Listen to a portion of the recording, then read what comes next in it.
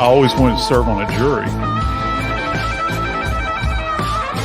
I'm really super excited to be here, so I really appreciate you having me. I'm looking forward to it. I want to give a big shout out to the 13th Jury Podcast and Brandi. Yeah, I applaud you guys. Keep doing what you're doing. And then I just looked at the jury, and it's sort of like, look. Hey, if you're bored of work, come pop in and say, hey, what's up? You are a ray of sunshine, and I love what you've done with your YouTube channel.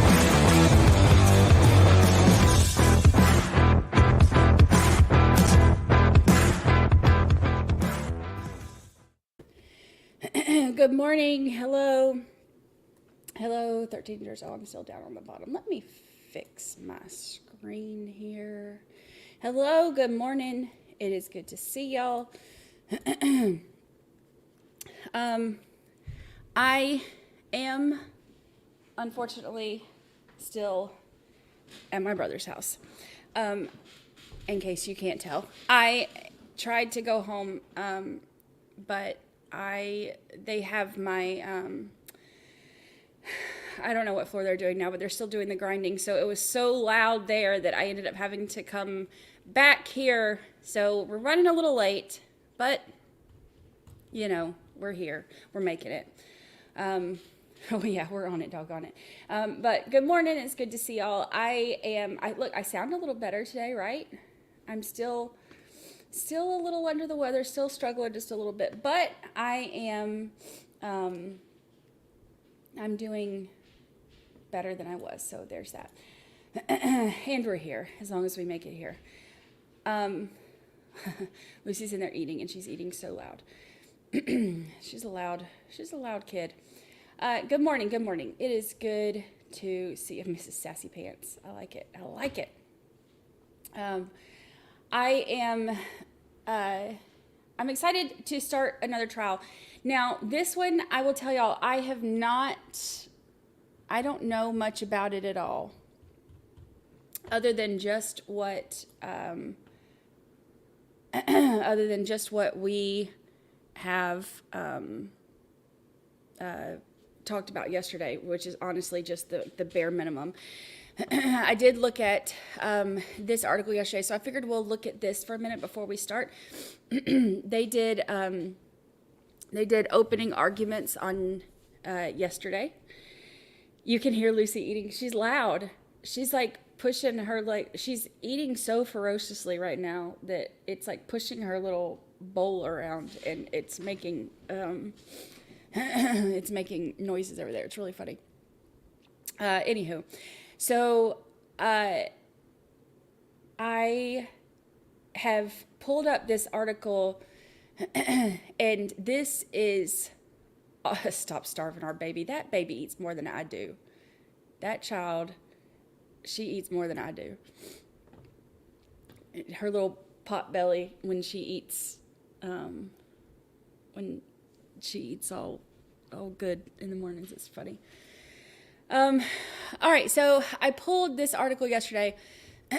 Now, look, the self-defense claim is one that I want to go into this with an open mind, because look at the whole thing with Travis, you know, like that trial was one of those that we were like, you know, oh, this might be, you know, what did we hear about how many shots he fired? And that was all he heard. And then we kept hearing the defense say like, oh, they were driving away. So, or not defense, but the prosecution say, oh, they were driving away. And then when we actually watched the trial, we were all like, no, that's like, you know, this is why we watch trials, because you can't trust what, you know, just the little news tidbits that you hear.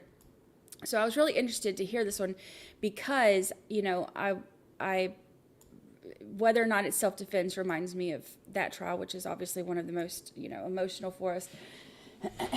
And so I started, I wanted to go into this and experience this with y'all, not knowing much about the background. So I pulled one article, this article right here, to kind of give us just a little bit of a background so that we know what we're going into. But not anything else. So we're going to go through this whole thing together. Trial set to begin Tuesday. So they did opening arguments yesterday, and then they're doing she comes trotting in here. She must have finished. Did you finish your breakfast? Good girl. So opening statements were yesterday, and they're doing the rest or continuing today. So I think yesterday was like 2.5 hours or something that we're going to be watching. Not much. All right, so this is the only article that I know, just to kind of give us an idea of what we're working with here. John DeLee is charged with second-degree murder in the death of Timothy something. I guess we'll find out. Okay, so the guy on trial is only 22. The victim is 24. So these are, young, I say kids. I mean, yes, they are adult men, but to me they're kids because they're, closer to my kid's age. Prosecutors say that DeLee and his friends got into an altercation with the victim or aggressor, depending on how this plays out. I don't know how to say it. We're just going to call him Timothy. Got into an altercation with Timothy inside the Goat Bar and Grill on Granite Street on January 28th. According to the New Hampshire Attorney General's office, they were all removed from the bar, but the fight continued in the street. The defense asked the prosecution... So I thought that this was really strange. The defense asked that the prosecution not be allowed to use certain words in the trial. The prosecutor shouldn't use the words executed or execution because those words are prejudicial dealing with the topics that the jury will have to decide. When I think of like an execution, I think of like, shot directly in the back of the head. But that was one of the things that they had a hearing about. So this was interesting too. Video from the scene that was shown at a previous hearing showed Timothy hitting DeLee in the face and then DeLee taking out a gun and shooting him several times. The state said the witnesses might want to use those words. They wanted to restrict them, whatever. Okay, so here's the thing about, this is the only thing that I know about what they're saying, whether or not it's self-defense and about the shots. The defendant shot at Timothy 9 times, and he struck him 8 of those times. 5 of those 8 shots were in the posterior. So the defense said that DeLee was in fear for his life and acted in self-defense, but prosecutors say that he was looking for a fight and his actions did not meet the standards for self-defense. So Timothy apparently hit him in the face and then he shot him 9 times. So we'll see, we'll have to watch and listen and during a recent hearing, prosecutors requested that DeLee be required to testify at his trial. They want to ask if he heard a statement allegedly made the night of the shooting about whether the victim had any guns. At last check, the judge had not ruled on that request. So that is what we have going on. That article is the only thing that I have read on it.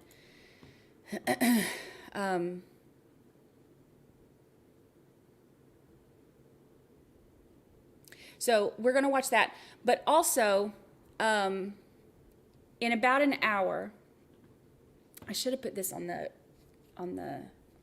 maybe I'll change it once we get started. There's a Chad Daybell hearing. Now, obviously, anybody who, has been with me for the beginning knows that my very first trial that I streamed, look, I'm eating, was Lori Vallow. So we're going to watch the Chad Daybell hearing.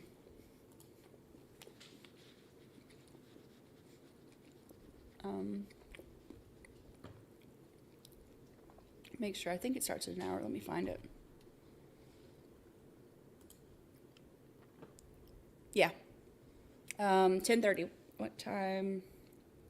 9:20. So a little over an hour. All right, so we're going to watch that. When it comes on, we'll stop what we're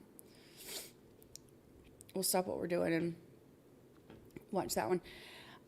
Also, I want to show y'all this. Hey, everybody. Dr. G here. Let me show you this.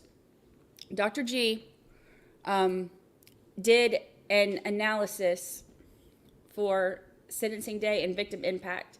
I have not had a chance to watch it yet, but actually, let me say that to my watch later, because make sure you check that out. I'm really excited to see that, actually, but I wanted to make sure, because we talked about that yesterday, that, oh, like, yeah, we hope Dr. G, you know, can't wait to see what he says about this. So I wanted to point that out, that he did do one. All right, so let's get going on our opening statements. And then I'm going to change our thumbnail. I didn't think about it. I need to include Chad Daybell. So I'm going to wonder how bad the volume is on this.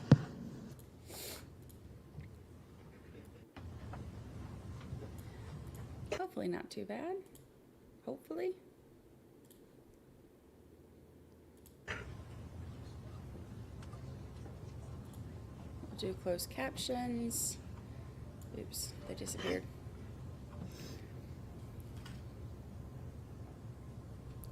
There's a TV monitor thing right here, like right in the way. Hopefully it won't be like in the way of the Recorded or let's see. access to some state has made a motion that's been assented to by the defense to restrict access to some of the exhibits, one in particular that's at issue this morning, and I'm saying this for all of the public, but particularly for the media, who I know is here today, yes, that there's one particular exhibit, exhibit number 3, that I am granting a motion that that exhibit not be recorded or photographed or displayed in any way on the internet. It's available for public inspection if you want to look at it, but it can't be, you know, copied, videoed, photographed, broadcast on the internet. Understood? Anyone? Be notified before that's shown. I can hear. Yeah. Yes, I can hear. Okay. Yes. So we'll. Okay. Thank you. And okay. Yes.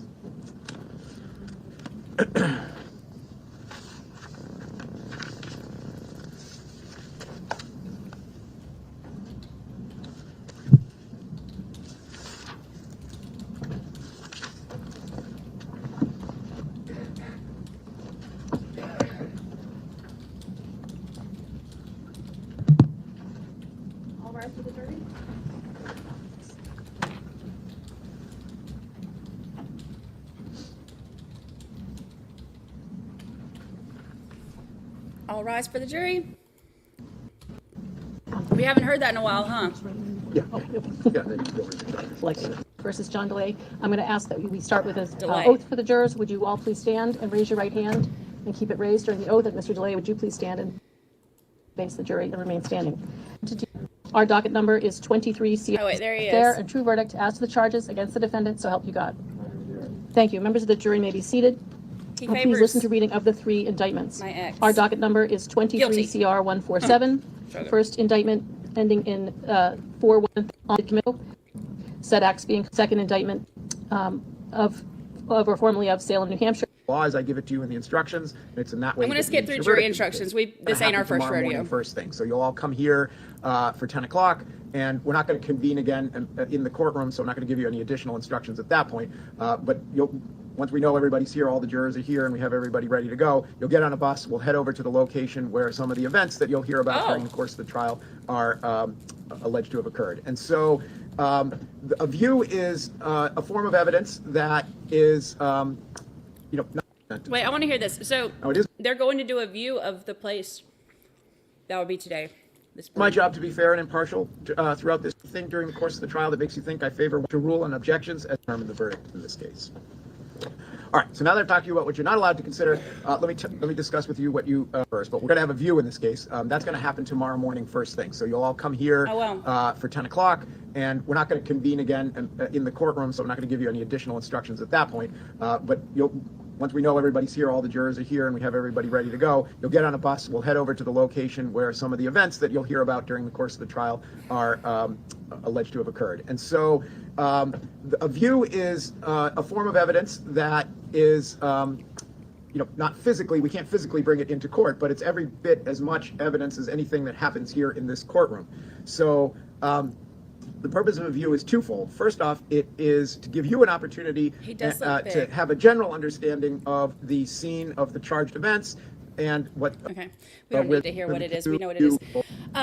That's interesting, though. I guess we're probably not going to be allowed to see that, but. Again, and that's just like here in the courtroom. If you're having any difficulty during not apply to direct evidence. So if there's a conflict, consider whether what the witness said is either consistent. Look, this judge, when he's talking to them, you know how some judges will be like, and then you take the evidence and you can take this into consideration, you can take that into consideration, but you can't take this into consideration. He's not like that. He's like, he sounds like he's actually talking to them, which is nice. Maybe he'll be an interesting judge. All right, we're getting... All right, here we go. Here we go. John DeLee was angry. He wanted a fight. He demanded a fight. And he wasn't leaving that night until he got it. He demanded a fight inside the bar, telling Timmy Pouliot, let's go outside. Let's go outside. He demanded a fight as he was leaving the bar, yelling, come fucking fight me. Come fight me. Come fight me. As the bouncers were kicking him out. He demanded a fight out on the street, yelling back at the bar for someone to come outside and fight him. He demanded a fight further up the street when Timmy Pouliot's friend came over to talk. And the defendant struck him in the face, not once, but twice. And he demanded a fight when he squared off with Timmy in the middle of Old Granite Street, surrounded by both of their friends. The defendant was angry at Timmy Pouliot, and angry at Timmy's friends. He was looking to teach Timmy a lesson, but not with his fists. He was looking for a reason to use his gun. And he got exactly what he asked for, exactly what he wanted. As the bars were letting out for the night in Manchester in the early morning hours of January 28th, 2023, as the streets were filling with people leaving to go home, the defendant, John DeLee, opened fire on Timmy Pouliot in the middle of Old Granite Street. He shot 9 rounds directly at Timmy, striking him twice in the front, once in the side, and 5 times in the back, gunning him down in a street full of people, then turning and walking away. And he did this not out of fear, not out of necessity, but out of anger. This case is about rage, not fear. This case is about retribution, not protection. This case is about murder, not self-defense. Now let's back up for a moment and talk about what led up to the murder of Timmy Pouliot. This all began at the Goat Bar and Grill in Manchester, and you will see this location on your view tomorrow. The road in front of the Goat is called Old Granite Street. And this is an overview of that area with the Goat marked in red. Old Granite Street is a short street in downtown Manchester, and it contains several bars, including the Goat. It's a place where people gather to go out on the weekend, and on the night of Friday, January 27th, 2023, the defendant went to the Goat with his friends, Matthew Soldano and Gage Chandler. Now this is a floor plan of the interior of the Goat, and you will not be seeing the interior of the Goat during your view, but you will be seeing this diagram during trial. So I want to take a moment just to go over it with you. So this red line on the right side of the screen shows you where Old Granite Street is. That's the front of the building. That box shows you the main entrance where patrons come into the bar, get checked in, and then start proceeding in. There's a main bar entrance that you'll be hearing about, or main bar section. There's a dance floor in front of a shaded area, which is the stage that had live music. And there's a ramp area that you will hear people refer to that's right next to the dance floor. Those are the main areas that you'll be hearing about during the trial. There are also several, as you can see, smaller bars and seating areas throughout the Goat. Now the interior of the Goat contains several surveillance cameras, and you'll be seeing footage from 3 different angles. In red, something called the pool table cam, which shows you the ramp and the dance floor area. In green, there's a camera called the main and sidebar 2, which shows you the main bar and the ramp. And in blue, the main bar window, which shows you the main bar and the exit going back out of the goat. Now on the surveillance video, you will see the defendant and his two friends, Gage Chandler and Matthew Soldano. And as you can see from the stills that were taken from the surveillance photo, the defendant was wearing a gray knit hat that night and a black North Face sweatshirt. Gage Chandler, over to the left, was wearing a tan zip pullover, and Matthew Soldano was wearing a gray knit hat and a blue long sleeve shirt. Now, the defendant and his friends went to the GOAT on the night of Friday, January 27th, 2023. And while they were there, the defendant's ex-girlfriend, Abby Elliott Orr, arrived with two of her friends, Nicole Bergeron and Olivia Leonardo. Now, the defendant and Abby had dated the summer before, and though they had broken up, he was still obsessed with her.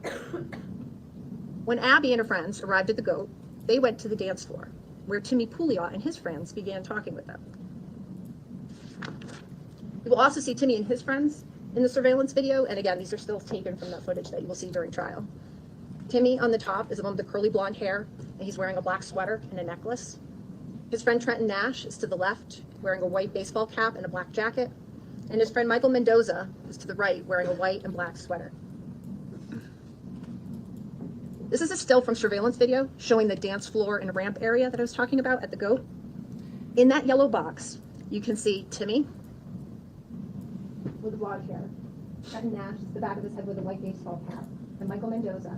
And you can see him starting to talk to Abby and her two friends, Nicole and Olivia. And in the background, in that red box, you can see the defendant watching them. Now, as soon as the defendant saw Timmy talking with his ex-girlfriend, he went over and he started to escalate things. Now, the defendant had never met Timmy before that night, but he made his presence known now. He didn't introduce himself. He didn't ask how they were doing. He walked up to the group and asked Abby and her friends what they were doing with this scum. Now, Timmy was 5 foot 7 inches and 121 pounds. And Timmy was not armed. The defendant was almost a foot taller and about 200 pounds heavier than Timmy, with a handgun hidden in his waistband. Now, Timmy laughed off the defendant's name calling at first, and then he told Abby and her friends to be safe and to enjoy their night. And he politely left the group. Timmy even spoke to the defendant and shook his hand before going on his way. After a little while, Abby and her friends left the defendant, still over there on the dance floor in that red box, and went up to the bar that you can see in the yellow box area. Timmy and Michael Mendoza were at the bar, and they thought they might still have a shot, so they offered to buy Nicole a drink. And with the defendant still down by the dance floor and safely out of earshot, they talked tough to Abby and her friends. They said that they wanted to fight the defendant. They said that they were pro fighters. And Timmy told the women that he thought he could take the defendant. 5'7", 121 pound Timothy Pouliot told Abby and her friends that he thought he could take the defendant. Now, as soon as Abby and her friends walked back over to where the defendant was, Abby told the defendant that Timmy and his friends had said they wanted to knock him out and that they were pro fighters. You will hear that when Abby told the defendant that Timmy had dared to say he could beat him up, the defendant didn't go to a bouncer for help. He didn't grab his friends and say, "It's time for us to leave." He didn't try to de-escalate the situation in any way because he wasn't scared. He wasn't in fear, but he was angry, really angry. He stared at Timmy, still sitting at the bar, now talking to an acquaintance named Ilya Baramovich. And the defendant watched him. And then he confronted him, with the defendant's friend, Gage Chandler, watching behind him in that yellow box. The defendant towered over Timmy's back, and he repeatedly and aggressively challenged Timmy to go outside. Timmy kept saying no, he wouldn't go outside, but the defendant kept challenging him. And Ilya will tell you that she knew the defendant was a threat, and you will see in the surveillance footage that she was so intimidated by the defendant's size and aggression that she left to get a bouncer for help. But before she could, the defendant escalated from words to physical violence. He shoved Timmy. And he shoved him hard enough that Timmy slid to the left up against another person at the bar. He shoved him hard enough that it caught the attention of Brian Delaney in the blue box there, the bouncer at the other end of the bar. And Brian and other bouncers jumped in and pulled the defendant away from Timmy. Now this is part of surveillance footage that you'll see during the trial. We're now looking at it from a different angle, and you can see the defendant's back. Here, there's his hat and his friend Gage standing off to the left. Timmy's blocked by the defendant. He's in front of him still at the bar. Wait, how they said the one guy was 5'7". How tall was the other guy?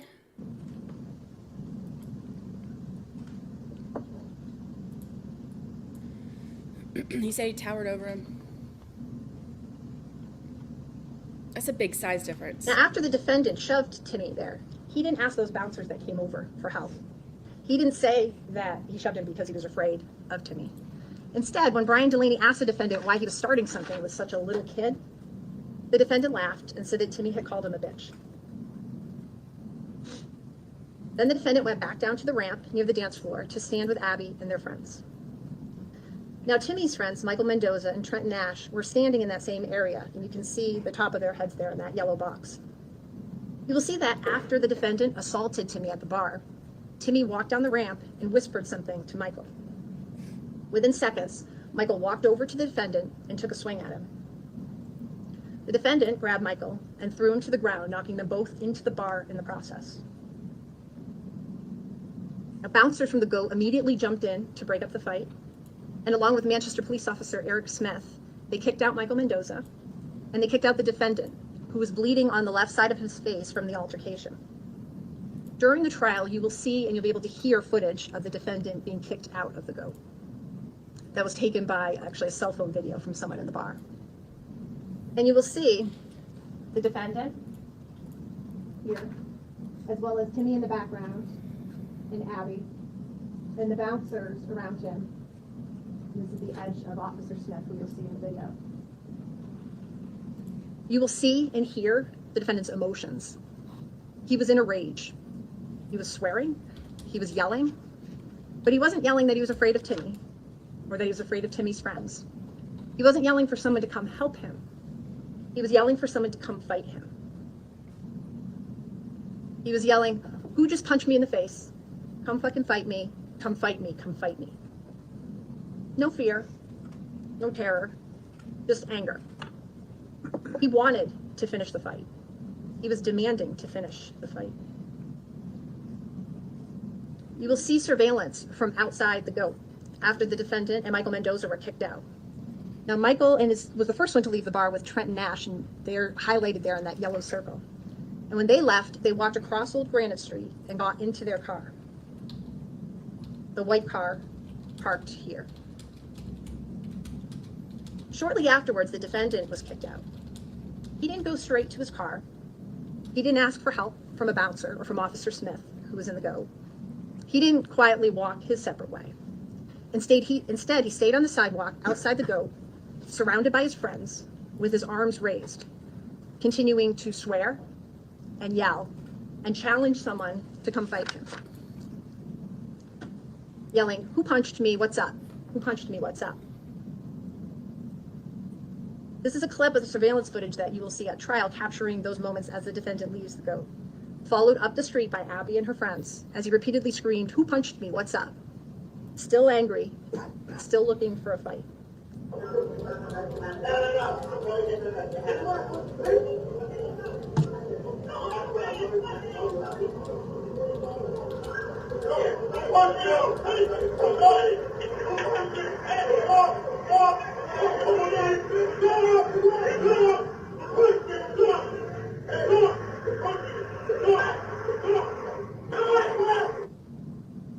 Yikes. Now, Timmy also left the GOAT after the defendant and Michael were kicked out. He wasn't yelling or swearing. He didn't leave angry. He walked out calmly, and he turned left and started walking the opposite direction from the defendant and his friends down Old Granite Street. Now, at this point, Michael Mendoza and Trenton Nash were in their car. Timmy was walking away. This should have been the end of the confrontation. But the defendant wasn't done. He still wanted to fight. Now we're looking at a screenshot from surveillance video from the other direction. So we're looking back down towards the GOAT. Timmy's gone off the screen to this direction. The red box shows you the defendant who's standing there with with Matthew Soldano, with Gage Chandler, with Abby and her friends, all in that group. And Michael Mendoza and Trent Nash are still in this car.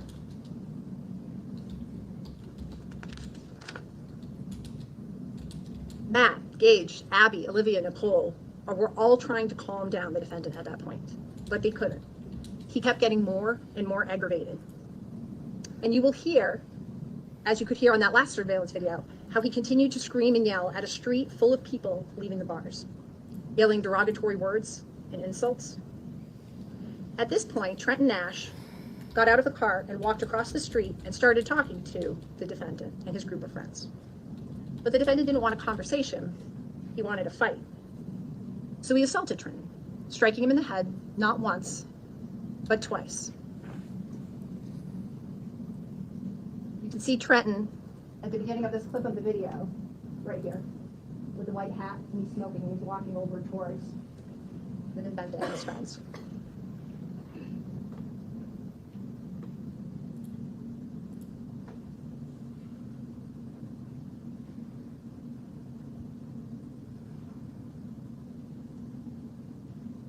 Trigger warning, trigger warning.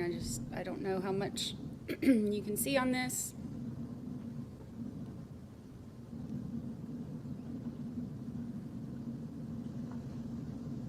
At this point, when the defendant hit Trenton, Michael Mendoza got out of the car and came over from where he had been sitting in the driver's seat. He pulled out pepper spray and he pointed it at the defendant to get him to back down.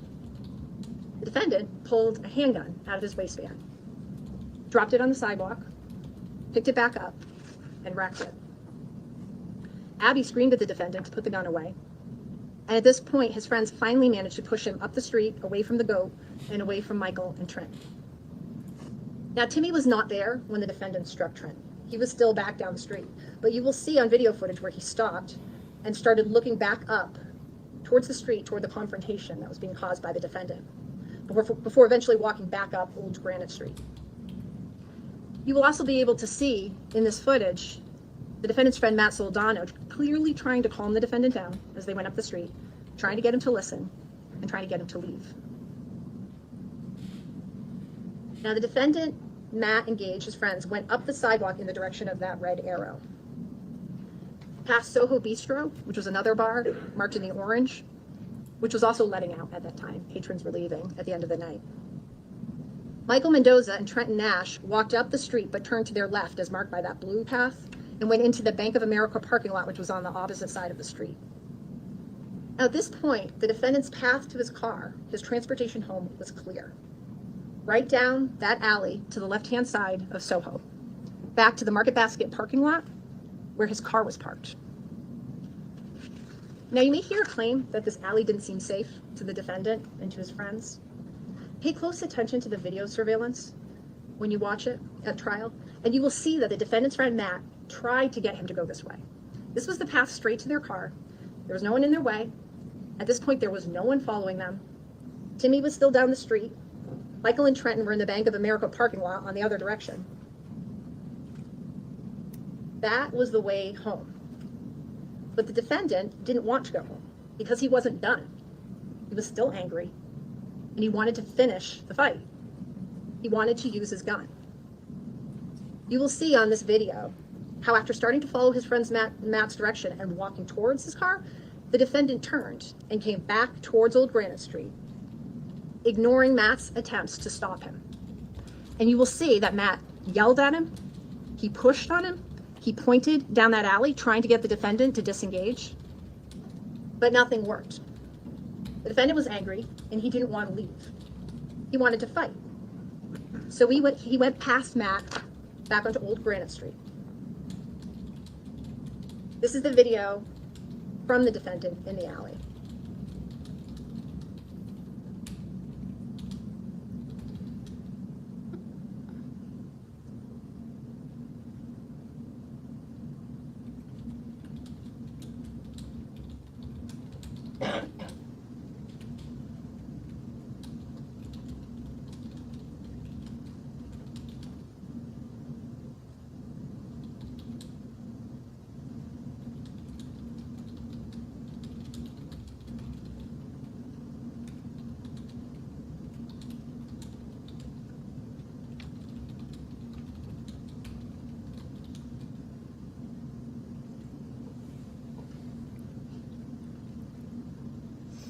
The defendant pushed past Matt right to this intersection, marked in red, to square off with Timmy.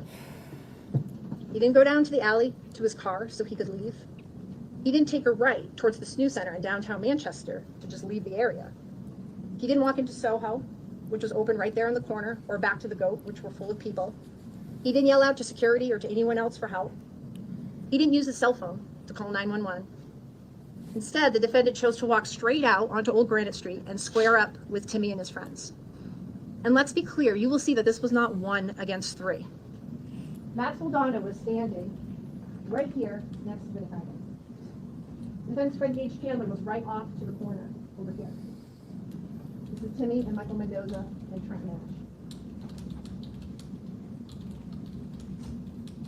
And as they stood there, surrounded by people leaving the bars, as they faced off and argued back and forth in the street, Timmy gave the defendant the excuse he'd been looking for all night.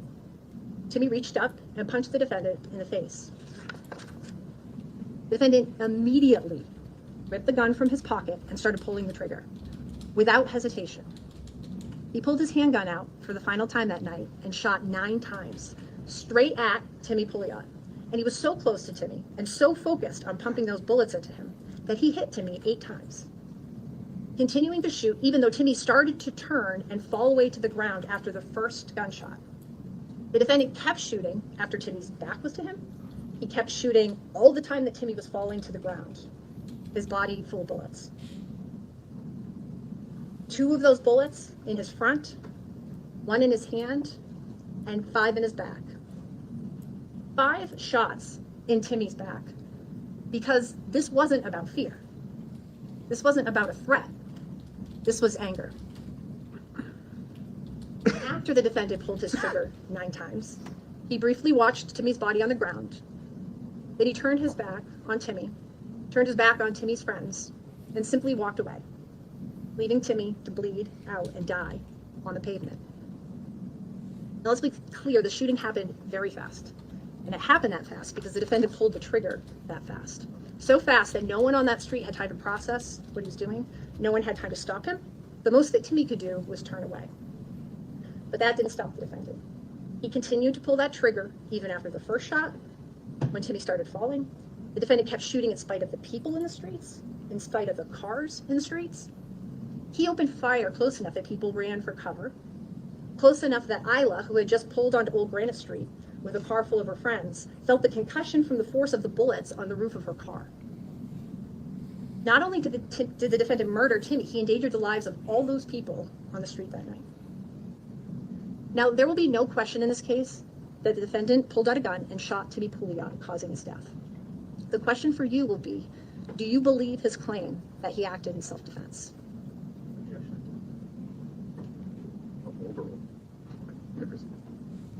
You will receive detailed instructions from the judge on self-defense at the end of this trial. For now, I'm just going to quickly talk to you about 2 requirements for self-defense to keep in mind when you are seeing and hearing the evidence in this case. The defendant is only allowed to use deadly force to defend himself if he actually believed Timmy was about to use deadly force against him, and if that belief was reasonable.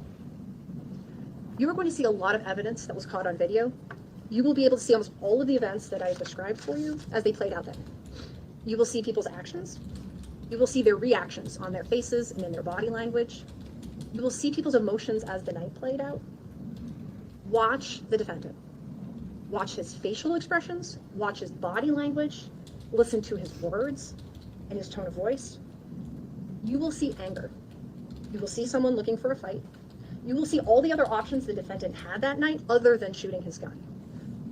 What you are not going to see at any time from the defendant is fear. You will not see fear of Timmy. You will not see fear of Timmy's friends. You will not see actual fear at any time throughout the night. And you will not see a reason for fear because there was none. The defendant's friends were next to him. Timmy and his friends were unarmed. Timmy was almost a foot shorter than the defendant and about 200 pounds lighter than the defendant. A punch from Timothy Pouliot to the defendant was not deadly force. Instead of fear, you will see that the defendant initiated and escalated at every stage of the night. He confronted Timmy when he was talking to Abby on the dance floor. He shoved Timmy when he was sitting at the bar with Isla. When the defendant was kicked out of the bar, he was yelling for someone to come fight him. He punched Trent Nash twice on the street. He was consistently the aggressor, and he had a safe way to leave the confrontation he had started, right down the alley that Matt Soldano was trying to get him to go down. But instead, he turned and he came back, still looking for a fight. The law doesn't allow a person to instigate and escalate and demand a fight and then claim self-defense when someone punches him. When the defendant was arrested by police just after he shot Timmy, he knew he was caught, he knew he was in trouble, and he tried to convince them that he acted in self-defense. And you will hear that he claimed things that the video footage will show you just are not true, like that it was 3 against 1, even though his friends were right there. But those self-serving statements can't erase his behavior up until this point, and they won't erase what you can see for yourself on the video. The other thing to keep in mind as you're hearing the evidence is that a person's not permitted to use excessive force in self-defense, only a reasonable amount of force. The defendant shot at Timothy Pouliot 9 times. 5 of those shots were in his back. And each of those shots was a choice by the defendant to pull the trigger. You will see that every shot after the first one was after Timmy was turning away and falling to the ground. That is not reasonable. That is not proportional. That is excessive by any definition. In a moment, defense counsel will have the chance to speak with you, as I have. They may raise issues with you that are not discussed in the opening, but which will be addressed during trial. I ask you to keep an open mind and wait to hear all of the evidence, see all of the video footage before you make up your mind. The shooting in this case was captured on a bystander's cell phone. This is a still image of the last moments that Timothy Pouliot was alive. Right after he dared to square off with the defendant, dared to punch the defendant. Of all the options available to the defendant that night, he chose the most extreme reaction, he chose the most deadly, and he chose the most permanent.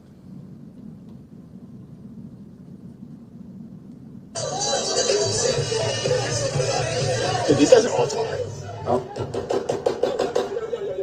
Take a fuck back. Hey, back here. Wow. That is not self-defense. That is rage and retribution and anger. And that is why at the close of this case, we will ask you to find the defendant guilty of endangering all the people on Old Granite Street that night and of murdering Timothy Pouliot.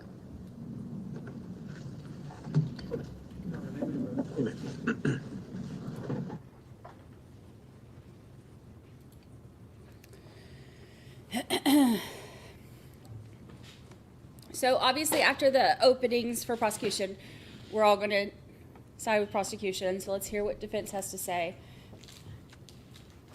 It's hard not to look at their size difference and the amount of shots going into his back.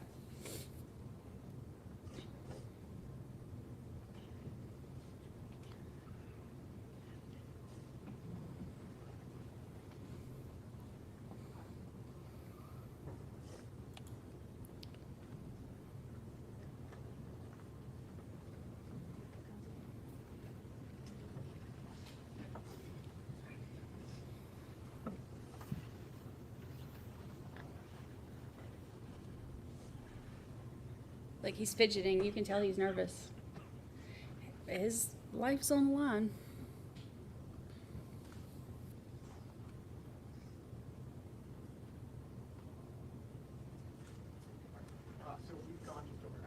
Take a 10-minute recess. We'll resume with the defense closing. Defense opening in at 2:30.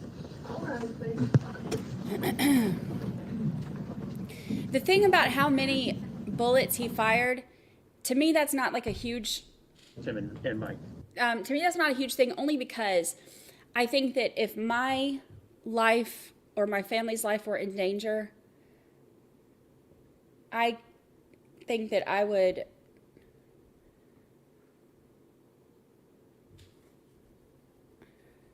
I could understand shooting until the threat is, until the clip is empty or the threat is gone, whatever. But if you're in that moment, that is one thing that I could understand. Shooting the extra shots. I think in that moment being panicked, to me, the biggest part of the self-defense is, did he think that his life was in danger? to me, it's not that, because I think in that moment, I don't know how I would react. So I'm not, but did he know that, or did he believe that his life was in danger? And they relay him. I think they started this late. We got about half an hour till Chad Daybell, which actually works out good since they're doing their jury visit today. And they relay Tim says that he's going to beat up John or knock him out or something along those lines. Michael Mendoza also says he's going to knock John out. They talk about the fact that Timothy is a professional fighter, and they talk about it to Abby, Nicole, and Olivia. They're not just having a little conversation in private talking about this. They are conveying that information to the same girls that they had just been talking to earlier. We're going to knock this guy out by the end of the night. I'm a professional fighter. And so, of course, the girls go warn John. Why shouldn't they warn him? These guys are out to knock you out. They're out for you. And John goes up to the bar, and we don't have a recording of what was said, but we have the recording of the interaction. And sure, John pushes him. But it's broken up, and John walks away, and that is the end of it, as far as he knows. You'll also see the bartenders don't only talk to John, they talk to Timothy Pouliot. And after they do that, John is minding his own business, talking to the girls, talking to Abby and the other girls, and a few minutes later, you see Michael Mendoza in the video. He's near John, but he's kind of looking the other way, and you see Timothy work his way down the ramp. Remember that ramp that was shown to you during the opening statement? John and the girls are all standing by the end of that ramp on the dance floor. The dance floor is kind of lower than the main bar. And Tim works his way down onto the dance floor and out and whispers something, not sure what, into Michael Mendoza's ear. And Mendoza does kind of a little half moon right up to John and looks away a little bit, and then all of a sudden punches him right in the face. Sucker punch so bad, you'll see the blood all over John's face. This is on the right side of his face. Michael Mendoza was not unarmed at that time. You're going to see body cam video of the police officer that's in the bar, and you'll just catch a little glimpse of it, but you're going to see rings on both of Mendoza's hands. He doesn't punch John in the face with bare hands. He's got a big old ring on his ring finger there. That explains the giant cut on the front of John's face. And you're going to see the blood coming down his face. You're going to see that in the videos too. John never saw it coming. That's why he's walking out of the bar screaming, "Who punched me? Who punched me?" He just got sucker punched in the face, and his face has been cut open. Is he upset? Absolutely he's upset. Because he's just been darn close to being knocked out after he was already told that they were going to knock him out. And when he gets outside, he's upset, and the girls are trying to calm him down, and they're trying to clean the blood off his face, and he's still upset. And the state's right. It should have ended there, but it didn't. Mendoza is across the street in his car. Trent Nash is in the car. And Mendoza kind of hides, stays in the car. And Nash gets out, and he walks over, and he comes right up to John. He smokes a cigarette and tries to pretend that he's got no idea what happened, as if he had nothing to do with anything that happened in the bar, as if he wasn't there with Timothy Pouliot, as if he wasn't there with Michael Mendoza. And he comes right up to him, and he gets in his face, and even though John DeLee, who's just been punched in the face, tells him to get out of here, even though Abigail Elliott Orr tells him to get out of here, he doesn't. Does John get physical with him at that point? Yes. Should he have? Probably not. But he's not on trial for his interaction with Trenton Nash at that point, who, by the way, is just continuing the attack from inside of the bar. At that point, Michael Mendoza says, I ought to get involved in this. Now's when he comes out of the car, gets up, stands on the snowbank, and holds up a can of pepper spray right into John's face. right there on the sidewalk. That's when John pulls out the gun. When he is under attack, he pulls out the gun, he drops it, and he picks it back up, and he warns Michael Mendoza away. And it works. Michael Mendoza backs up and backs away, and John turns around, and John and Soldano and Gage Chandler, the three of them start walking up the street, walking away. That's not good enough for Nash and Mendoza. They follow him up the street. And I just want to back up a little bit. Remember when you were told that Tim walks out of the bar nice and calm, he's not screaming and yelling, and he walks out of the bar and he goes left. You'll see what he does on the video. He walks out of the bar and he looks to the right, and that's where Nash and DeLee are just about engaging. And he takes a look, and he walks down to the end of the street, and he acts as a lookout. He's watching the end of that street, and he's watching that interaction, and he's deciding when and if he needs to get engaged. So when Nash is confronting DeLee, you've got Mendoza in the car across the street watching from one angle, and you've got Timothy Pouliot down at the end of the street watching from the other angle. They are in attack mode, and they will not leave John DeLee to go home that night. They follow him up the street. As Mendoza and Nash are following John and his friends up the street, they're yelling back as loud as they can to Timothy Pouliot, "He's got a gun, he's got a gun." Mendoza is actively telling Pouliot he's got a gun. What does Pouliot do? He goes right after John, right up the street. Abigail Elliott Orr confronts him. She grabs him. She tries to stop him. She says, "Don't do it." And what does Timothy Pouliot do? He challenges her to punch him in the face. She declines to do so, and he goes on, gets away from her, and he goes on to confront John DeLee, a man that he knows has a gun. And he follows him up. Now, John at that point is facing a long, dark alley to get back to his car. Matthew Soldano is standing at the end of the street, but Nash and Mendoza are standing on the opposite sidewalk, yelling and screaming at him, harassing him, and Timothy Pouliot walks up and leads the charge. You'll see on the video, as soon as Timothy walks past Mendoza and Nash to confront John DeLee, Nash and Mendoza themselves begin following Timothy. It's a setup.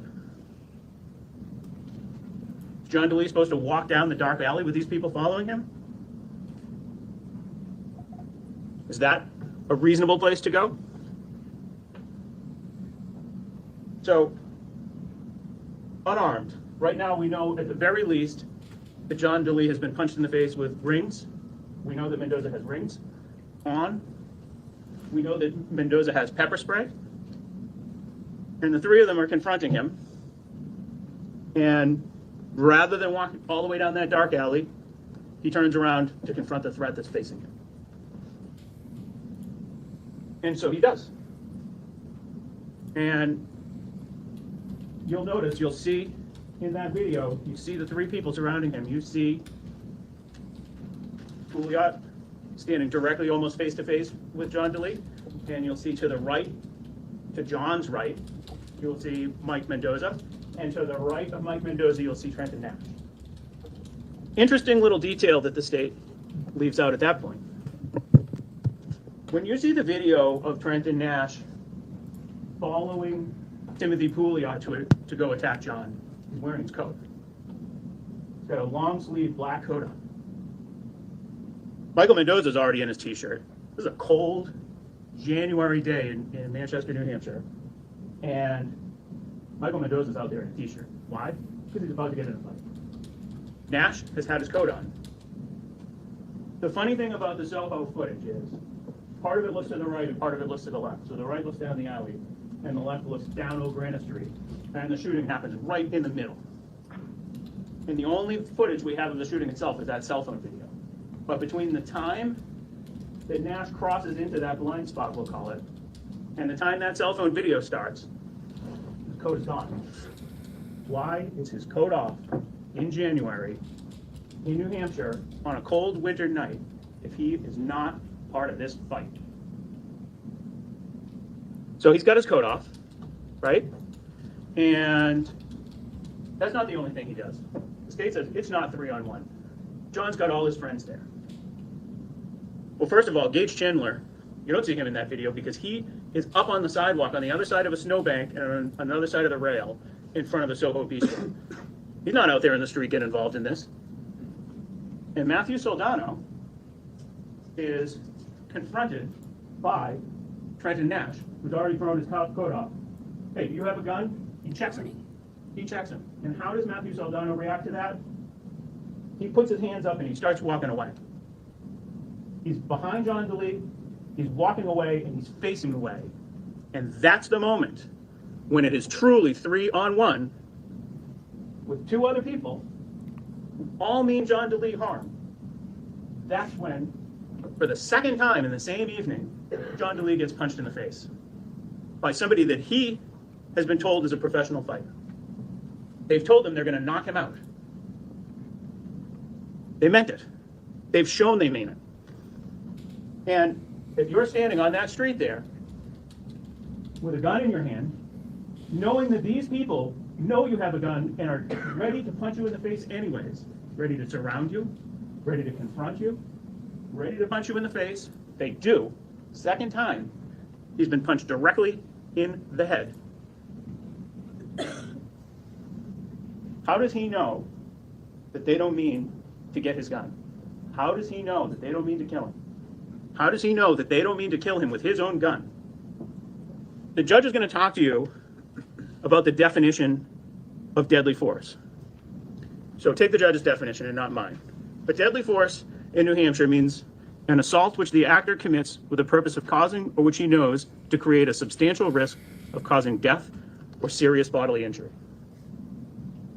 What do you think, what will you think that Timothy Pouliot meant to do to John DeLee at that time? What will you think that Trenton Nash meant to do to John DeLee at that time? What will you think that Michael Mendoza meant to do to John DeLee at that time, if not death or serious bodily injury? So the moment he gets punched in the face, again for the second time, he immediately pulls out his gun and fires.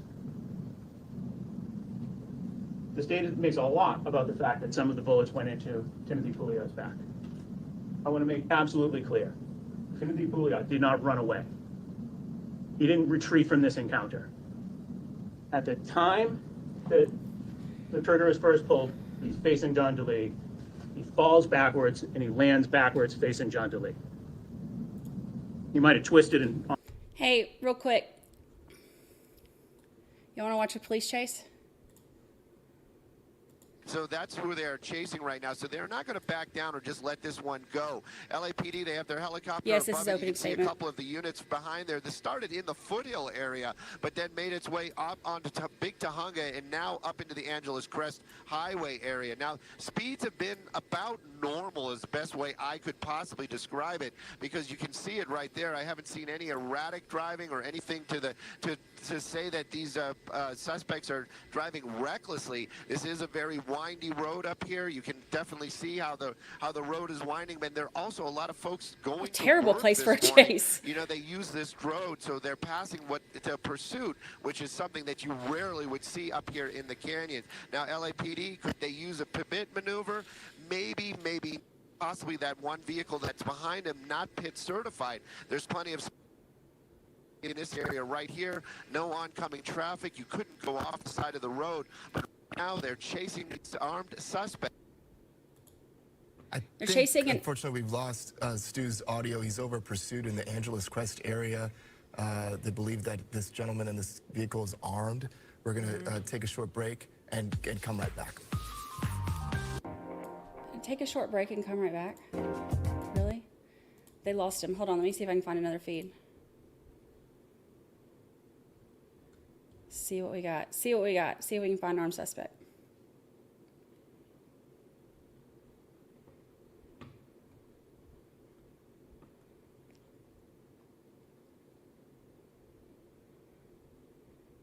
Yep, got it. Around the bend here. Again, this is a white F-150 work truck that was believed to be stolen, and they also believe these two, or this person in the car, if not multiple people in the car, could be armed. And we're just making our way eastbound through the canyon route here. Okay, this is a terrible, terrible place to look at that. Look at that. This is a terrible place for a hearing, or not a hearing. I was reading hearing. The Daybell hearing is in about 15, 20 minutes. This is a terrible place for a police chase. Look how, like in the canyons, they think he's armed. I guess they keep losing audio, is what it said.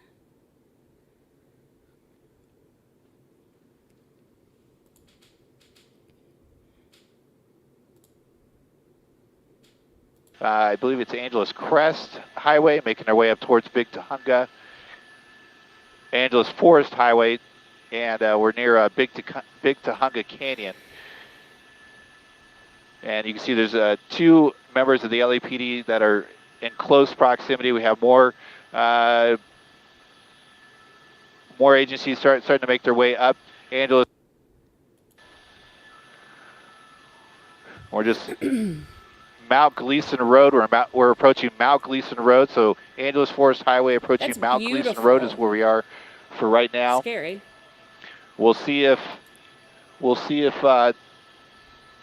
this truck opts to make its way all the way into maybe like the Agua Dulce area, maybe into the Antelope Valley, which is kind of the direction that we're headed at this time. Just a very windy road here. You can see it's a very steep cliffside out there on the passenger side of the car. So just these always interest me though, because where do they think they're going to go? Like, there's not like you're not going to get mixed in with traffic up here and get away. It's absolutely beautiful. The scenery is beautiful, but also dangerous. Oh no, are we losing it again? Is a pursuit of what's believed to be a truck that was involved. LAPD Foothill Division had been monitoring this truck, and at about a half an hour ago, maybe 20 minutes ago, they started to pursue it. According to Rich, at least one suspect has jumped out of it. Whoever the driver is and/or any passengers are assumed to be armed and dangerous. They are in the area of Angeles Forest Highway, and it's approaching the Mill Creek Summit picnic area, if I understand the locator correctly.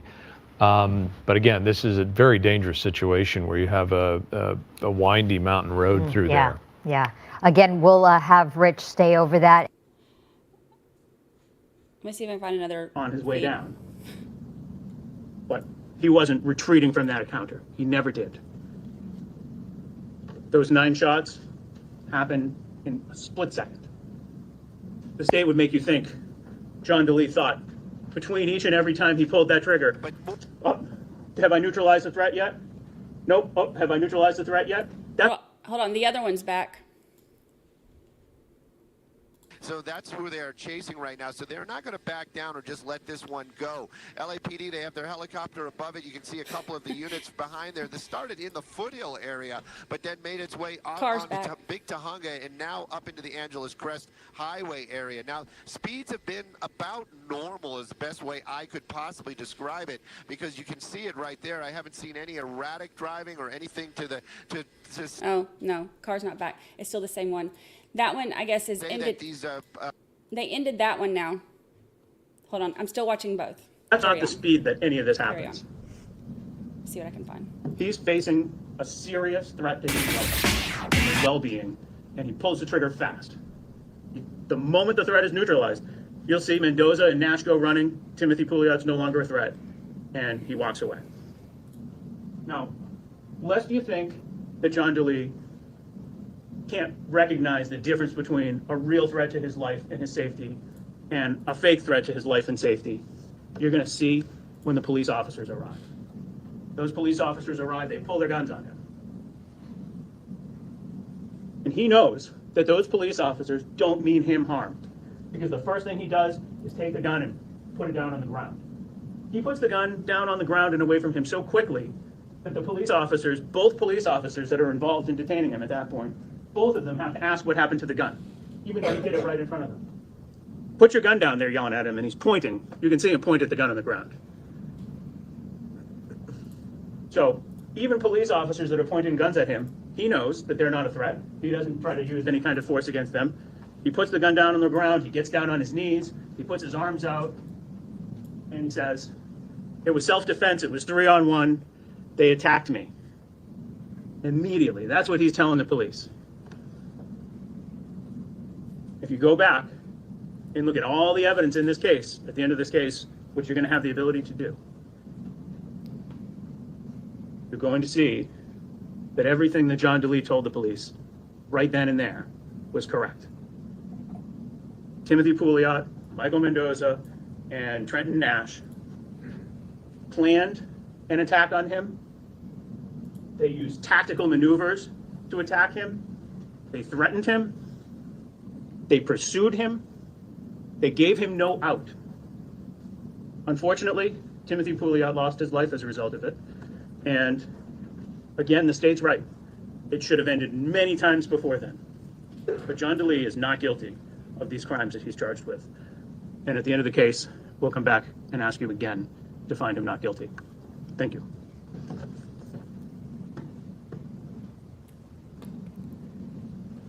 Are you ready to close? Can I just move the podium?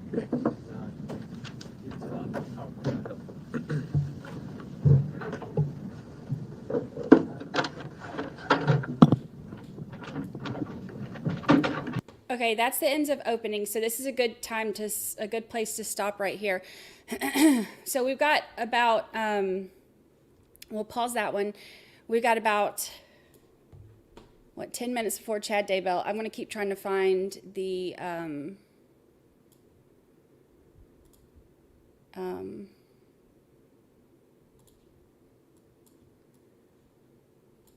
we'll leave this one paused. Oops. I gotta bring it over here so I can see. Let me go to Daybell. We'll wait for, this one should be starting in about 10 minutes. Let me see what else I can find on these chases.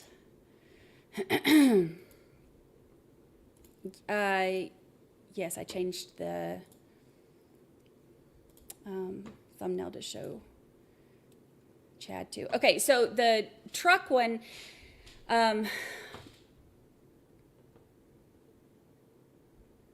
was a carjacked work truck, also possibly armed, and one passenger was dropped off. And then, but I guess both of them, I'm trying to find, both of them have now,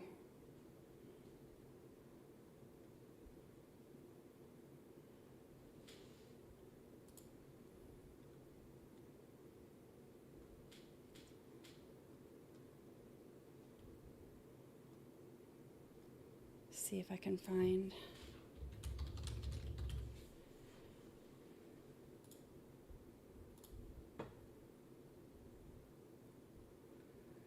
It's gone on that one too.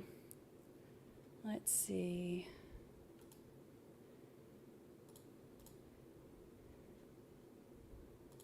Oops. 23.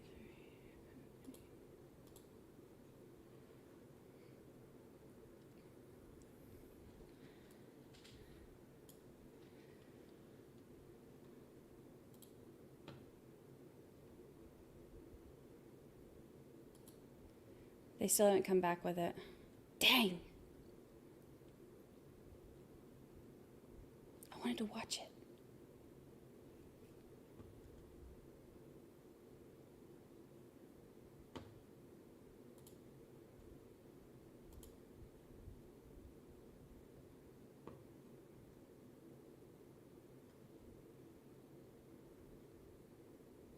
let's see.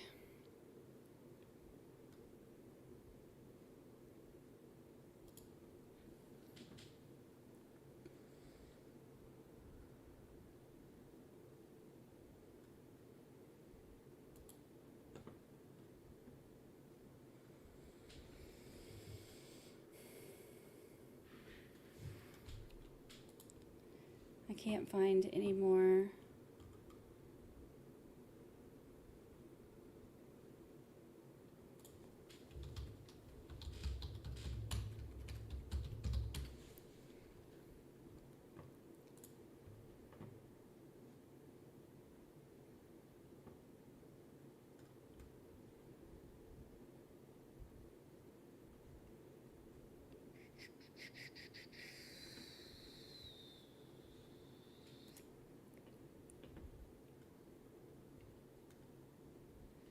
Both of the feeds that I have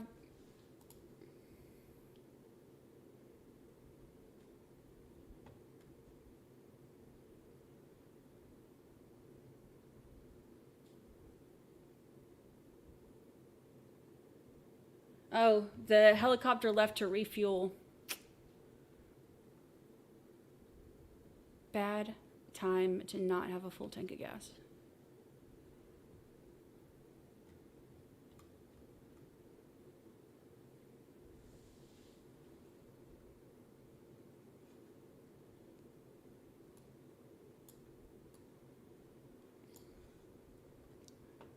Five more minutes till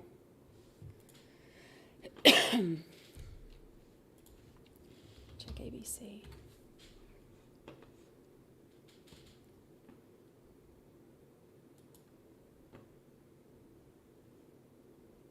But this is a not fun.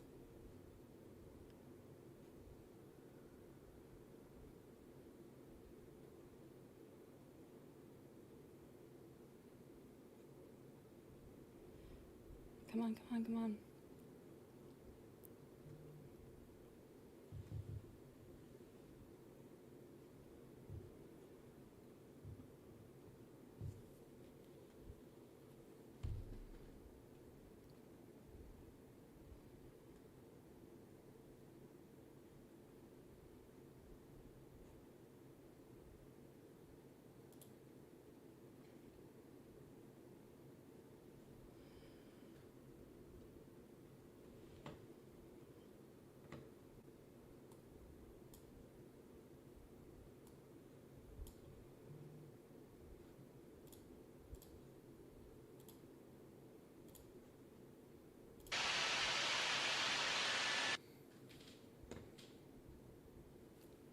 No.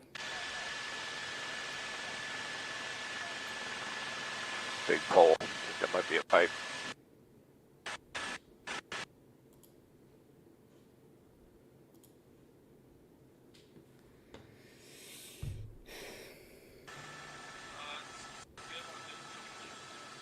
Slow down here. Let's see where he goes.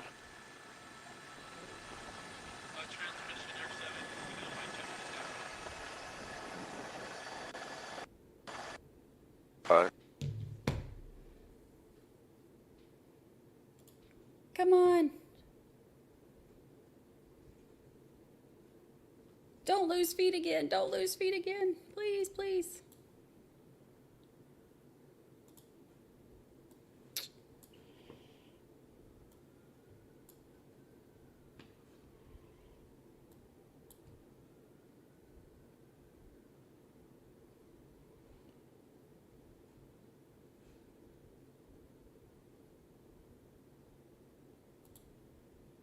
Do we lose feet again? Oh.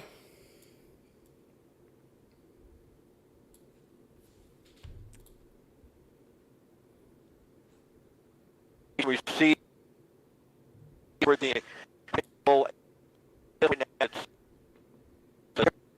that is pursuing this, even though it's an LA overhead.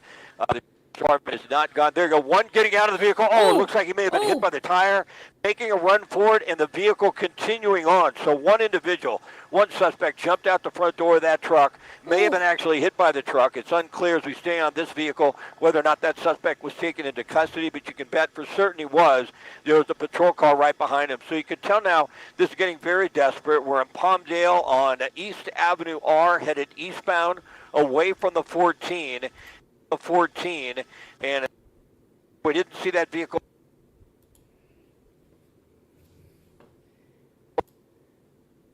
As many as 4 suspects on board. One vehicle. At one time there was the back of that truck off, and now you see a desperate. Come on. On it. Exactly. No. No.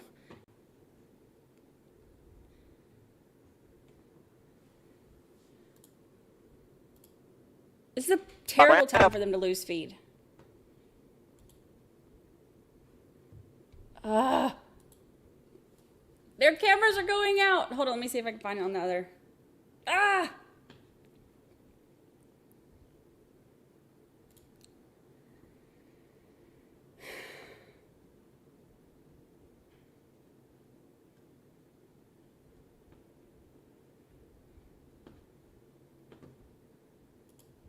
Come on, come on. Oh.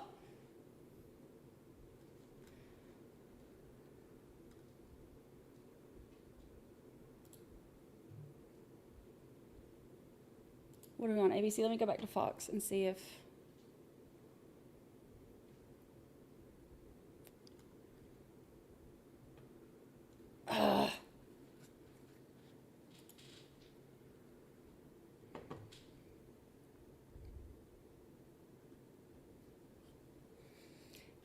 Come back to us, come back.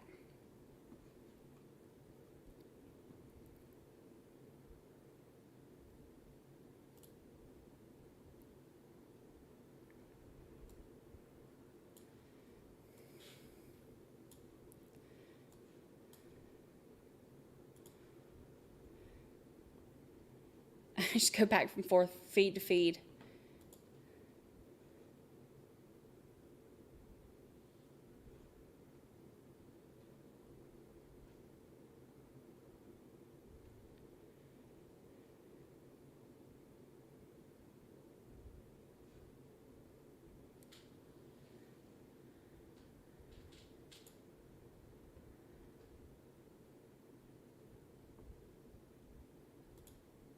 No audio on this one, but look, I'd rather have video than all their stuff keeps cutting back or cutting out.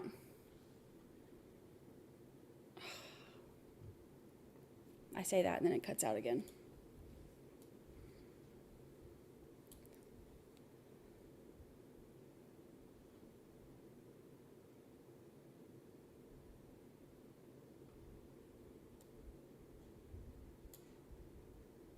Oh my gosh.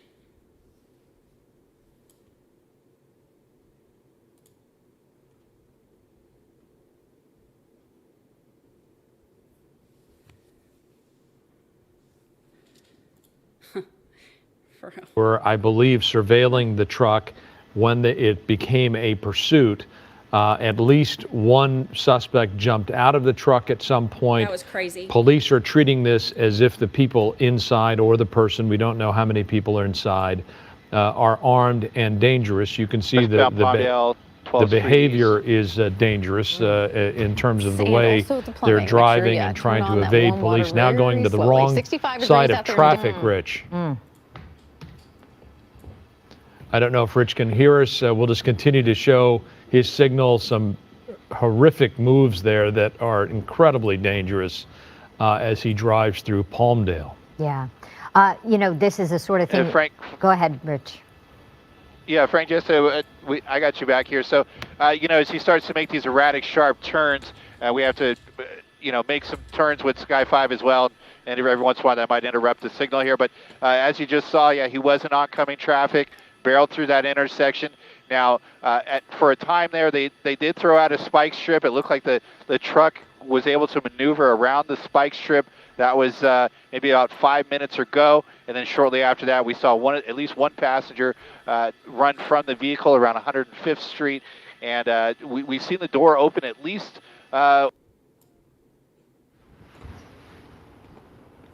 Okay, again, we lost Rich, but this. I'm gonna need them to not lose Rich. Come back, Rich.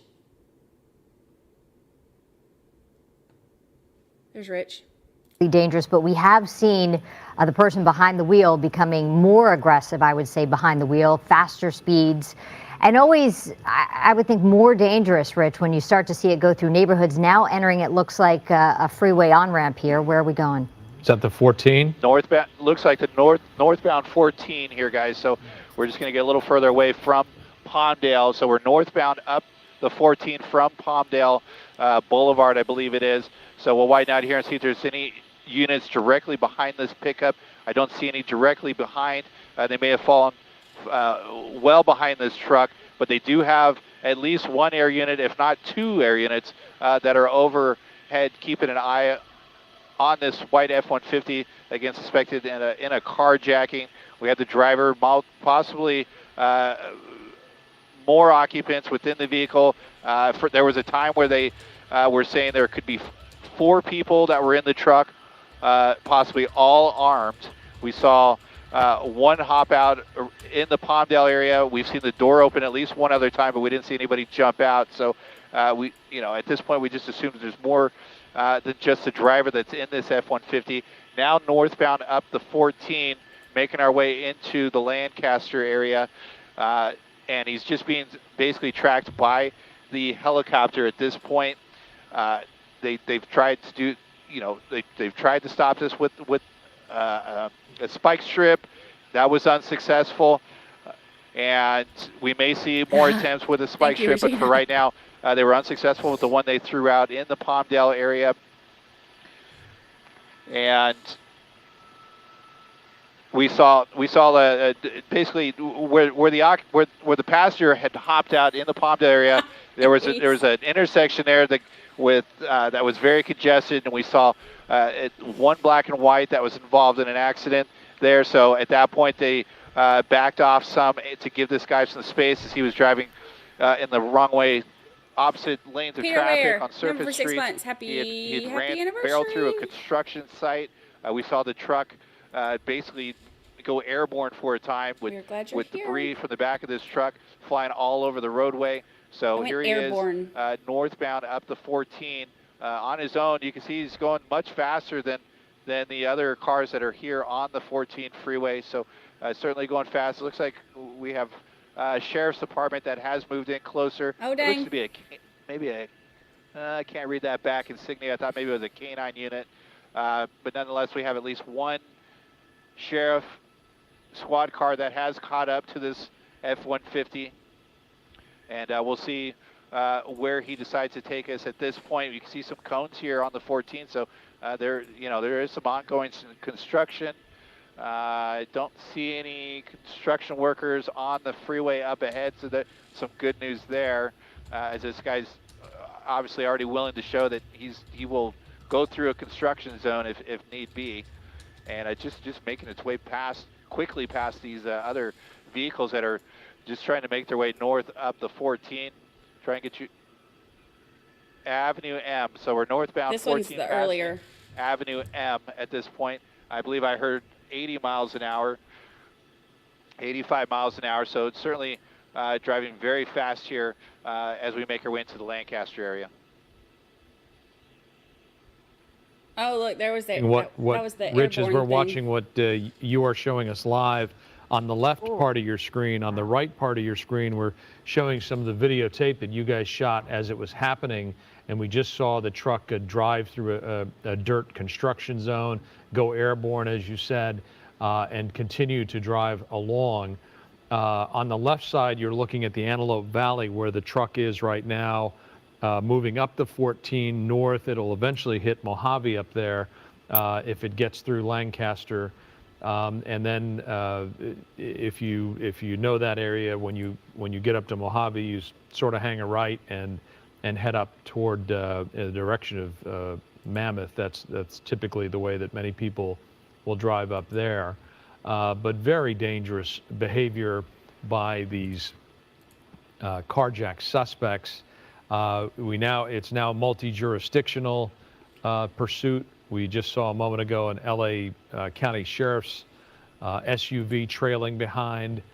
This began as an LAPD surveillance and pursuit, and at some point, I suspect, Rich, the CHP will join in. Yeah, if they haven't joined already, I'm trying to find that out as we speak, whether or not CHP is involved in this pursuit. I'm sure they are aware.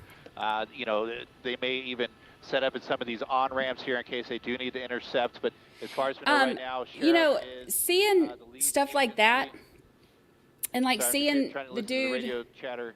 jump out, So that stuff okay, is so terrifying. They may continue to back off, at least the ground units. They are following To watch this it from happen. the air, regardless of whether the black and whites decide to stay directly behind this white F-150. It looks like he's starting to veer off towards the right, maybe trying to find exit. No, we're gonna flip around here, and we're gonna possibly go the. Don't lose your feed, Rich. No. Yeah, it looks like that was a dangerous maneuver there. There we go. Going reversing. That's an on-ramp. Yeah. Yeah, so he's going against. Don't lose your feed, Rich. Come on, Rich. We know this must be frustrating for you at home watching this, but please understand Rich and the crew there doing their best to provide a signal from quite a ways away up in Lancaster. I can hear they've come back. Let's show the picture again. Rich, as you're now, thankfully we didn't see anyone injured in that terrible maneuver going the wrong way on the off-ramp. But now this person driving in circles on the side streets there. Yeah, so he got off. He was going to go eastbound, then westbound, then eastbound, now westbound again. So here we are. You can see he's really picking up some speed here westbound, trying to cut his way through traffic here. We have a lot more traffic here on this main road here. I'll try and get you what street this is. I believe it might be Avenue K, but I will confirm that for you here very shortly. See, this is where it gets dangerous too, when they're. This could be Lancaster Boulevard, believe it or not. So going still westbound here on the main street here. We're trying to maneuver around the trees here as best we can through the cross traffic. Look, he had a green light there. No, Rich, come back, Rich. And this is Avenue where you. J. Okay, so we're on Avenue J. Okay. This is where you begin to see pedestrians, Rich, and stoplights, like you said, where it becomes really dangerous as people are going about their morning and there's an unsuspecting pursuit that's happening through the area. And we've seen this person become more erratic behind the wheel over the last several moments. So again, something that I'm sure authorities are incredibly worried about when it comes to public safety. Oh, dang. Nearly hitting that. Oh, dang. Yeah, certainly we're seeing a lot more traffic here. It looks like, what is that? Round of applause for Rich. School or something here, but certainly some more people on the roadway. It's right at that prime time, 9 a.m. And there's a school right there. You can see some pedestrians that are still out. Turn there, making contact with that driver there just outside of the school. We're north of Avenue J on a smaller street here, continuing northbound. And yeah, just another car that was affected here during this pursuit. We've seen a couple of crashes during the duration of this pursuit. One including a black and white unit from the LAPD or the Sheriff's Department wasn't able to see which agency was involved, but certainly at least one black and white involved in a crash. And now we hear westbound again, was in the center lane there for a moment there, cutting across, making a sharp turn here, now southbound. Dang. 30th Street west from Lancaster Boulevard. and you can see there's a school right here. So it's going around this school. It looks like to be a high school here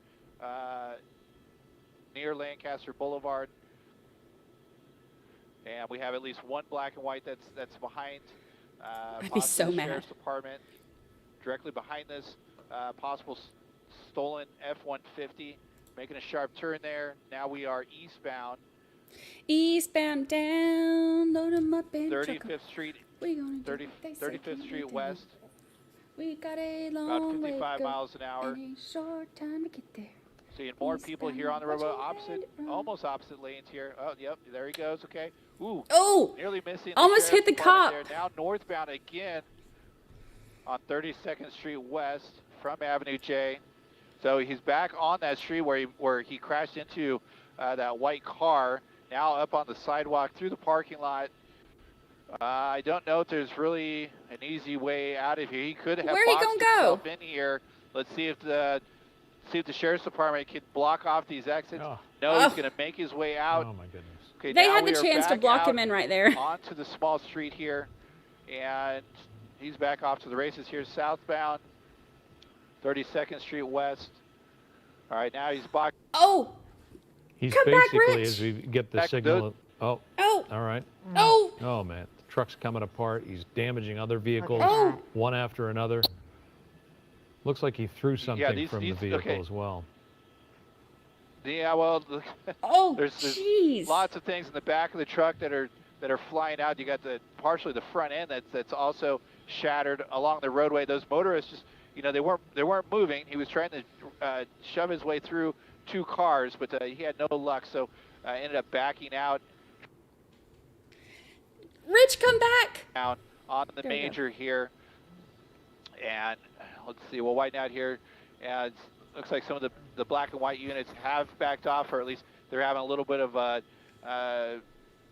tougher time trying to get out of that traffic to try and intercept this white F-150 once again. But this guy clearly Yeah, that black car's like, showing, you're not getting in front of me, fam. all I was attempts here first. to try and get away here. I'm in a hurry. Has no intention of I ain't stopping, moving.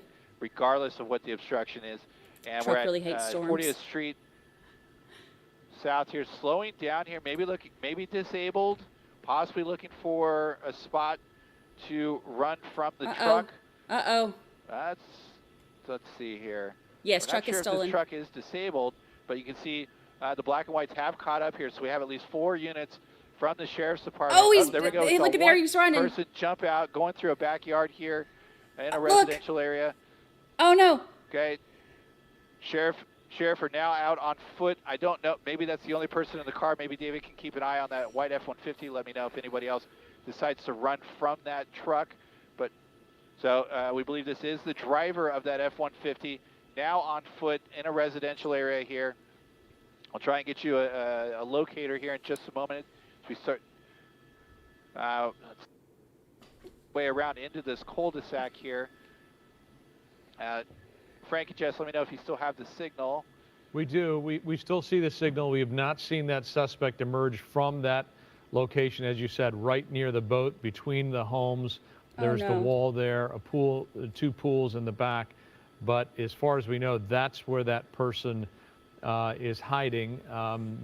That person did not emerge. You had a clear shot for us. Oh, that is throughout terrifying for this. those people in those houses. So if the deputies focus on that area between the 2 homes, they will probably find the suspect. Yeah, we're trying to listen to the airship. The last sight they had was near this boat on the side of the house. Now we're hearing possibly northbound. So if that put him northbound, then he may have hopped the wall here. So bear with us here as we're trying to. I'm gonna need Rich's signal to This get it together. suspect who was last seen wearing looked like some blue jeans, brown long sleeve T-shirt, and was seen hopping through backyards here. So the Sheriff's Department still has this section closed off here, so you can see they have a perimeter set up around this cul-de-sac here where that scanning through the yards here to see if we can find where he could be hiding, while the Sheriff's Department also continues to move in. They could unit making some tight circles overhead, so they are doing their best Okay, let's see here. We're getting a little bit of chatter. Same yard, do you think? Same yard? Okay. Okay, so we believe he's still on the same property. We're trying to make our way around here. There's a spa cover. That looks like it could be it. So he might be still in the backyard of this home. And Sheriff's Department is going to just basically keep converging onto this one. There he is. Okay, so the air unit's got pretty good sight now. We do. So okay, he's making his way back over onto the What's he side reaching yard. for? And we'll see if he decides to hop this block wall. He's got a phone? to be a cell phone, so Calling an be Uber. careful as to what we share here. Well, let's hope the folks who live in that home have their doors locked and are aware that of what's happening here. The sheriff's deputies will get this person, and if he doesn't give up soon, they'll just release a canine, and that will probably encourage him to He's going over the stop fence. fleeing. Yeah, he's put himself in a position where it's going to be Look, very he's right here. difficult See him? for him to get away. He's basically in the confines of this backyard. Sheriff's Department already has the area perimeter. They have a perimeter around this area. The air unit clearly has eyes on him. He has no vehicle at this point, so it's going to be. Come on, Rich. Come on, Rich. Making his way out towards the front. We'll see if the Sheriff's Department is out here in the cul-de-sac.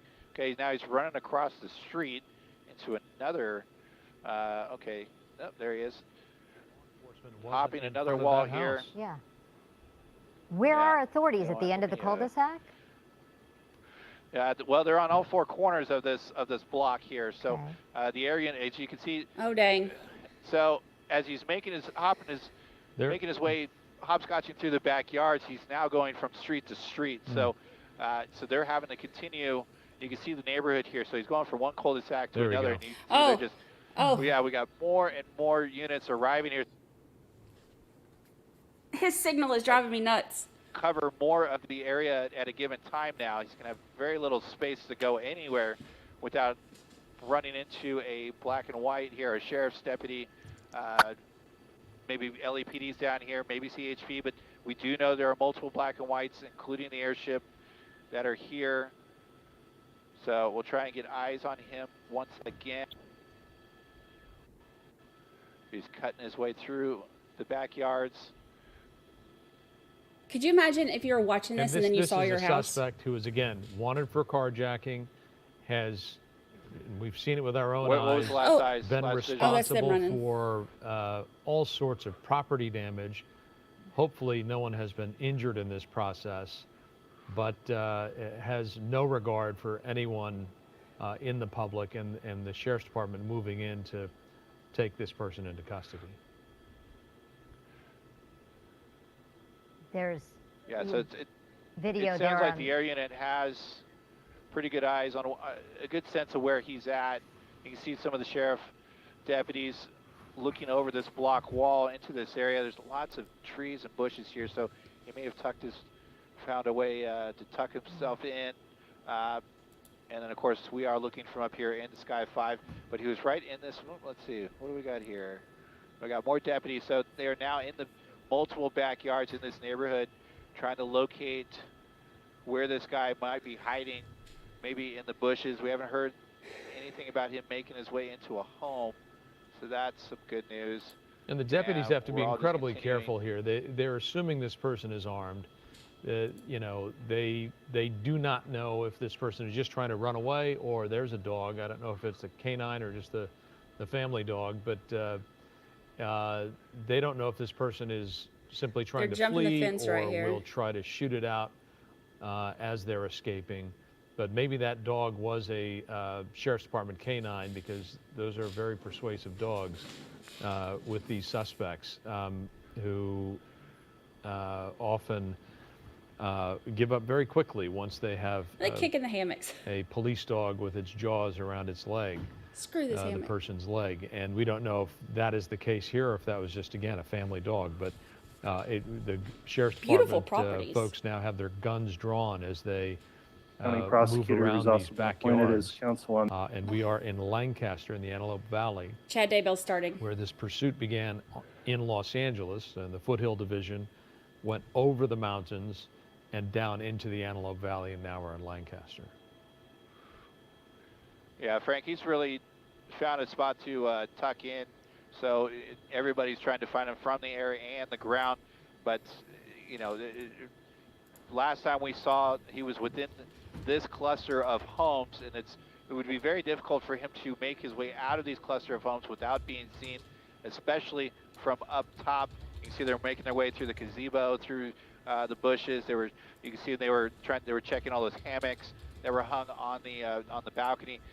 You know, as to the dog we saw earlier in the neighboring yard, I believe that was just you know, a family dog that was in the backyard, looked a little smaller than what, you know, a canine would be. And we haven't heard the deployment of a canine just yet. Oftentimes the canine will be basically on a leash by the Sheriff's Department unless they have a good sense of where he's at and they need to deploy the canine. But other than that, the canine generally would be on a leash. And so we're continuing to look through the homes here. He's really found a place to tuck in. There's many more trees and bushes here. And again, we don't know if he's managed to make his way into a home. Hopefully all these sliders, all these windows, all these doors are locked. If anybody hears the Sheriff's Department, if anybody lives in these cul-de-sacs, you certainly want to do so. You certainly want to lock everything up. Make sure, and if you see anything suspicious, get on the phone to the Sheriff's Department. Let them know that you're hearing something on your property. If you see anything, maybe you're not home, you're watching this pursuit. If you see anything on your Ring cameras or any of your surveillance cameras, that could be beneficial for the Sheriff's Department. It looks like they're all kind of getting together, a little tighter huddle. Maybe they have a better sense of which yard he's in. Again, even the air unit is trying to locate where this guy went. We saw him hopping through multiple backyards before going under some trees and bushes, and he has been hard to locate since. But last seen within this cluster of homes, between these two cul-de-sacs, lots of sheriff deputies here. I've seen at least a dozen here, so plenty of manpower here by the Sheriff's Department as they'll continue to canvass through these yards, and we'll try and get a hold. Rich, we're hearing. Okay, we're hearing now. Yeah. Go ahead. Yeah, we're hearing now they may have located and he's in custody, so we're trying to locate that now. So bear with us here. We're on the radios here talking with the authorities here to see if we can get a sense of where he is. Also the police scanners, which appeared to have gone quiet at this point. So give us just a few minutes here and we'll try and locate that suspect for you. Interesting, you know, looking at this cul-de-sac here, and there was a moment where we thought they knew exactly where he was, but so many places to hide. But as we've heard, and you mentioned as well, Rich, it appears there he is there. That they've got him. They got him. And right in front of the patrol car here, in handcuffs. So thankfully, this neighborhood can now take a sigh of relief that they've got this guy in custody. All right, they got him. Pretty good timing. Chad Daybell is starting. I'll keep it on in the bottom while we listen.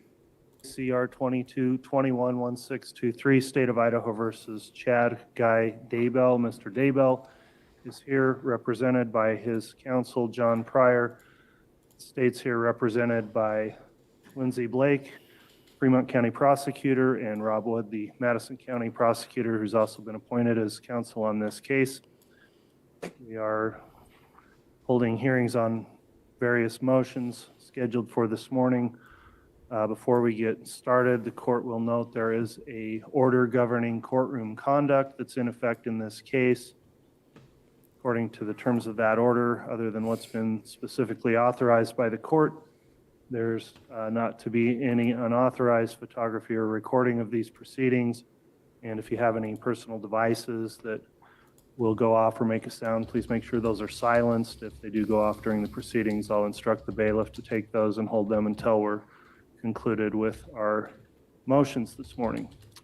So scheduled before the court are various motions, including a motion as it relates to a reconsideration of the court's previous order on video and photographic coverage of the trial in this case. That's scheduled to be heard this morning. We've also got the state's motion to amend the indictment, the state's renewed motion to reconsider change of venue. We've got the defendant's motion in limine, requesting a motion in limine to limit the state to consistent arguments. There's also 2 additional motions filed by the defense relating to a request to strike the death penalty in this case. So we'll take these matters up in the order I just announced them. So let me just inquire first, starting then with the reconsideration of video and photographic coverage. Is the state ready to proceed with that motion? Yes, Your Honor. And who will be arguing that? I'll be arguing that motion. Very well. And then is the defense ready to proceed on that motion? Yes, Your Honor. All right. I'll note also on that motion, the court will permit and has considered briefing that was submitted by interested parties. Wendy Olson representing those interested parties who will be allowed to submit argument for today's hearing. Is Ms. Olson present here? I am, Your Honor. Thank you. And you'll be presenting argument today in addition, is that correct? Yes, Your Honor. All right, the court will permit that as well then on the motion. So we'll start then with procedurally on the motion. The court had entered a order in the what used to be the companion case of 22-21-16-24 State versus Lori Vallow, and that applied to both cases. The court thereafter had concluded that when that trial was complete, the issue of coverage would be reconsidered here, mostly for the reason that there was a mutual request in the Lori Vallow case, which the court considered, and the parties are in a different posture here where the defense has requested that the court permit photography or video of the trial here, Mr. Pryor on behalf of his client, and we're at different proceedings, a different case now, and that other case has been concluded. So based on that, the court mentioned to counsel in a status conference that we would address the issue today, and then I issued an order on October 11th that we would hear argument on the issue today concerning camera coverage of this case continuing, as well as the trial that's scheduled for March of 2024. So at this time, the court would note I have reviewed the briefs. I'll begin with the state's argument on the issue here. After that, I'll hear from the defense, Mr. Pryor, and then finally after that, Ms. Olson, if you'd like to make any argument on behalf of your clients, you can do that. Mr. Wood. Your Honor, respectfully, I'd actually ask that we reverse that order. This is technically the defendant's motion, and the interested party agrees with the defendant. The state is in a responsive posture. We'd ask to be able to go after them to be able to respond. That being said, if you want me to go first, I can go first. I just think that would be the appropriate manner to proceed in. All right, and I don't mind switching the order given that. Mr. Pryor, your thoughts? Well, Judge, my thoughts are simply this, is that unlike the change of venue, which was the prosecuting attorney trying to have a court reconsider a motion without any lawful authority, because in the venue there is no lawful authority for them to hear a motion to reconsider. In this particular case, it was the court's own initiative that said that given the posture that they would do a motion to reconsider, and the court is well within its right to do that. In essence, what it is, Judge, is it's a first-time motion to allow cameras, and as such, I think that it's proper that the state go first and followed by the defense and Ms. Olson. All right. Quite frankly, I'm not sure that the order matters that much in terms of how persuasive the arguments would be. I would note it was the court that raised the issue sua sponte in its order to review the issue given where we're at. Mr. Wood, I'll hear your argument at this point, and then I will hear the response from the others. I'll allow a rebuttal, however, after they've made their arguments. So if you'd like to present argument now, you can. Very well, thank you, Your Honor.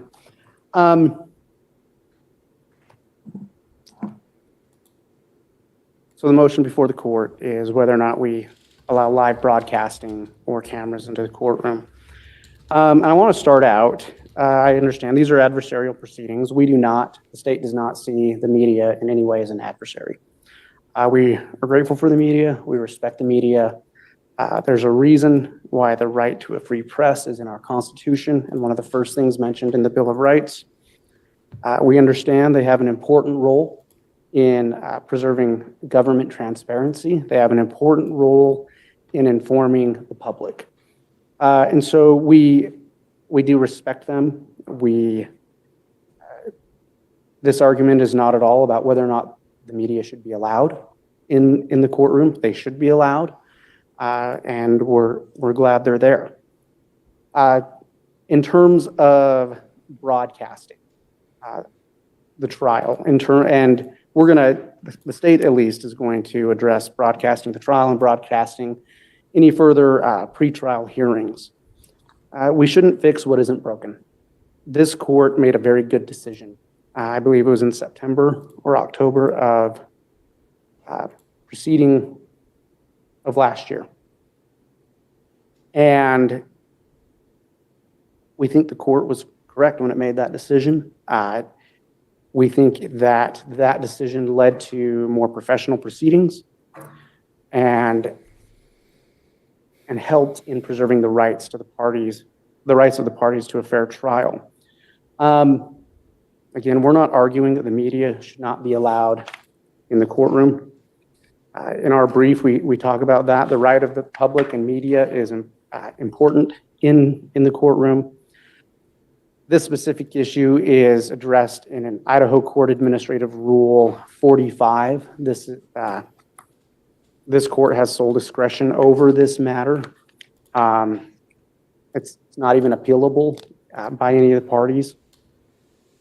So the state has raised these issues several times. We actually raised this in the previous case before a preliminary hearing. Our concern, I'm going to talk quickly about pretrial hearings. Pretrial publicity can impede the ability of the parties to a fair and impartial trial. This cannot be denied, and it rose its head in the last trial. Individuals who had seen specific media programs were automatically cut from the jury. We expect that issue will be raised again. And while the state doesn't necessarily agree with a wholesale cutting those individuals out, we understand the concern of when someone has consumed too much media about a case, that it may make it difficult for them to render a fair and impartial verdict. And so in terms of at least pretrial hearings from here until the trial, the state's biggest concern there, and this might be our biggest concern overall, is if any of those hearings deal with evidence that we will be discussing at trial. We believe that by broadcasting it, it makes it even more easy to consume by the public, by the mass public, and creates further issues when picking a jury. And again, we've already seen it. This isn't a hypothetical. It's happened. There's no reason to believe it won't happen again. Again, we're not saying the media shouldn't be allowed to report. They should. That's important. There is a difference between reporting, though, and the ability to live broadcast. And there's nothing in the law that states that they have to be able to live broadcast. In terms of trial, and I don't want to regurgitate everything that all the issues I raised in my briefing, there's a lot of people who are called to witnesses in this case who want nothing to do with it. They're not there because they want to be. They didn't get dragged into a triple murder, horrible case, a sordid case, because they wanted to be a part of it. Nobody does. And the state is concerned, and we think validly so, about the effect on witnesses of knowing their face is being plastered on TV for millions of people to see. It's already hard enough to get on a witness stand, be placed under oath, and then to be direct examined, to be cross-examined. Trial gets aggressive. And then to have that added pressure of knowing my next door neighbor can watch this. The people I go to church with can watch this. It's not conducive, especially in a case like this, with fair trial for either of the parties. We understand that the defendant has a different position on that. We believe strongly that having live broadcasting this trial only makes it more difficult to get to the truth of the matter. As stated before, we do not believe that visual broadcasting is necessary for a transparent and a public trial. We believe in an open and public trial. Transparency does not require mass publicity. And there's no rule, there's no law that says that it does. And I would note, and I put this in my brief, at the last trial, at Lori's trial, there was a lot of reporting, and it was minute by minute. I called it live tweeting. I don't know if there's a specific other phrase for that, but where multiple reporters in the courtroom or in the auxiliary room were able to live tweet, and that was great. I fully support that, and in as much as we are able to follow it, it appeared to be very accurate and timely. And so the public, the interested public, was able to follow by the minute what was happening in the trial. They didn't need to watch it. They still got that information. And again, as far as the state could tell, it was accurate information. It was a job well done by the individuals reporting on the case. And so not only that, there's a transcript. People can obtain the transcript. There was an audio recording that was provided at the end of each day. And so in terms of a transparent and public trial, we don't have to point cameras in people's faces for the trial to be open, transparent, and public. I would quickly note, the state is aware, many of the victims in this case feel differently than the state. I know there was news articles about that last time. We don't technically represent the victims. We respect them and their desires, and it's appropriate for the court to know they don't necessarily agree with us on this. And so if we keep the status quo, if we keep it where it's at, there's no risk of a non-public trial. There's no risk of a non-transparent trial. The state doesn't see an upside to bringing cameras into the courtroom. It worked well the last time. Again, we shouldn't fix what isn't broken. And I put this in my brief, and if the court decides to change its decision, we respectfully request a few things. We would ask, and this hasn't been an issue lately, and it wasn't an issue at the last trial, but just, I guess, preemptively, we would specifically request that no media microphones be placed at counsel's table, as took place in some of the other pretrial hearings. We believe that violates Idaho Court Administrative Rule 45C, or at least has a very grave ability to violate that rule. We would ask that the court consider alternatives to live visual broadcasting, such as still photography. And should the court allow visual broadcasting, we would ask that the court essentially retain tight control on that, at least while it's being done. As this court is aware, once video is made and public, the court loses any and all control by rule over what happens with it. But we would ask that the camera placement be limited. We think a good model would be Ms. Vallow or Ms. Daybell's sentencing, in which I believe there was a camera on the court and one camera pointing at the parties. There was no zooming in on attorneys, on witnesses, on victims.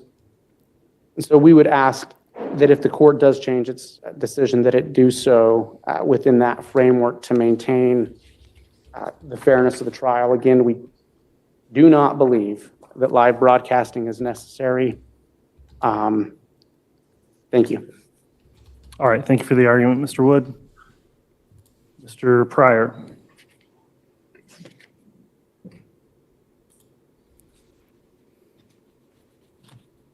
Judge, the primary reason for Mr. Daybell requesting the cameras is to allow his family to view the proceedings.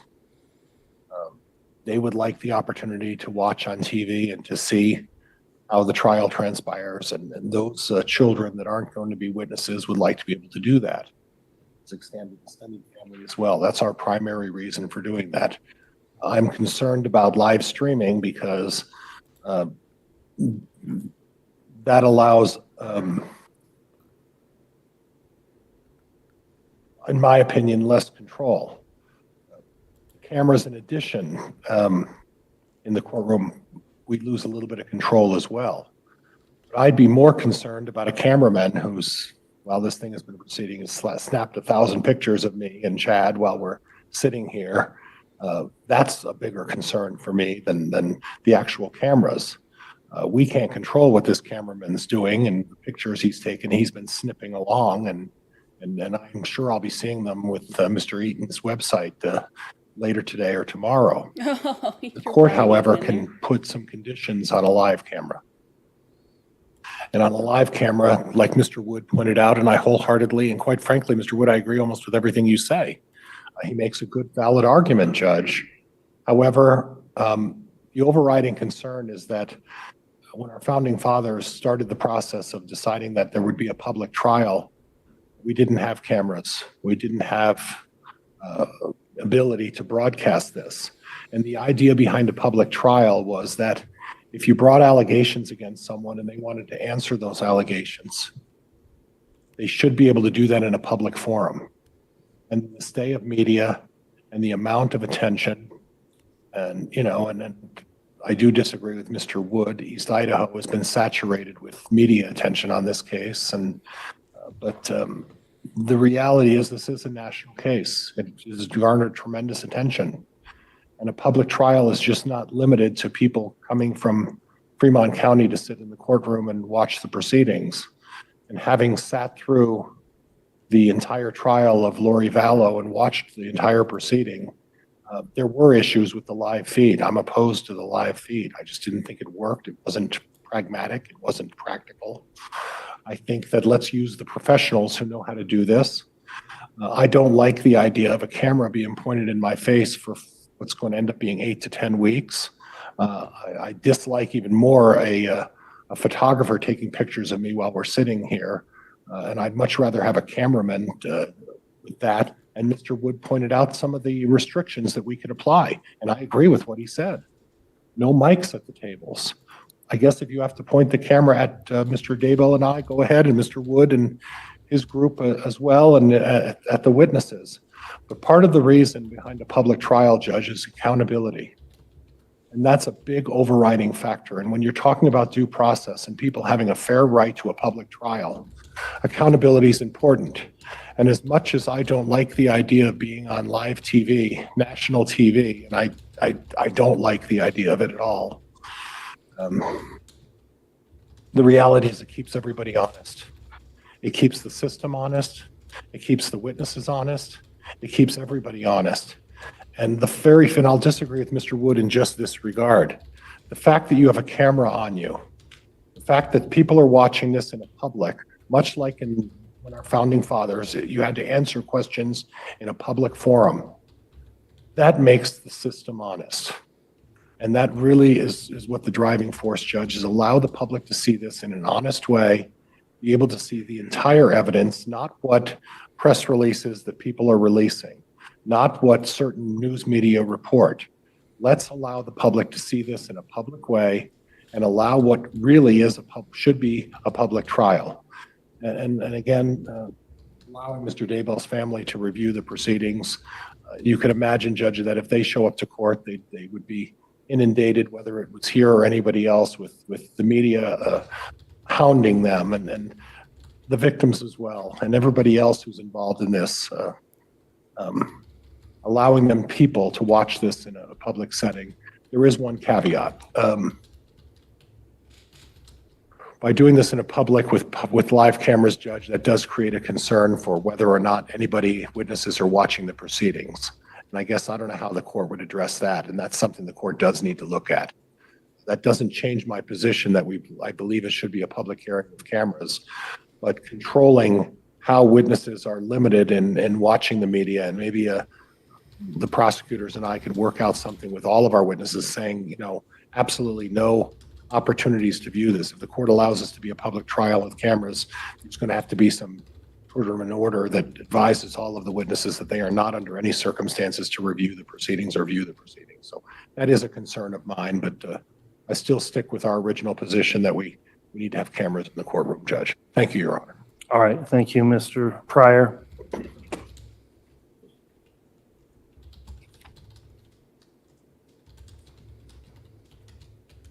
Morning, Ms. Olson. I'll note now we'll hear argument from Attorney Wendy Olson, who's representing EastIdahoNews.com, the Idaho Statesman, Idaho Press Club, and States Newsroom, doing business as Idaho Capital Sun. Brief's been filed. The court's reviewed that, and if you'd like to present argument in support of your position, you can do so at this time.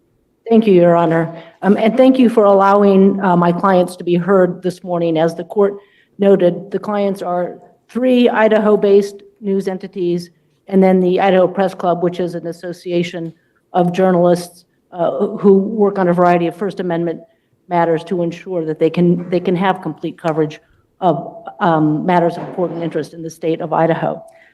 Your Honor, the entities request the ability to have live audio and visual coverage of the proceedings in this case, consistent with Idaho Court Administrative Rule 45, in a way that will allow the defendant and the state to have their constitutional interests protected in a way that is designed to respect the privacy concerns of jurors and the sensitivities of witnesses, and to really observe the dignity of the courtroom.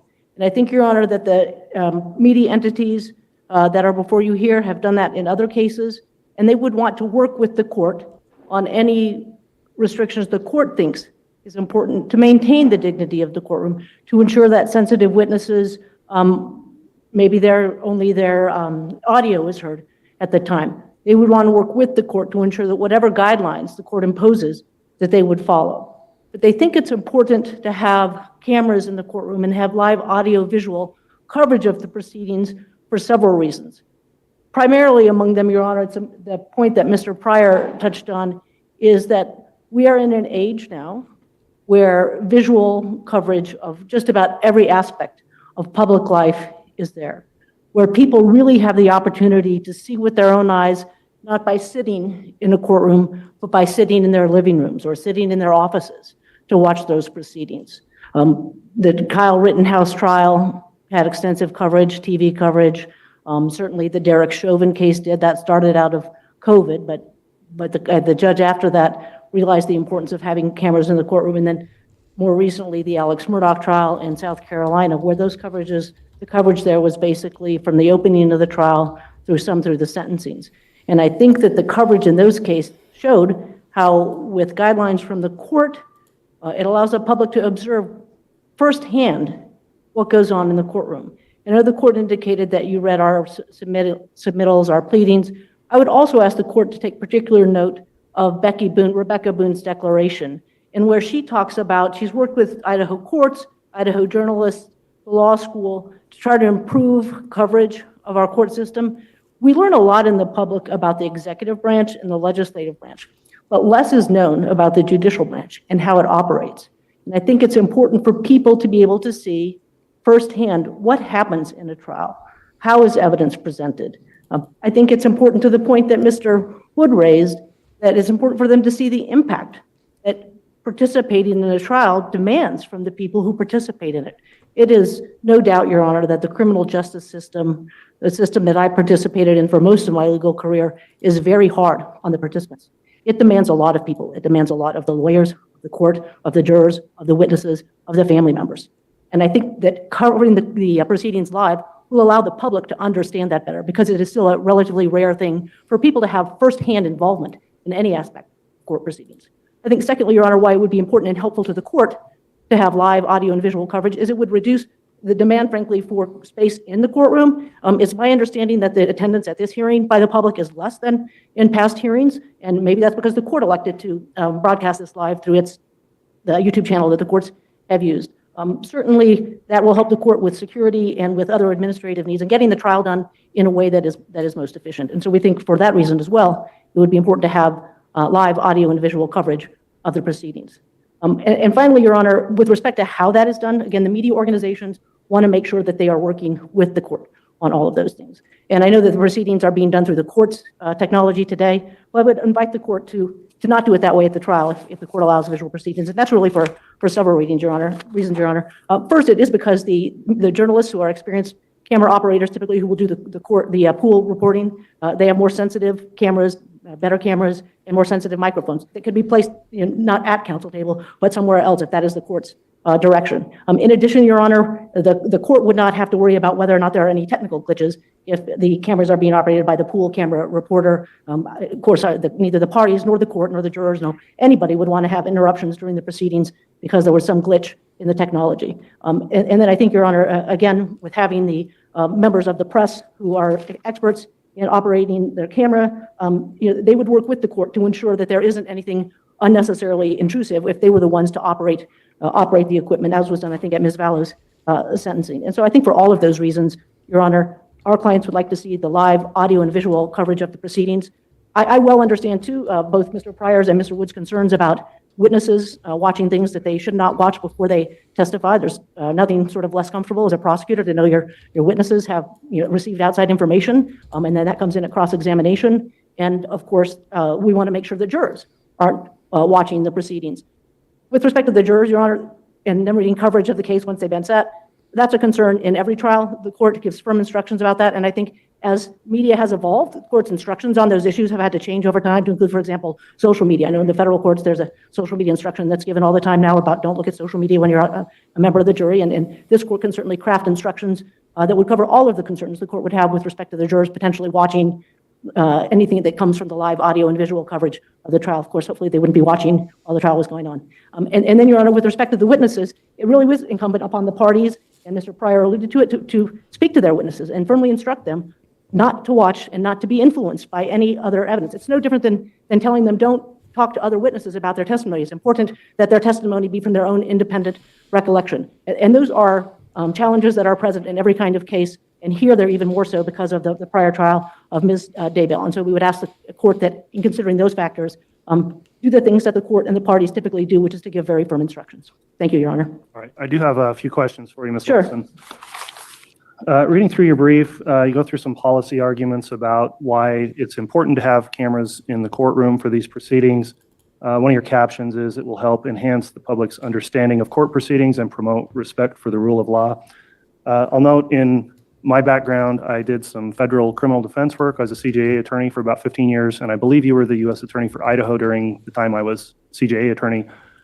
In the federal courts, they simply have a rule 53 that there is no permitting of any photographs, any video at all in any federal proceeding. Is that your understanding of how the federal system works? It absolutely is, Your Honor, and I'm cautiously optimistic that that rule will be changing some. I think it takes sort of a major case with a lot of public interest to move things that direction, and I suspect that the federal charges pending against Donald Trump and others, there's now a lot more just discussion in the media about changing that rule. One of the things we cited for the court was a poll about people wanting to see live coverage of oral arguments in the Supreme Court. I understand that appellate arguments are different animals from criminal trials, but I think the federal system is far behind the state system in terms of allowing coverage of what goes on in trials. Okay, well, I want to understand that because Idaho leaves it at the discretion of the judge under Rule 45. Some other states want cameras in and have rules governing that.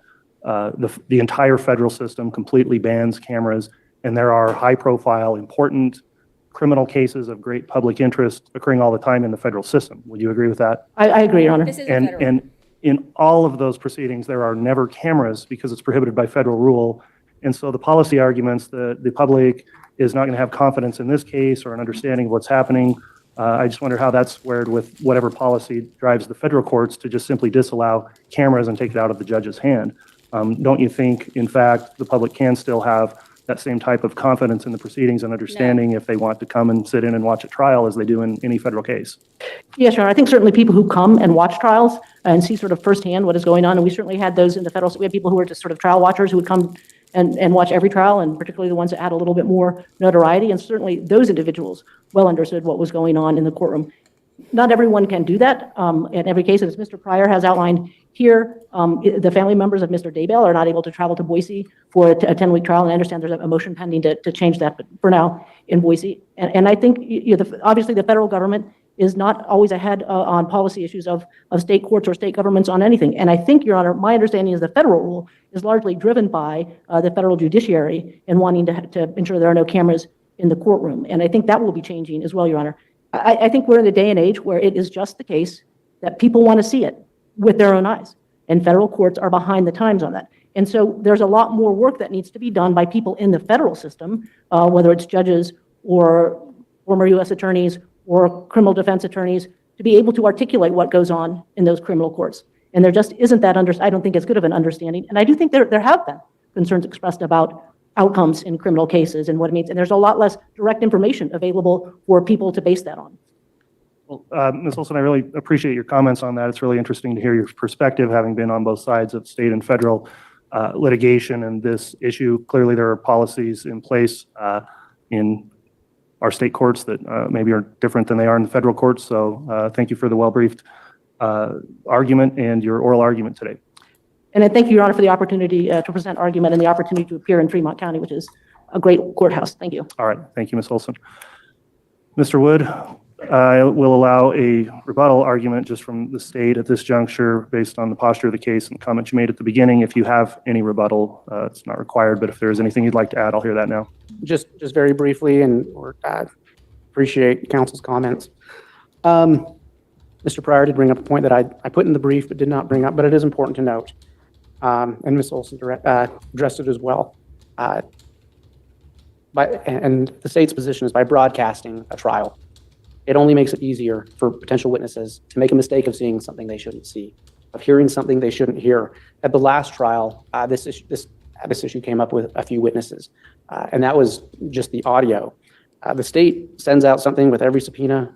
We communicate to every single witness, you're not to watch or listen to any of this trial. Sometimes things still happen, and then we have to deal with that in court, and it takes time away from the jury, it takes time away from litigating the case. This is a long trial. I don't know if it's true. I've heard that the preceding trial in this case was the longest criminal case in Idaho state history. I don't know if that's true, but I've heard that. But this will also be a very long trial. This will probably be a longer trial. Broadcasting that length of a trial, we just really run the risk, no matter what we say to witnesses, of people hearing things, seeing things they shouldn't. I know just a couple of things from Ms. Olson's comments. And I probably didn't write this down exactly how she said it, but she mentioned that we live in a day and age of visual coverage of everyday life. I don't know that that's really an argument for broadcasting a trial. I don't know that that's a good thing. And we could probably spend hours talking about all the social implications of the fact that we live in a day and age where everything is televised or put on a computer or a phone, and there's videos of everything everybody does. I don't know that that's really an argument that we should contribute to that. I don't think it's a good thing. I don't think it's a good thing to turn everyday life into a circus. And I think that broadcasting, even if done responsibly and respectfully, will contribute to that. I just finally end on noting, she mentioned the Kyle Rittenhouse case. I brought this up the last time we litigated this. It's interesting because that judge said afterwards, and I quote, "I'm going to think long and hard about a live television trial again next time. I don't know. I've always been a firm believer in it because I think that people should be able to see what's going on. But when I see what's being done, it's really quite frightening." That was Judge Schroeder from the Kyle Rittenhouse case. My understanding is that he said that in regards to the context of a jury bus being followed by some reporters. And we're certainly not alleging that any of Ms. Olson's clients are going to do that. But the reality is by broadcasting, we absolutely will create more of this circus type environment, more of this reality TV environment, this true crime obsession. Again, We believe the media should be there. They should report. They have a right to be there, and the public has a right to have the media there. The public has a right to an open trial. We would ask the court to maintain its current order. We believe it was a good decision then, and all the reasons that it made that decision then still apply today. Thank you. All right, thank you, Mr. Wood. All right, counsel, I've been considering the decision on this issue. I am prepared to make a ruling today. However, I do want to take a quick recess to sort of gather my thoughts and prepare for the ruling on the motions. So we'll take a recess here for about 10 minutes or so, and then I'll come back on the bench with the ruling. All right.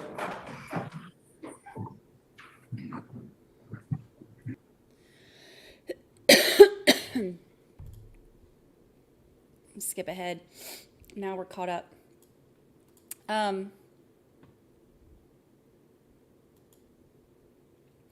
You know, my thing about watching trials is that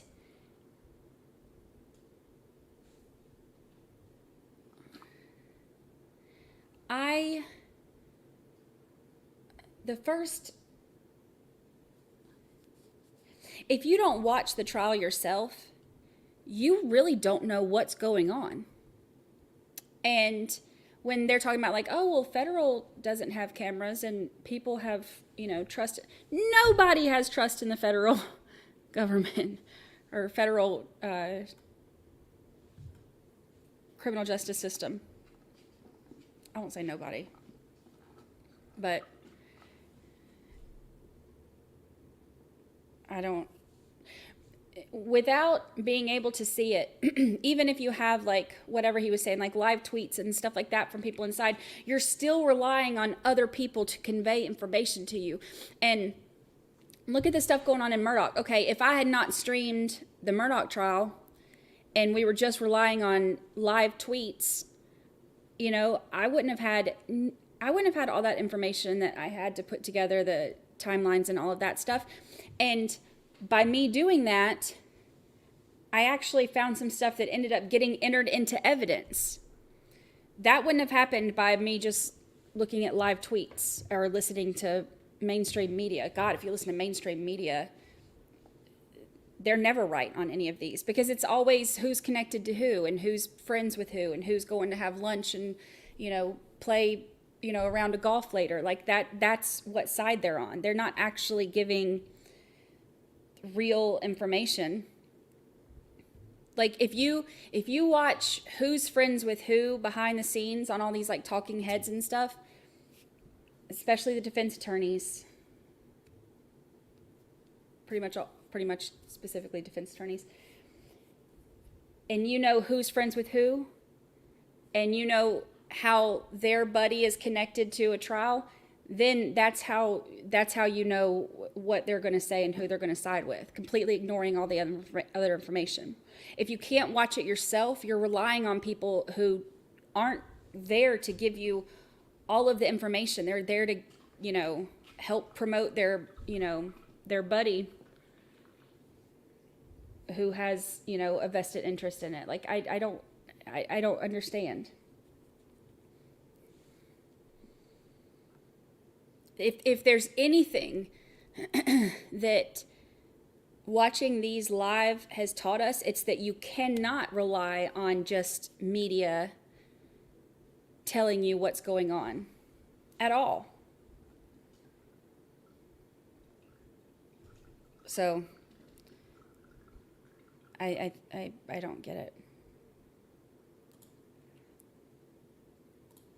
But what do I know?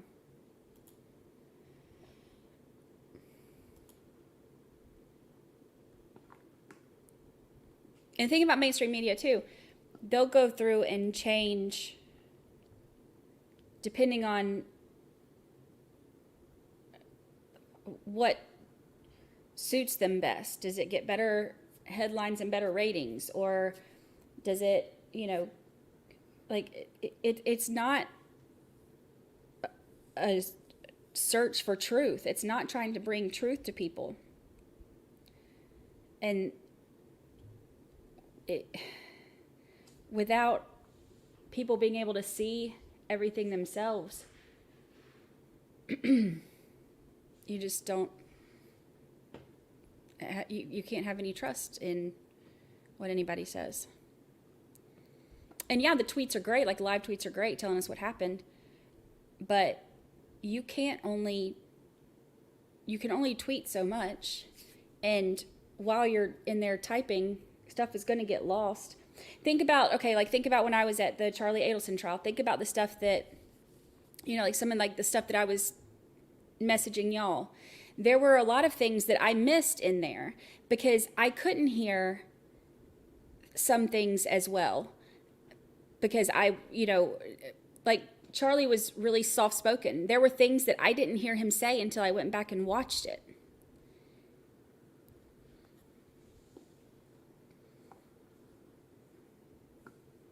I think that you're also, if you're relying on just live tweets and mainstream, I don't even say mainstream media because Lord knows you can't rely on them for shit. Sorry. Language. But you can't rely on them at all for anything. So if you're only relying on somebody who's in the courtroom, tweeting or reporting or taking notes, while you're taking notes, other things are happening and you can miss it.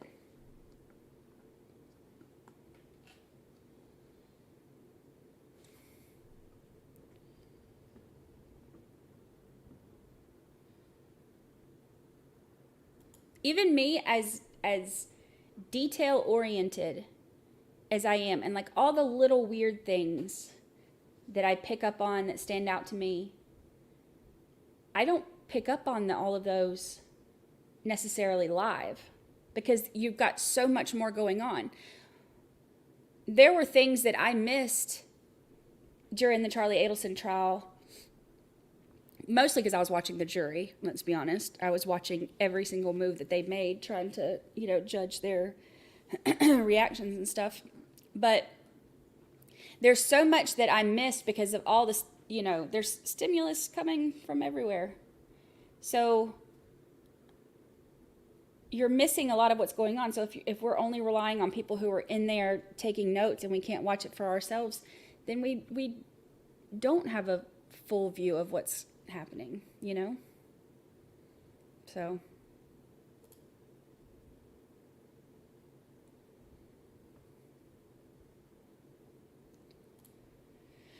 I don't know.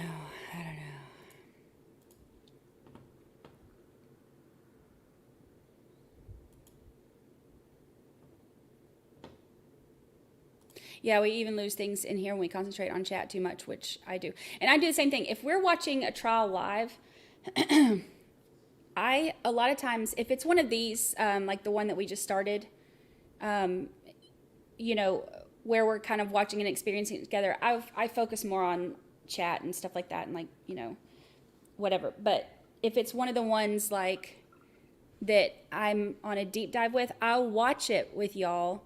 But then I also will go back and have to watch again because I do miss stuff when I'm, talking to y'all and chatting and other things. But that's one of the perks of having it live stream too. You can go back and look at all the stuff you missed. I think the watching the whole justice system play out and having it so open, I think is a good thing.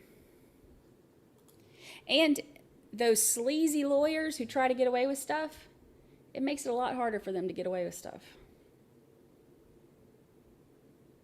But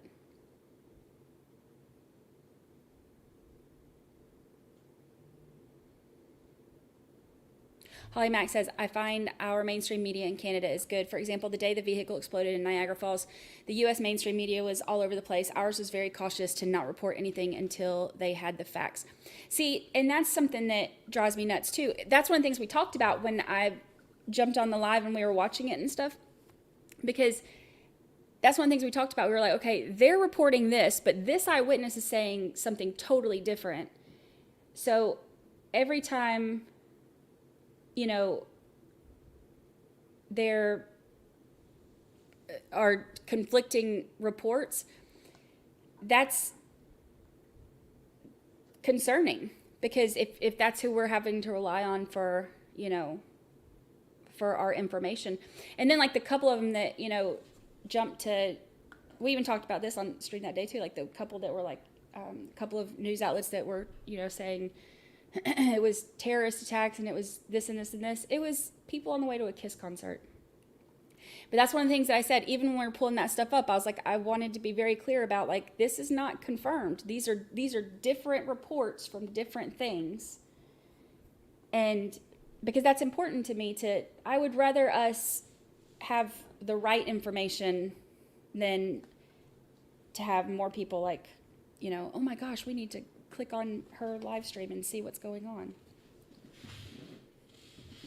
But, you know, public transparency is a good thing. Now, I get what they're saying about like not wanting to have a cameraman like zooming in on whatever, but like when I was at the Charlie Adelson trial, there was no cameraman. They had a camera that was mounted, and the people that were in the back had a computer, and like it would turn it. It looked like like just like a camera that you would see like with the black thing in front of, like just a surveillance camera type thing. I was trying to find the word. So even when it would turn and all that, you wouldn't see it turning. You couldn't tell. It just looked like a surveillance camera mounted on the wall behind the stand. So you couldn't see it. I had no idea when the camera was on me. And then anytime, even when I was in chatting with y'all, telling y'all stuff that was going on, you know, and I would see myself, it was myself from 20 seconds ago, you know? So like when y'all would see me and you'd be like, oh, wave, I could wave, but then the camera would be off of me by then. So it's not one of those things where you don't even remember that it's there. If I would look down, like when I was chatting with y'all and I would see myself on there, then I'd be like, oh yeah. But while you're in there, you don't see it. There's not somebody like zooming in and, you know, all of this stuff. It's just mounted on the wall and you don't see anybody. So I don't think that creates this, you know, circus that they're thinking. But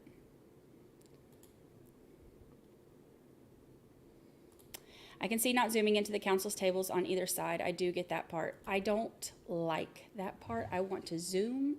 I want to see them. but I mean, yeah, I get it. Well, you know, they were doing that in the Mellie trial, and then his attorneys complained, and then the only time they were allowed to show him was when the jury was coming in or out. And then they were allowed to do that.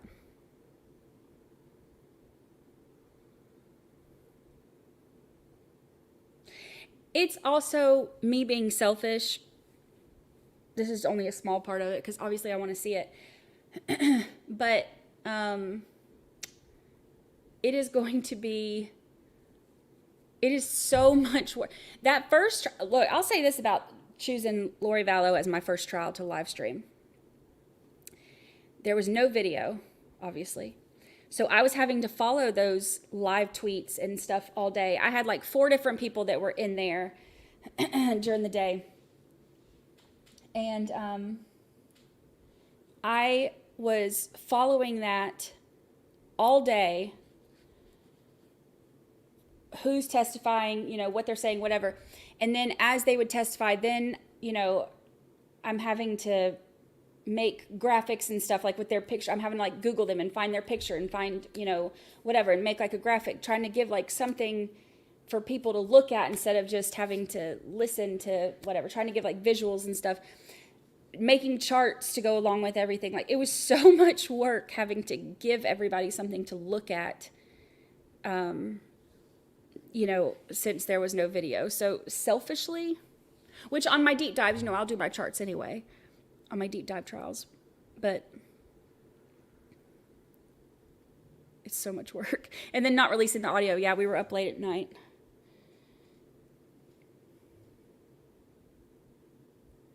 But look, if it ends up being that, I'll do it again for y'all. I will.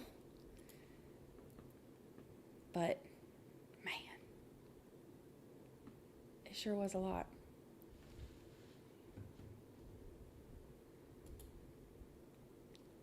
You know what though? If they do it again, maybe I'll just go out there maybe I'll just go to the trial.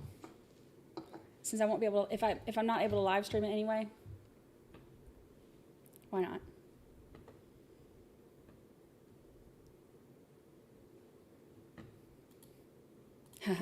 The WTF moments, those were so much fun. Those were a lot of fun. It's just a lot of work.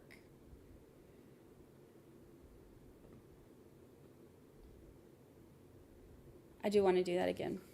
Those were fun. It is. It's just, it's so much work. I've thought about doing that again though, like doing it maybe just like once a month and having like, bringing on a guest host. But it's just, there's so much work that goes into it. And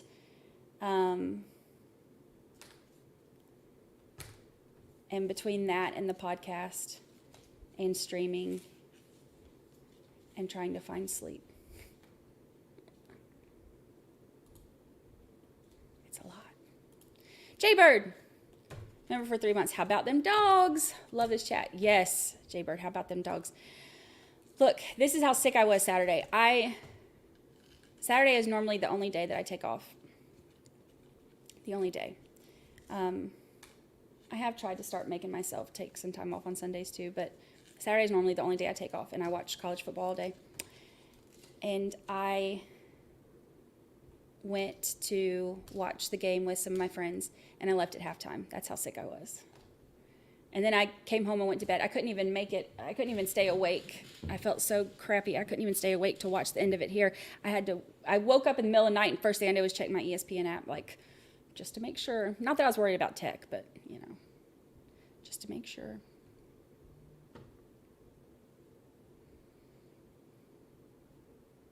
Love it. Dino Kelly, if I was a prosecutor on a televised trial, I'd have co-counsel logged into 13th juror the whole time and passing notes. Yes. That's one of the things Dean said, though. He said this before in chat, that there were things when he went back and watched our coverage of the Thami trial, there were things that he said that, 13th jurors picked up on. We're a smart bunch.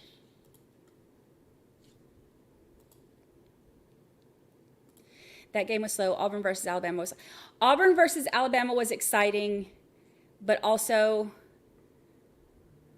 I said more cuss words in those last 3 minutes of the Iron Bowl than I think I have in the last 3 months of my life. But Michigan beat Ohio State.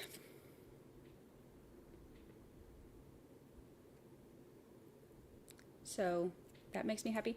On the way to New Orleans, and we'll see. Oh, man, you know what? On the way to New Orleans, and we'll see Tulane play for the ACC championship. I think Georgia will be overall champions. I do, too. I think we'll have a three-peat. I have a chance to go to the SEC championship. And I'm trying to debate if, do I want to pay my bills next month, or do I want to go to the championship? My brother's been the last few years, and I'm always living, and he went to the championship game the last 2 years too. So I'm always living vicariously through him. But, so I'm do I want to go to that? Or do I want to go to that and be late on every single bill next month? Or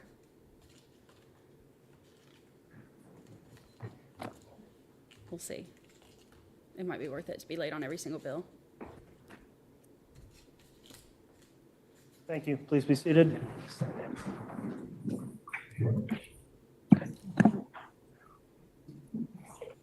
We're back.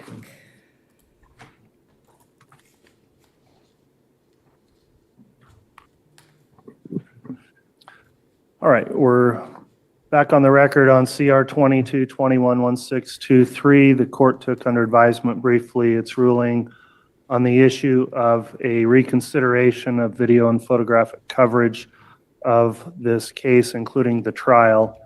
A couple of notes the court will have in making this decision. The court has listened to arguments of the state requesting that we keep the case status quo. And I'll note we did conduct a trial in the Lori Vallow case, which was initially joined with this case, later severed and tried in Boise. During the process of those proceedings, in order to allow some additional access, the court did permit a broadcasting on a limited basis of that trial to two separate locations where the public could view outside of the courtroom. One was a location in Ada County in their courthouse, and then a second location in Rexburg, Idaho. And there were certain reasons for doing that, mainly the fact that venue was changed and the case was taken so far from this location where the home counties are. So that factored into the court's decision. This is now a trial of Mr. Daybell. One of the big concerns I had also for the initial trial was potentially tainting jurors for what I knew would be a second trial coming up if the entire proceedings were broadcast from the Lori Vallow trial, concluding that anyone who had watched that trial or portions of it would likely be unable to serve as a qualified juror in this case. The court has also heard the request from the defense and the rationale for allowing broadcasting of the proceedings, including trial, and the court's considered the briefing and arguments submitted by Ms. Olson for her various media clients who are requesting the ability to conduct broadcasting and photography of the trial during the proceedings. A few things I'll note. First of all, under Idaho Court Administrative Rule 45B, the court has the discretion to make this determination. That rule reads that the presiding judge may, at his or her discretion, limit, restrict, or prohibit audio, audio or visual coverage of any proceeding, and those decisions are not subject to appellate review. I am compelled by some of the arguments that a difficulty in moving a trial about 350 miles away from where we currently are certainly restricts access by certain individuals that wish to attend. The argument by Mr. Pryor that the defendants got family members that would like to see the proceedings is a compelling argument. I know from the last case also there are other individuals, family members of victims, family members of defendants, and others very interested in the case or connected to it, which were unable to attend because of the location. I'll note also that the court still has under advisement, and we'll hear argument later this morning about changing venue, but as I sit here to make this decision, we're currently scheduled for trial to occur again in Ada County in this case. In balancing out the requests here, the court is determined, or has made a determination that in order to provide adequate access, the court is going to permit that the trial be broadcast while it occurs with certain restrictions. First, the court is going to be in charge of all equipment and the broadcasting of that. I'm not going to allow that to be conducted by any third parties. The court has the equipment to do so. We did that in the previous trial when it was broadcast to those other locations. It worked well in all the reporting I got back from those that attended and those that ran the system. And with the equipment to do that and the court's own website, which provides an ability to stream it live from the State of Idaho Judiciary website, public is given free and unfettered access to view the proceedings that way. So with that in mind, the court won't allow any still photography, given that the matter will be broadcast on video through the court's own system. And in addressing some of the other concerns as it relates to any microphones placed by any media or third party, of course, those will not be allowed because the court's going to use its own equipment to broadcast the proceedings. And in addition, there were concerns about the exclusionary rule, so witnesses who would be testifying not being allowed to view the proceedings before they testify. I'll note that was already a concern in the first trial with Ms. Ballo, and we had an affidavit that addressed that and required each witness to certify under oath that they had not viewed the proceedings, and did in fact run across a few witnesses who were not able to do that and took those matters up outside the jury. I think that system worked well to make sure that there was not any improper influence on testifying witnesses. So the court will employ that same method of allowing witnesses to testify only after they've been able to certify under oath that they haven't been tainted by viewing previous testimony. There will be some additional technical terms of how the court will allow the broadcasting, and those will be followed up on in a subsequent written order that I'll enter into the case before trial. Going forward with other pretrial hearings, the court will take those up on a case-by-case basis, but this will be the ruling for the trial and how publicity will be handled. So I have balanced out also the concern of certain witnesses who don't wish to be captured on recording forever, and I understand that, and I've had to balance that out. I'd note at the last proceeding, they were also photographed whether they wanted to be or not as they went in and out of the courthouse because it's a public area, and the media was pretty persistent in trying to capture images and pictures of them. So there's really not any way to completely prohibit that, and while that's unfortunate for those that do not enjoy being on camera or all the publicity, that's just part of the stress, I guess, of being involved in a case like this and having to testify. So the court is going to amend its current order as it relates to the case. And as I mentioned, I'll follow up with some additional detail in a written order, but I wanted the parties to be aware of where this would be heading as we get closer to trial. So that will be the court's ruling on the motion at this time. Mr. Wood, does the state have any questions on that ruling?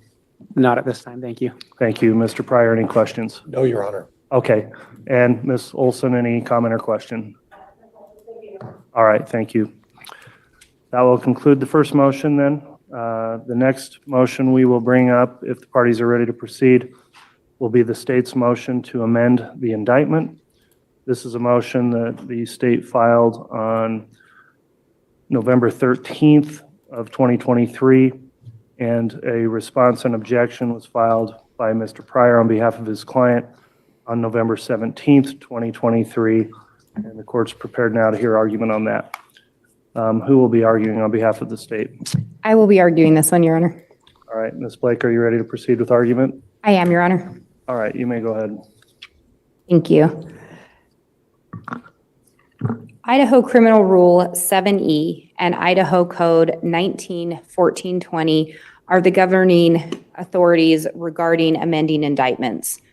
Both of them make clear Idaho Code essentially reflects very similar language to the Idaho Criminal Rule 7E. It adds some additional language regarding prior to the plea being made by a defendant that an indictment or information may be amended. Since we're post the plea of not guilty, not focusing on that part of the section. But essentially both Idaho Criminal Rule and the Idaho Code allow that prior to the prosecution resting the case, an indictment or information may be amended so long as no additional charges are added and the defendant is not prejudiced by the change. We filed this motion approximately 6 months before what will be the start of the defendant's trial. So our position would be that the defendant is on adequate notice as to the request to modify the indictment. I would also indicate that for the benefit of counsel and the court, I did submit a proposed amended indictment with the changes italicized for the benefit of court and counsel to be able to observe those. That was submitted just by email, waiting to determine whether or not the amendments would be approved prior to submitting a new filing. There were 3 main amendments that the state is asking to modify.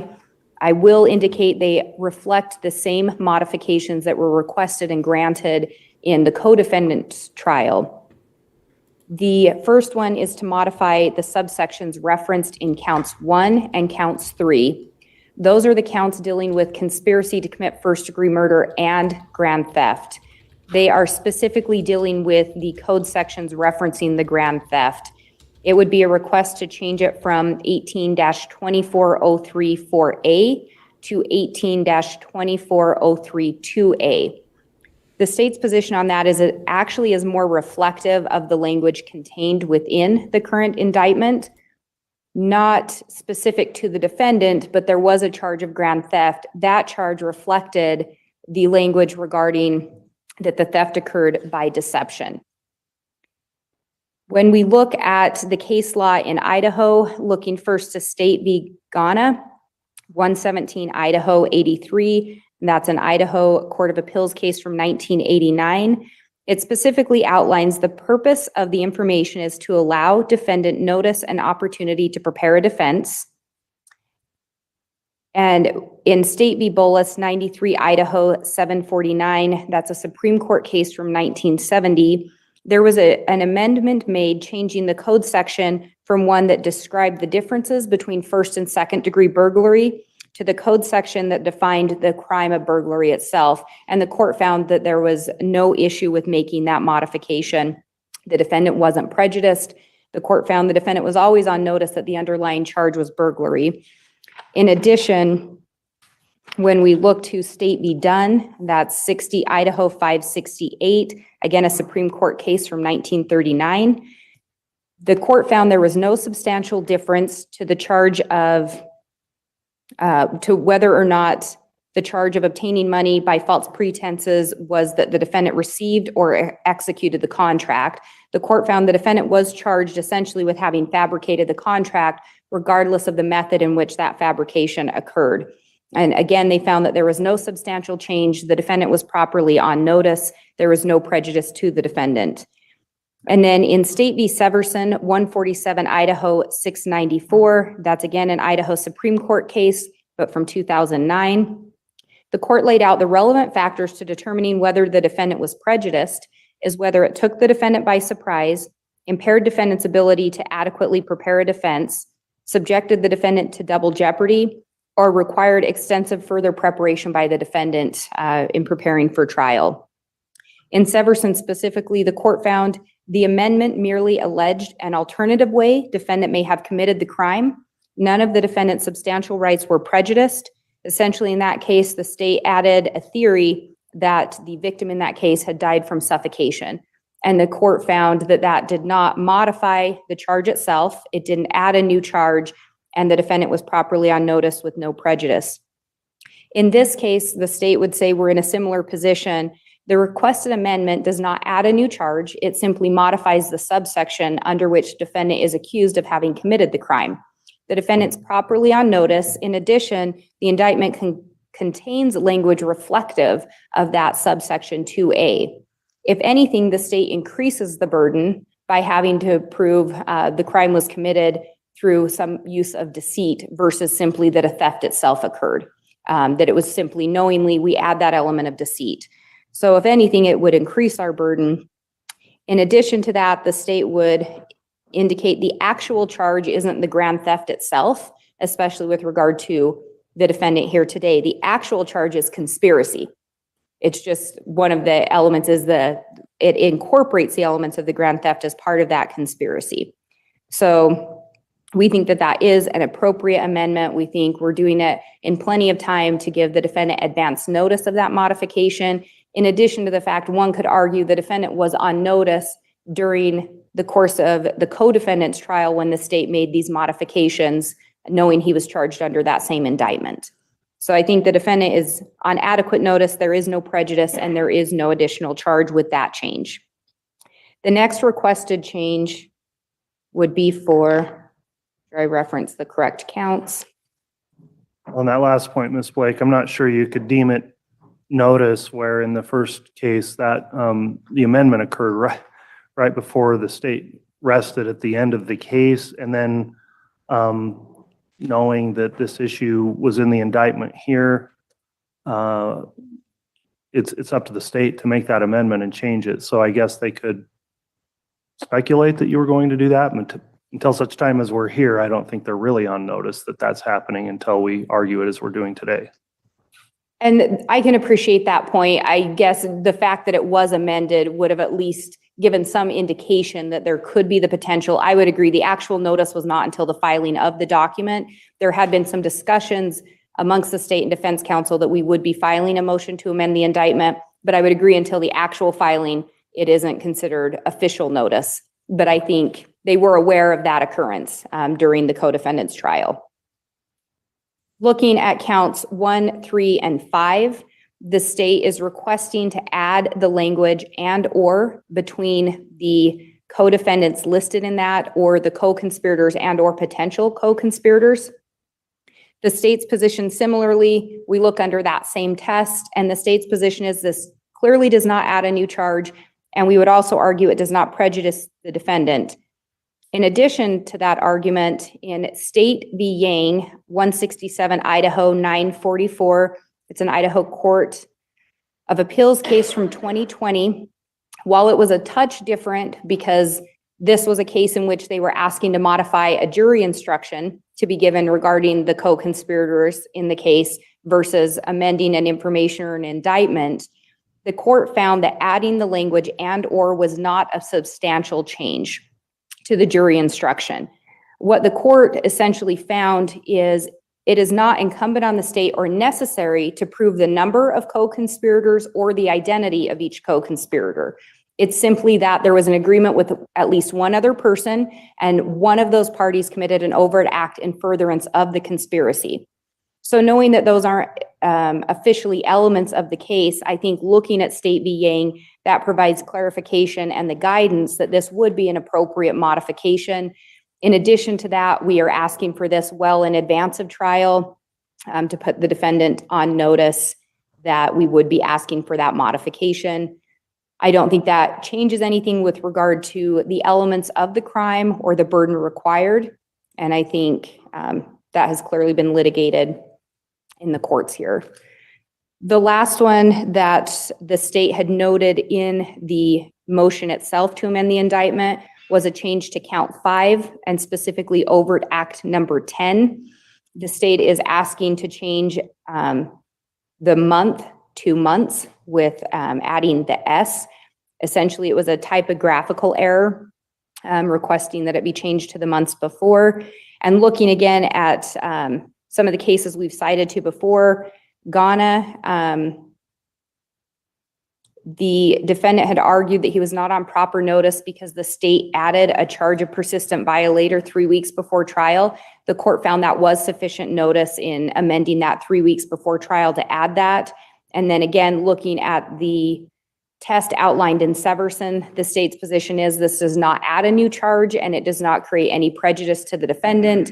It is not a double jeopardy issue. It's not going to create any kind of extensive preparation by the defense or further preparation by the defense. In addition, the state would argue similarly that this modification was made during the co-defendant's trial. The defendant has been in possession of the discovery in relation to this case. The defendant has had the benefit of watching the co-defendant's trial and or observing and listening to it, where it is clear that this was what was presented during the trial, was that it included the months. In the amended indictment sent to the court and counsel, there were a few other italicized proposed changes. Those were not specifically addressed in the motion. They're simply typographical errors or errors where certain language was left out. I could go through those, but essentially the state's position would be similar to what we just argued with the months. They're not adding new charges. There's no prejudice to the defendant. We're bringing them in advance of trial, requesting permission. The state does recognize that it is in the discretion of the court once a plea has been entered by the defendant, whether or not a state is allowed to amend an indictment or information. However, both the rule and code make clear that before the prosecution has rests, that it is appropriate to bring the motion. So with that, the state would request that the court grant this motion to amend the indictment reflective of the changes sent to the court and counsel. All right, one question, Ms. Blake, on some of the proposed amendments here. If you have it in front of you, the proposed amended indictment. Yes.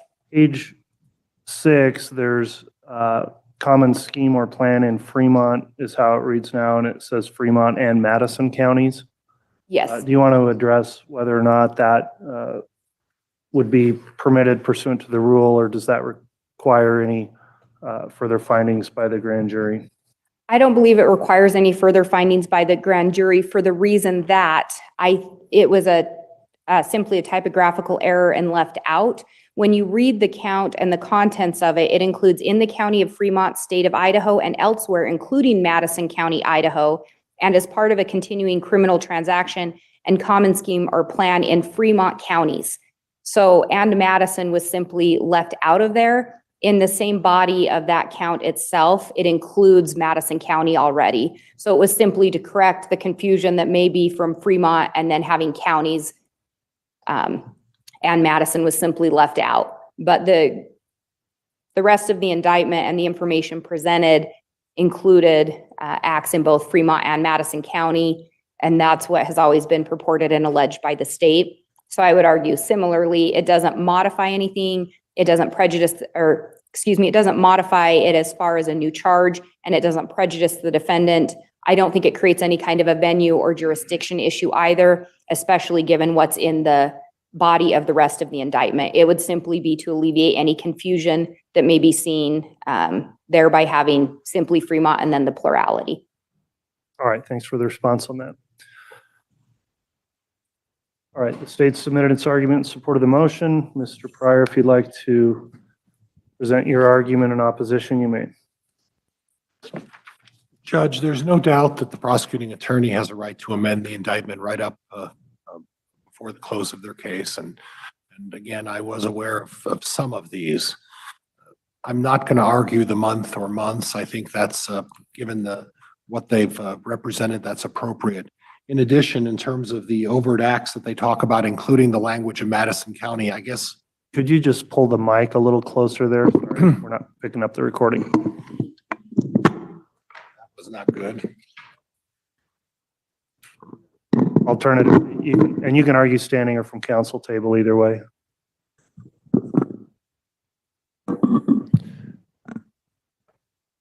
Judge, in addition, I guess I could make an argument. Is that acceptable? The level of noise, sound? It's still a little quiet, the clerk says. That any better? Yes. I'll try to lean forward and talk that. Judge, I've never been accused of not having a loud voice, so this is new for me. And the court's smiling. Court's aware of that as well. Thank you. Judge, in regards to the Madison County, quite frankly, the state is right, and at least in this perspective, they're right. They alleged in the actual body of the language that Madison County was above that, and about 2 lines above the change they're alleging, they actually mentioned Madison County. So for me to suggest that they can't do that would, I think, be improper. So I'll agree to them allowing that. There is an argument, I guess, in terms of bringing it back to the grand jury to make a representation about the venue, but I'm not going to engage in that today. However, what I am, Judge, going to engage in is the language on counts 1, 3, and 5. This is my concern.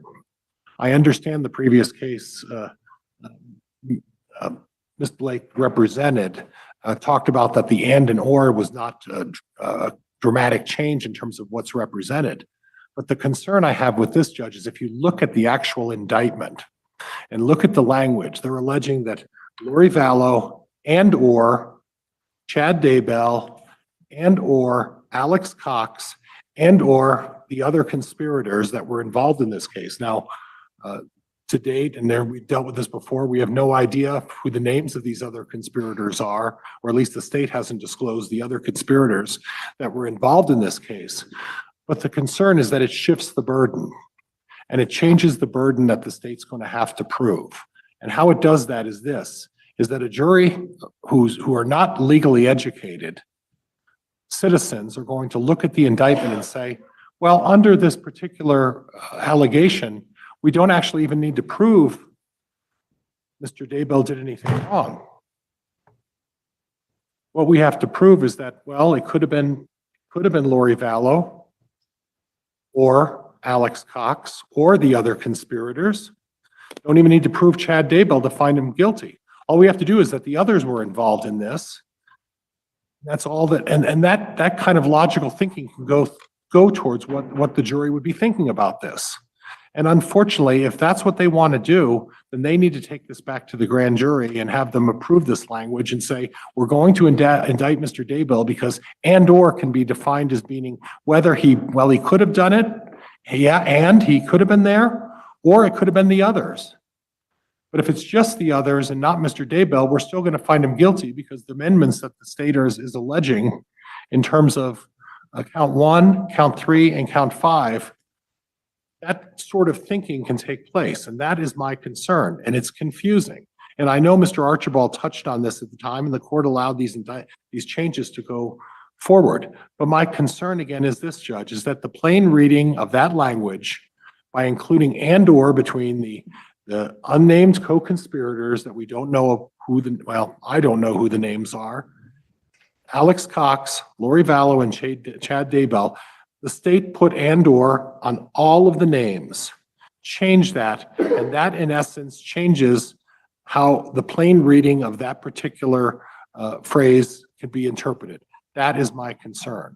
And it's enough of a concern, Judge, that technically you could look at this and say, Mr. Daybell could be found guilty of 1, 3, and 5 without having done anything, given that the others, or the others could have been involved and they could impute that onto Mr. Daybell. That's my concern. Lastly, I understand that they're alleging grand theft under 2403. My concern is that they alleged it in front of the grand jury under one particular section of 2403. They are now changing that to a different section under 2403. The case law is not clear at this point as to whether or not changing the underlying charge or any of the subsections, it doesn't address that. It does say that if you change the underlying charge, that could be problematic. It doesn't address whether changing the subsection and the level of proof that they're going to do, and I would concede to the state that it's not 6 months, Ms. Blake, it's 4 months before we start the trial, less than 4 months at this point. But I would concede, Judge, that if the court finds that just changing the subsection is not enough of a change, obviously I would accept the court's decision, but it is a different subsection under the grand theft charge, and it does require a different burden of proof. And the state saying that it's made it more difficult on them, I don't agree with that. What they've done is they've changed the subsection on what they're trying to get Mr. Daybell convicted of under the crime of grand theft to a different subsection. That is a change. No matter how you put it, whether or not it's permissible, I'll leave that to the court's decision. All right, thank you for the argument, Mr. Pryor. Ms. Blake, do you have any rebuttal argument? Just briefly, Your Honor, as the state indicated with regard to the grand theft, the actual charge is conspiracy. And so I would indicate that again, as well as the cases previously cited, which do allow for which have in the past allowed for amendments that change the theory of how a case or under which elements or theory presented under subsections the crime was committed doing. In addition to that, I think State v. Yang makes very clear that regarding a conspiracy, the state is not required to prove the number of co-conspirators, and they're not required to prove the identity of the co-conspirators. Again, a conspiracy, the state's burden would be to prove that there was a plan engaged in, a common scheme or plan, and that at least one of the actors engaged in that plan committed an overt act.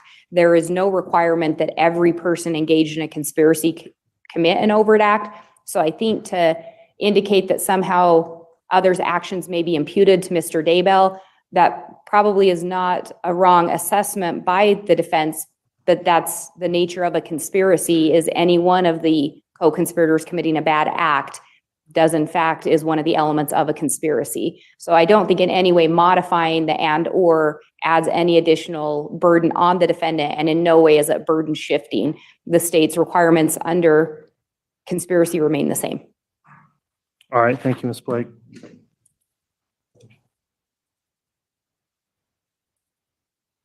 All right, I'm prepared to make a ruling at this time on the motion. This is the state's motion to amend the indictment in this case. The court will note under Idaho Code 19-1420 that reads amendment of indictment may be amended by the prosecuting attorney without leave of the court before a plea. We're after a plea here, so at any time thereafter in the discretion of the court where it can be done without prejudice to the substantial rights of the defendant. So that's the standard the court looks at contained in that statute. There are some clerical amendments being requested, and there are some substantive amendments being requested in the state's new proposed indictment. The court's looked at the case law on this issue. There's a case, State versus Jeske, 164 Idaho 862, and it's a 2019 case that says the decision to permit an amendment is a matter within the discretion of the trial court.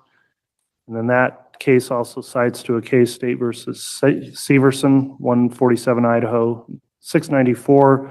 The court may allow an amendment of an information, and in this case, an indictment would apply at any time before the prosecution rests, so long as doing so does not prejudice the defendant's substantial rights or charge the defendant with a different offense, and then citing to Criminal Rule 7 and Section 191420 that I just mentioned.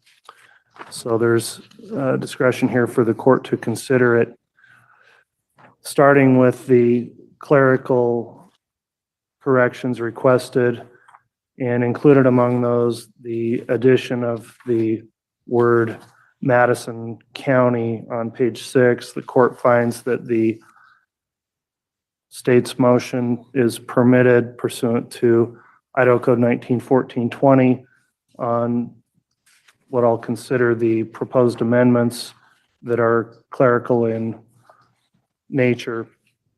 So the motion's granted on that. Going to the more substantive requests of the state, primarily on counts 1, 3, and 5, where there's a request to amend the stated statute under which grand theft by deception is contained in the indictment. Initially, it was listed as 2C, I believe, which is, or was it D? What was the initial, I know it's being changed to 2A if you have it amended, but what was the subsite that was in the initial indictment? I could pull it up. We have it as 4A, Your Honor, that it was initially under 4A. 4A. Thank you for the direction there. The theft statute is kind of a large statute, but the request is that under 4A, which would be by possession of stolen property, it's to be amended to 2A, which was theft by deception. The court will note I did previously look at a similar request to amend in the prior case, and that's relevant here. And I'm talking about the Lori Vallow case, the 1624 case, because the indictment is the same between the cases and the parties here. So I noted then when I considered that at trial and allowed the amendment that the language of the indictment has read by deception, and it would comport with the offense under the 2403A under 2A to be theft by deception. I don't find that that constitutes a new charge or a different charge. The either grand jurors or trial jurors are not pulling out the code to read the code sites to see if that's what the offense is. They simply follow the instructions of the court that are provided that list out the elements of a crime. And the question here is whether or not Mr. Daybell was adequately put on notice of the theory of the state's offense as it relates to the theft part of this conspiracy charge. And because it was listed as theft by deception all along in the caption, and because also the language within those counts 1, 3, and 5 described theft by deception, the court does find that allowing the amendment to 2A more accurately describes the statute upon which the defendant's been charged and does not constitute a new charge, nor does that result in a prejudice to the substantial rights. I'll allow the amendment then on those provisions, also noting that at this point, we are still in advance of trial, not real far in advance of trial, but enough in advance of trial that the defendant is adequately advised of what the charges are. I don't find that any of the proposed amendments either would require resubmission to the grand jury for a determination that probable cause was found on these offenses, and that this can be amended by motion, which the state has done today. Finally, I would also agree with the state's position here that on the and/or provisions, that the underlying offense as actually charged here is the conspiracy offense. And under conspiracy law, the state's burden here is to show a common scheme or plan as alleged in an overt act. And the case law, including the Yang case cited by Ms. Blake, permits the state to have alternatively listed co-conspirators following conspiracy law. And because it's charged as conspiracy on those counts, I also find that does not result in any new charge or a prejudice to the substantial rights of the defendant. So I find the motion to be timely at this point. The court will grant the motion to amend the indictment, and the proposed amended indictment as received by the court will be allowed to be filed in the case, and that will be the indictment that will instruct the jurors at trial. That'll be the court's ruling on the motion then. Ms. Blake, do you have any questions on that? No, Your Honor. Mr. Pryor, any questions? No, Your Honor, thank you. All right, thanks, counsel.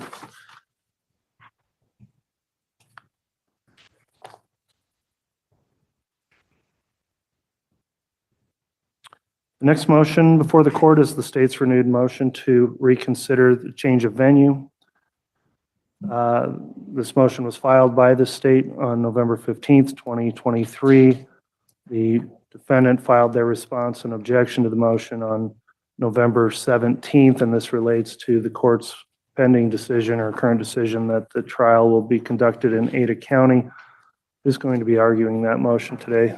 I will be, Your Honor. All right, Ms. Blake, are you ready to proceed with argument on that? Yes, Your Honor. All right.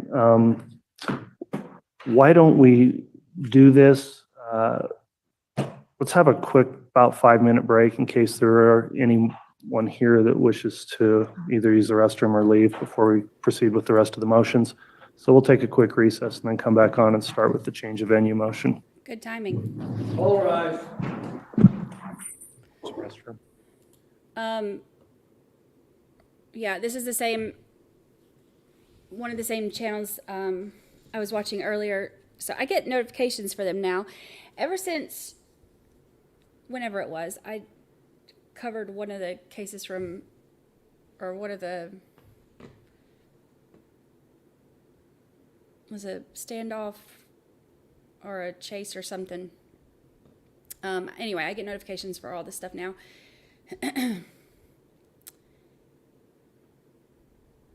But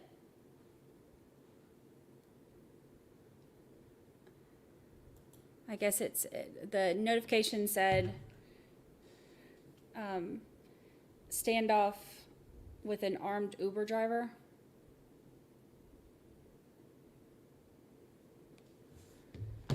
So Linda Davis death penalty is one of the motions that they're going to talk about today.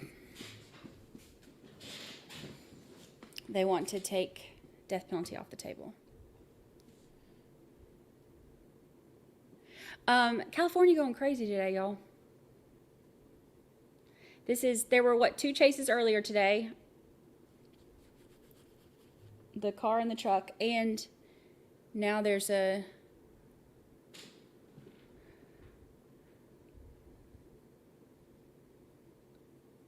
standoff with an Uber driver. Like, where's he gonna go? I don't want to think about that.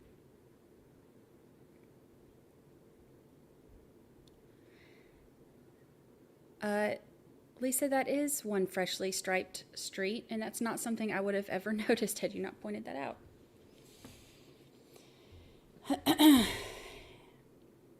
It's the passenger that's armed.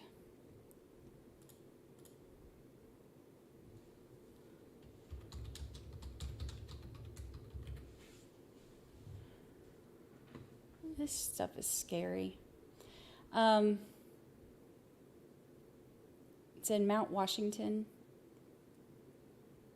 I mean, this has been...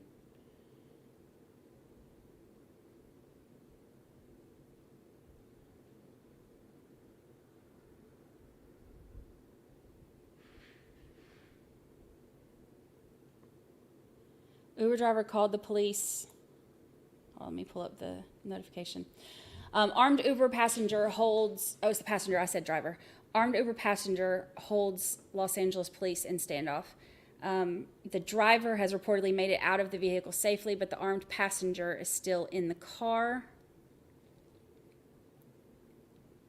The Uber driver called the police to report the passenger with the weapon.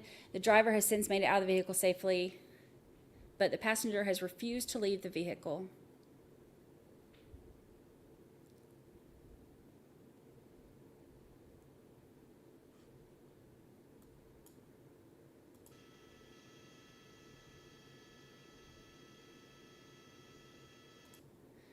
No audio. Let me see if I can pull up Broadcastify.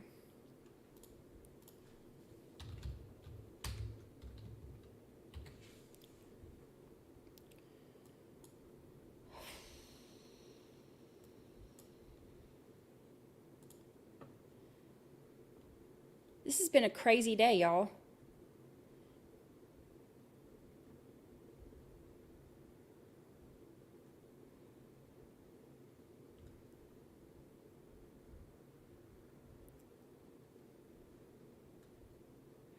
Crazy day. Let's see.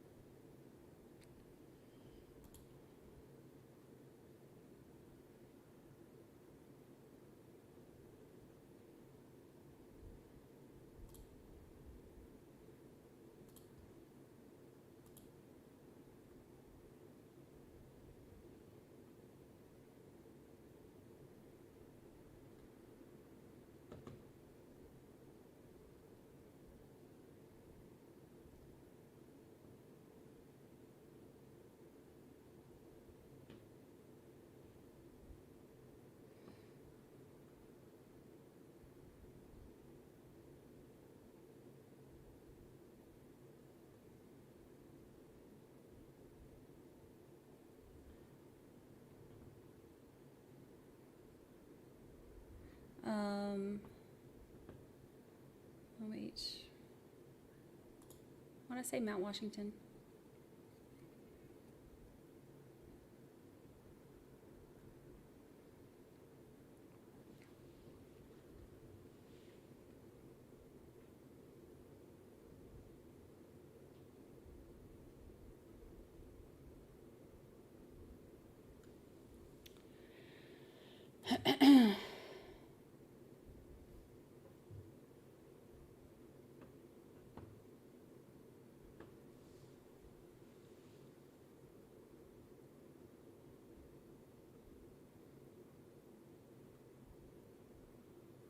Like they got him trapped.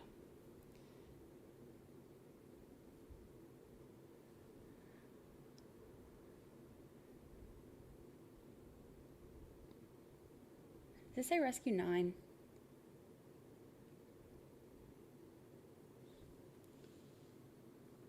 Rescue 3. Oh, he's climbing up top.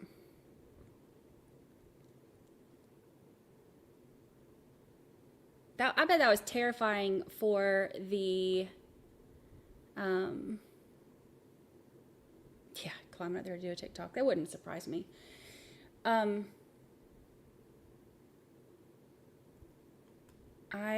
bet that's terrifying for that driver.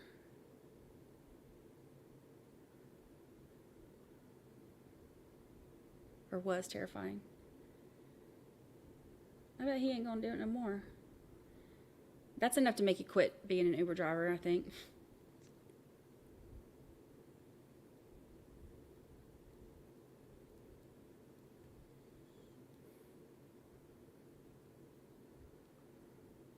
That car is likely the Uber driver's livelihood. Maybe cops hesitant to destroy it. What happens with something like that? Where's my insurance people at? What would happen with something like that? Like if this driver has now had to bail on his car and there's a standoff with the passenger who has a gun, standoff between him and the police. So let's say his car gets all messed up. Does insurance cover that? And what do you put on the claim? Police standoff? I don't think that's a box that they have to check.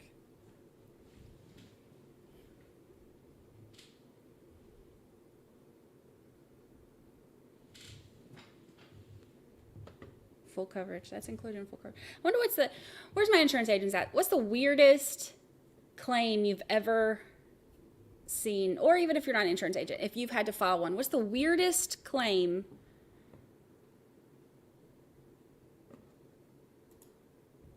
you've ever had to file? Yeah, in California, I bet it is. You're right, Buffy. That would be like,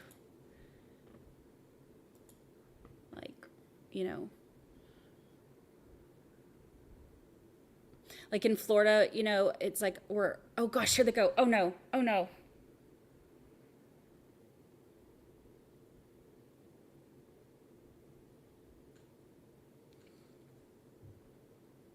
I can't breathe.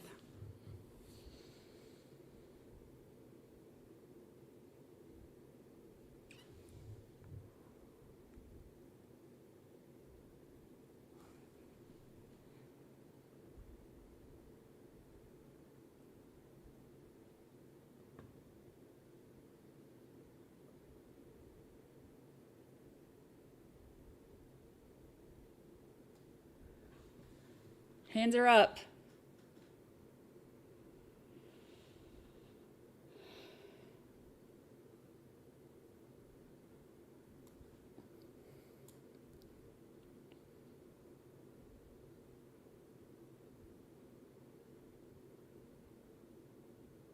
Hands are up.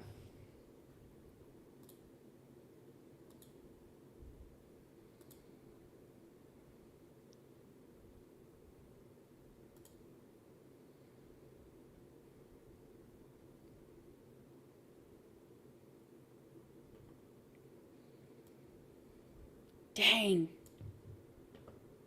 This has been a crazy day. How do they decide who opens paper, rock, scissors? What's a little robot? Look at that.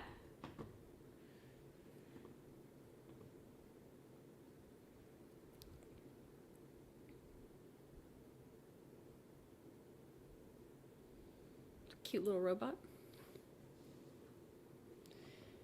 Okay, let's see. I want to see what my answers were.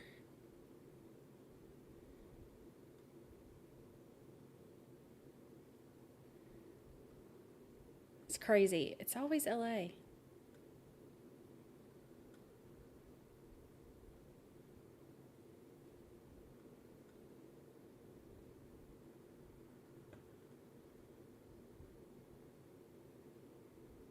They were awfully polite. I was like, they're about to tackle him and be like, this is going to be bad. And they were like, okay, here's your hands. Let's see. According to Wu, I also had a man in West Virginia that was on bath salts, dressed up in women's clothes, assaulted his neighbor's goat, and then...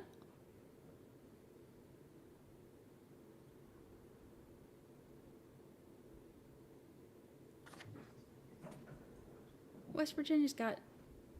Okay. All right, West Virginia. Giving Florida a run for our money. Good timing. Why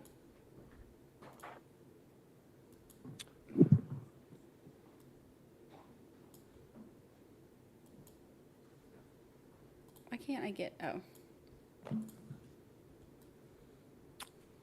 We are back on the record. KCR 22211623, State of Idaho versus Chad Guy Daybell. We are scheduled next to hear a motion on the state's renewed motion to reconsider change of venue. Motion filed November 15th with an objection filed November 17th. I can't recall who was arguing this, Ms. Blake. Yes, Your Honor. Ms. Blake, if you'd like to present argument in support of the motion, you may. Thank you, Your Honor. And the first thing the state wanted to address was, I think, in the defense's response, there had been an indication that motions to reconsider are inappropriate or not allowed. So I just wanted to go ahead and address that first. They are allowed under State v. Montague, 114 Idaho 319. That's an Idaho Court of Appeals case from 1988. The court makes clear that it is in the discretion of the court whether or not motions or requests for reconsideration are considered. Essentially, the court pointed out that because such a request is not specifically mentioned in the rules of criminal procedure, a trial court is not without power to act upon it, but essentially it would be within the trial court's discretion.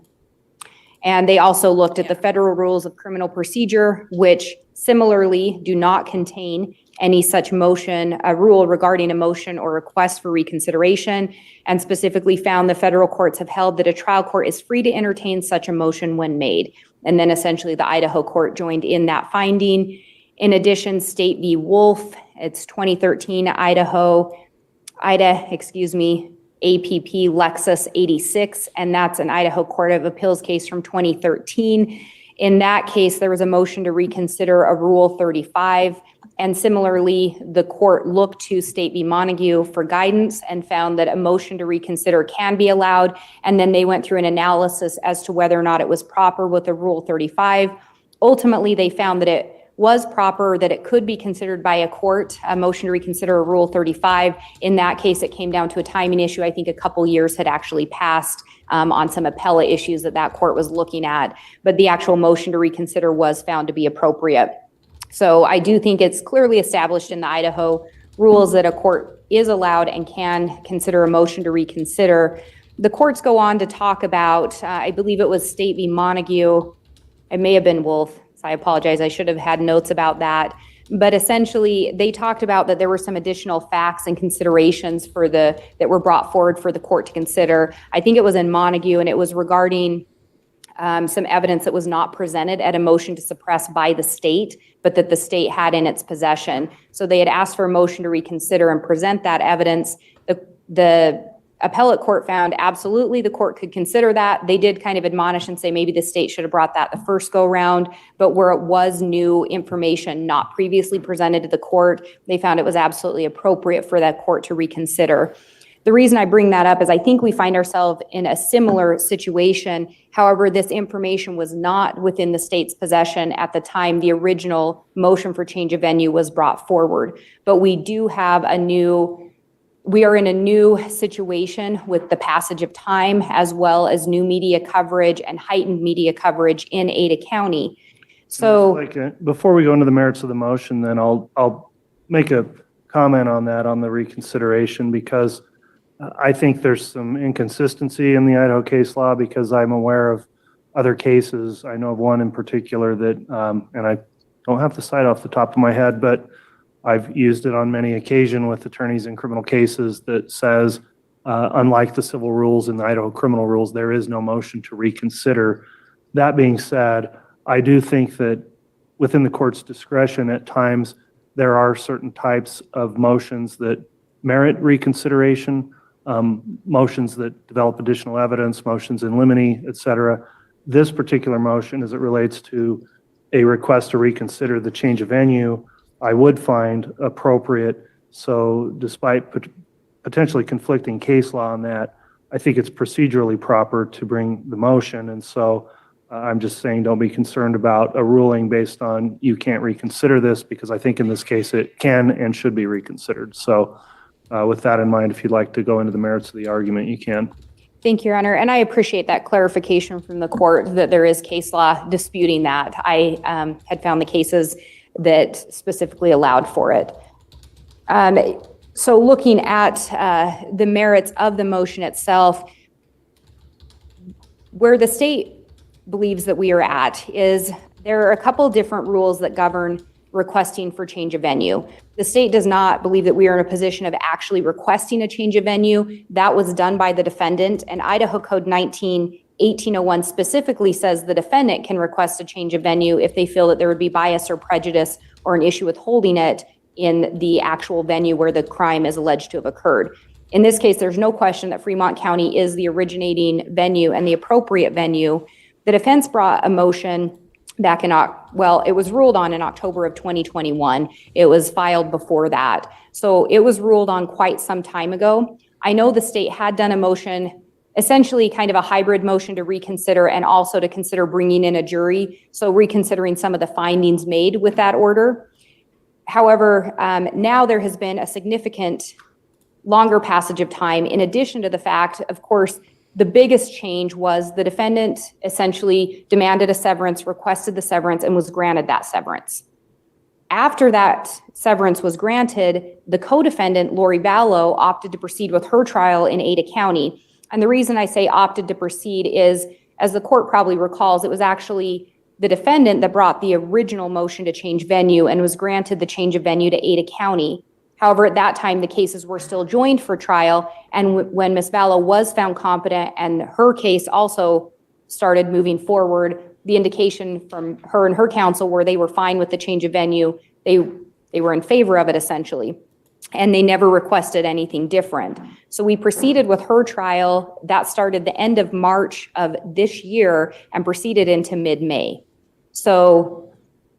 And as the defense points out, some of the timing and reference in some of these motions is off, given the hearing date versus when they were filed and when the initial drafting was started as well. But we are now less than a year from when that all occurred.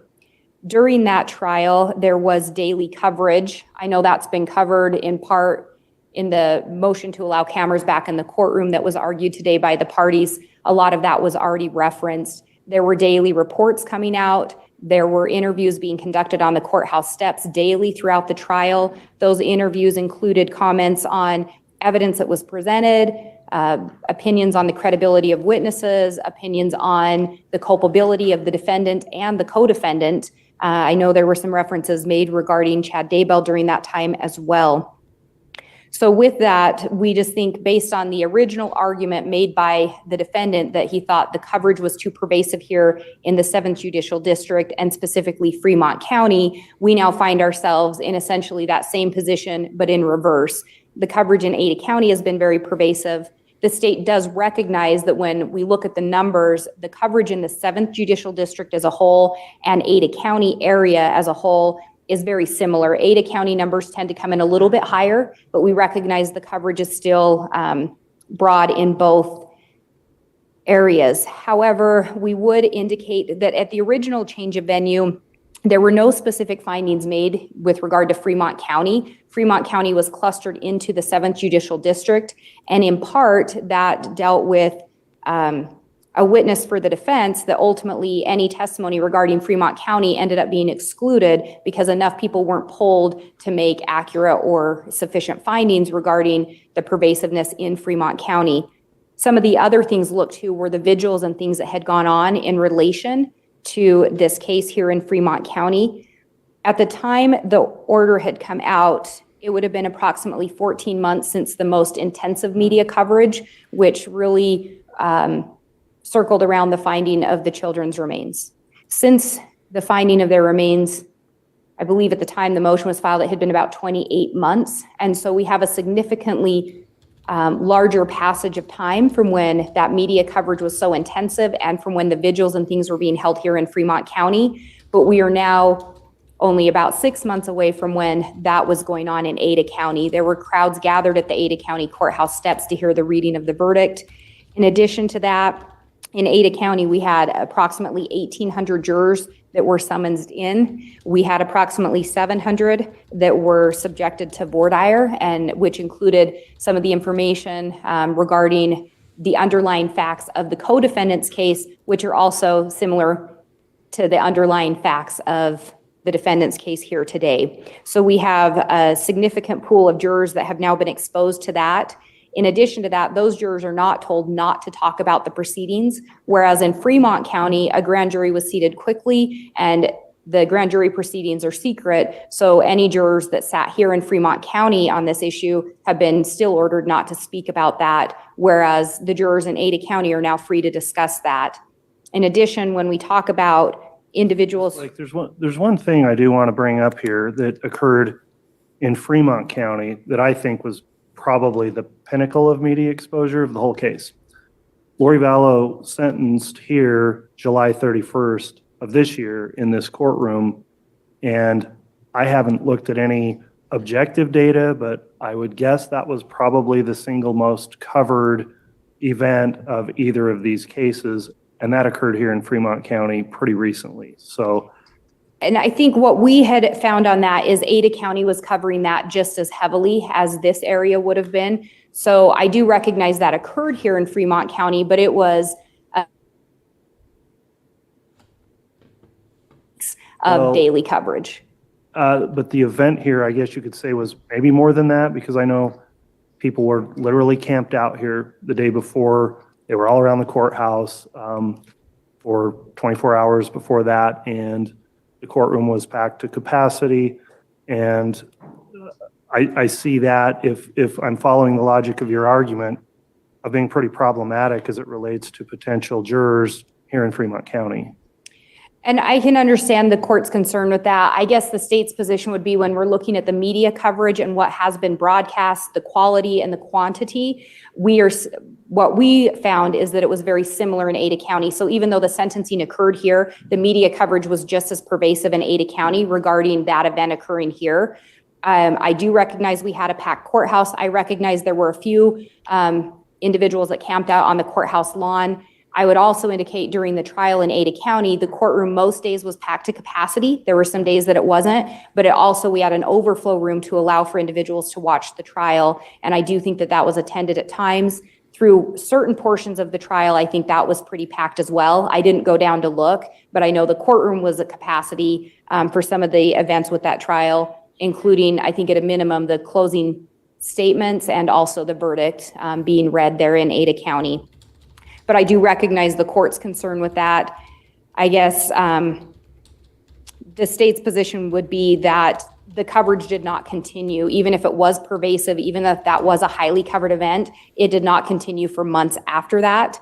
Ada County's interest seems to have been piqued even more so by the trial being held there. We had individuals in public roles in Ada County that gave interviews. The only reason I bring that up is I think oftentimes if it's someone you know, someone that may be a public figure in the area you're from, you may be more likely to hone in on that. Those interviews were conducted there at the courthouse in Ada County. So displaying the courthouse, I think there was note of some vigils being held here at the Fremont County Courthouse years ago. And so again, just looking at that raised some additional concerns and some additional facts that the state thought should be considered at this point in time.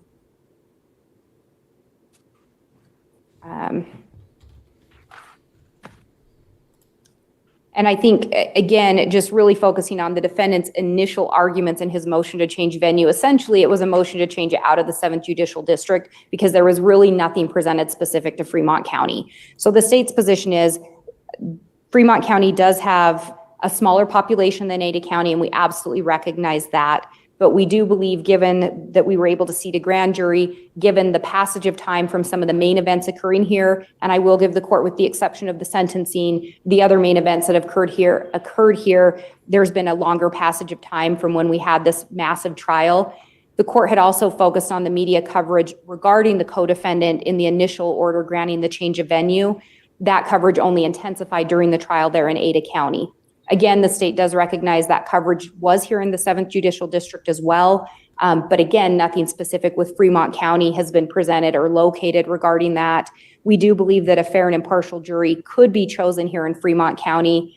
I know this matter has been brought up in a motion to reconsider, but of course also factoring in the cost to the county. Judge, I'm going to object at this point. They didn't bring up the cost specifically in their motion, and quite frankly, I've been quite patient. The fact of the matter is their argument was based literally to the media coverage. And if they're going to be allowed to expand on this, then I want a continuance, and I'm going to go back to every little item, and we'll have to go through this again. So at this point, I'm objecting to this financial argument because they did not make any mention of that.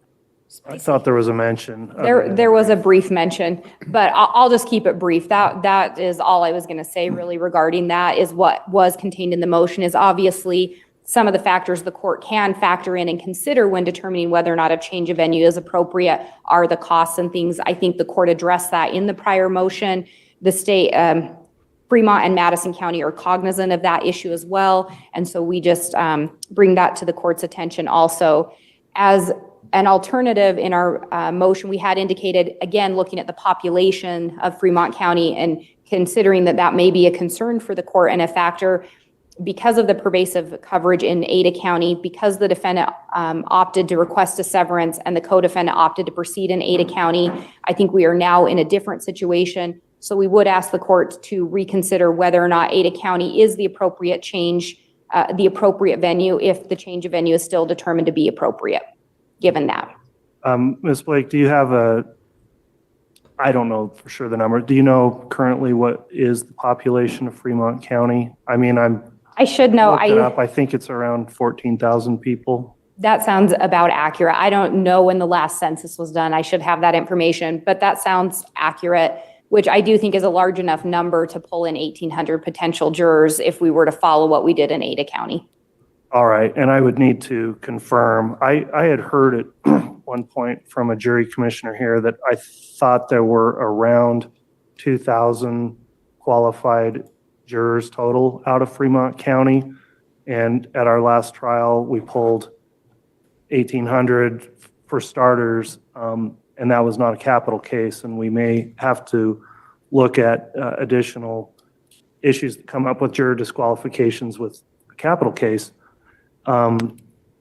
Just looking at the numbers there, though, but if we're looking at around that 2,000 qualified jurors, and I just note that something I did look into and have to consider, despite the media coverage in Ada County, I mean, it's a whole nother world in terms of population there. They have approximately between 275 and 300,000 qualified jurors out of Ada County. So it's, 100 times, I guess, the amount of potential jury pool there. And I'm just making some commentary here, and I'm not deciding the motion at this point, just making some commentary, but I am fully cognizant of the burden and cost and expense and concerned about that as well. So I do appreciate you raising that. The court has to take those issues seriously when determining the appropriate venue for the trial in this case. So apologies for my interruptions, but if you have any further argument, you can present that. That's no apologies necessary. I would just indicate while 1,800 jurors were polled in Ada County, because I know there's a concern we may need to poll more, but only about 700 of those actually were subjected to the voir dire. So I think when we look at numbers, we may not need to go over a mark that Fremont County can easily meet. It's my understanding Fremont County does have a high percentage of juror turnout as well when they are summoned in, higher than some of the surrounding counties. But again, then that's why we bring up the alternative of possibly considering another venue such as Twin Falls, Bonneville County, Bannock County, jurisdictions that have a higher population that would be able to it would be easier for them to meet the juror numbers than Fremont County, but would not have been subjected to such pervasive media coverage as Ada County.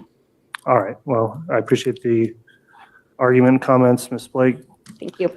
Let me hear a response now on the state's motion to reconsider the change of venue issue. Mr. Pryor. Judge, I agree with the court's assessment. My review of the case law was that, at least limited review of the case law in this regard, was that the court, there's no rule or law statute that allows for a motion to reconsider. The court can obviously do that, and in the present day case, the court sua sponte decided to revisit the camera issue. And I appreciate the court's ruling on that issue, and just as a clarification, it was Mr. Daybell's family in Utah and outside of Fremont County that was unable to participate, and given the case ruling, they'll be able to at least watch, and we're thankful for that. This is my concern, Judge, about what they're trying to do here. They're trying to revisit a situation that took a significant amount of time to put together a presentation talking about all of the concerns about having a case in Fremont County. And if the court took the time to revisit its order, there were a number of factors that the court took into consideration. And the court took the time and a length of time to analyze and evaluate what would be the best situation. And one of the concerns, Judge, was the inflammatory nature of what was transpiring in Fremont County at the time.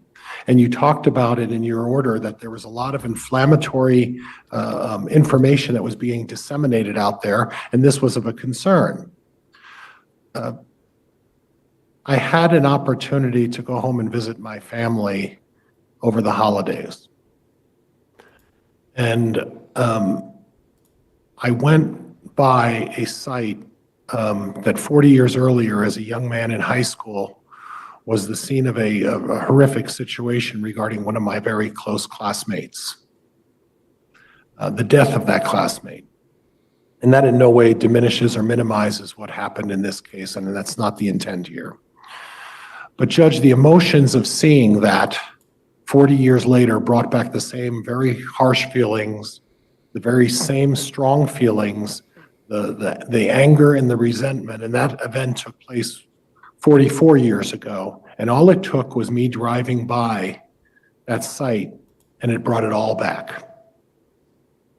And it was a horrific situation. We're talking 14 months. We have a situation where the prosecuting attorney's office at the courthouse in Madison County and Fremont County had all sorts of signs on the courthouse grounds. We had all sorts of publications. The prosecutor can't convince me that the feelings and the anger and the emotion has diminished. And in fact, in many ways, it's getting stirred up again. How's it getting stirred up? The court took some of my information I was going to present, and that Lori Vallow was sentenced. Judge, I heard they were camping outside. They were staying overnight to watch that. My understanding is, and I didn't show up because I wasn't going to be part of the same media circus that she was talking about. But the courthouse was full. And where in this courthouse are they going to cover the overflow crowd that they had during the Lori Vallow trial? Where is that going to take place here? And I think it's highly inappropriate for them to forum shop and say, well, we're not going to have it in Fremont County, but let's pick some of the other counties like Bannock, or let's pick one of the other counties in Idaho Falls, or let's even do Madison County. And unfortunately, the court in its order talked about the religious underpinnings that are part of this case. If we're really going to effectively consider moving this case, and that's really even something that's feasible, less than 120 days before this trial is supposed to start? 120 days? Now, Judge, I've done preparation, and I've made plans, and if I'm going to have to change those plans, if we're going to do this, Judge, let's move it. If they're so concerned about pervasive media coverage, let's all go up to Coeur d'Alene. Let's all go up to Grangeville, and let's do that because there's just as much population. In fact, other than Boise, the population up in the Coeur d'Alene, Post Falls area, that's a large population. And we don't know what's going on up there. We could move it up there. And let's all of us travel up there for the next 10 weeks and do that. And let's see how that works out. The reality is that the trial of Lori Vallow worked. There was room. They handled all of the situation properly. There were the facilities to handle this. And Judge, for the last at least 2 or 3 months, the construction that's going on in this courthouse, and I just heard it again 3 or 4 times, when is that going to end? When are they going to be done with the construction out here? Are we going to be listening to that during the trial? Oh, that reminds me of the White Because they Lake can trial. tell me and answer that and say, oh yeah, Judge, we've been told that it's going to be done in the next 2 months. But nobody can promise when we're going to stop hearing the drills and the falling and everything else that's been going on during this hearing. But back to the substantial argument, Judge, if you look at the numbers, the court pointed out, and I checked on this, there's a little over 300,000 qualified jurors in Ada County, with a population of in all of Ada County, 750,000 people. So 300,000 qualified jurors. We need less than 1% of the jurors from Ada County to bring in a jury. And if we even took 1%, that would be 3,000 jurors. We have to go back to what the reason for change of venue is. It's to try to find jurors that either haven't heard about this case or haven't formed an opinion, that haven't made a decision regarding this case. And to some extent, you were effective in doing that during the Lori Vallow trial, to some extent. But we only take 1% of the jury pool from Ada County. On the other hand, we're going to take over 10% of the jury pool from Fremont County. I think it's highly inappropriate for the court to even consider anything other than Ada in Fremont County. Quite frankly, I think it's inappropriate even for the court to consider this. I object to this motion, and I object to the fact that a defense attorney is the one, and the defense is the one who's supposed to file a change of venue. And in essence, what this prosecutor is trying to do is rechange the venue, and they're doing a change of venue that's not even permissible under the rules. They can do a motion to reconsider. What they can't do is do their own change of venue, which is in essence what they're trying to do here. But back to Fremont County. We have all the inflammatory stuff that the court talked about in its order. The pervasive amount of information that was being disseminated. And today, what we have is we have Mr. Eaton here today. And Mr. Eaton was here today, and he hired legal counsel and said, hey, I run East Idaho News, not Idaho News, not Western Idaho News, not Northern Idaho News. I run Eastern Idaho News. And his readership and his group of folks that he represents in East Idaho News, that he disseminates all this information on the eastern part of this state, are highly interested in hearing this case. They are so interested in hearing this case that he hired an attorney, a very well-known attorney, to come up and say, we want to broadcast this so that all of my folks who partake in reading and viewing the stuff that I disseminate out there in East Idaho can have a chance to do that. Because we don't have the facilities here to accommodate all the people in East Idaho in this courtroom to watch the trial. So we need to have cameras. And that wasn't from me, that was from their lawyer. 14,000 folks in Fremont County, 2,000 voters that are capable of being voters. If we need more than 2,000, Judge, we have to pull them all in. We have to, in essence, pull every single juror that's capable of being able to participate in a trial over here. Now, the prosecutor brought up the grand jury, and I'm not going to violate the court's order in regards to discussing the situation regarding the grand jury. But there were issues that I addressed in my previous motions regarding the grand jury, and Judge, I'm not going to get into specifics, but the court knows what I'm talking about, and the counsel knows what I'm talking about in the ability to obtain a grand jury and pick a grand jury. I want to point out further that this is that almost every law enforcement officer in this case, with the exception of the FBI and Bode Laboratory, all of the officers who are investigating it, who are at any part of this, Fremont and Madison County, all of those witnesses, the vast majority of my witnesses. Now, I don't know how many witnesses the state's going to have. At this point, I don't want to be held to a number. Judge, there's a significant number of witnesses. And the vast majority of those witnesses are all from Fremont and Madison County. A large number of those folks that we're going to be calling. And those large number of witnesses that we're going to be calling have family, have friends, live in the community, and this is going to create a nightmare. We are not going to be able to obtain people who don't know witnesses in this case. We are going to be cutting out vast numbers of witnesses, and just from a number standpoint, this is going to be a huge problem. I'd ask the court to revisit its order again regarding the inflammatory nature. I understand, and the court noted that in its order, you said that you can get a fair trial in Fremont County, and I truly believe that.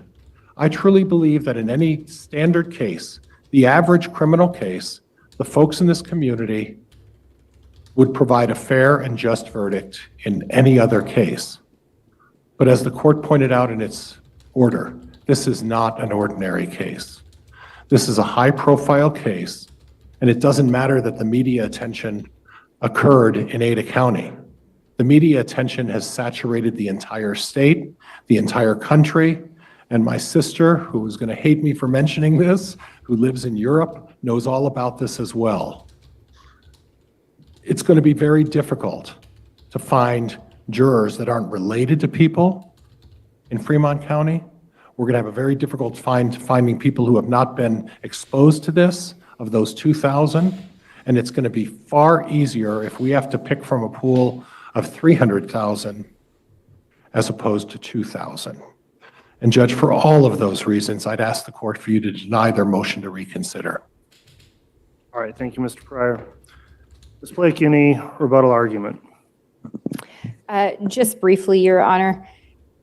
I think there was a lot of talk about the amenities and the different things with the courtroom facilities.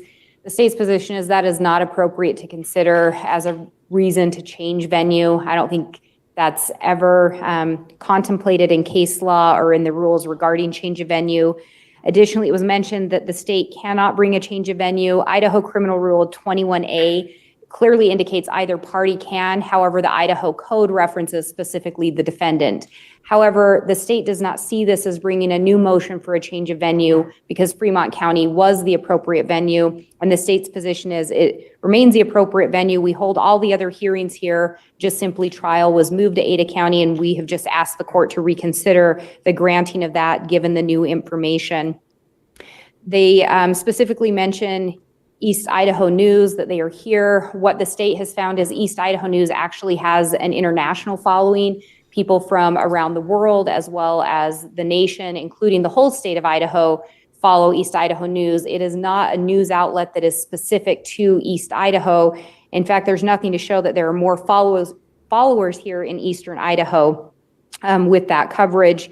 In addition, East Idaho News was over in Ada County, was conducting interviews over there. So I don't think in any way, if anything, in the state's opinion, that kind of becomes a wash, given that information.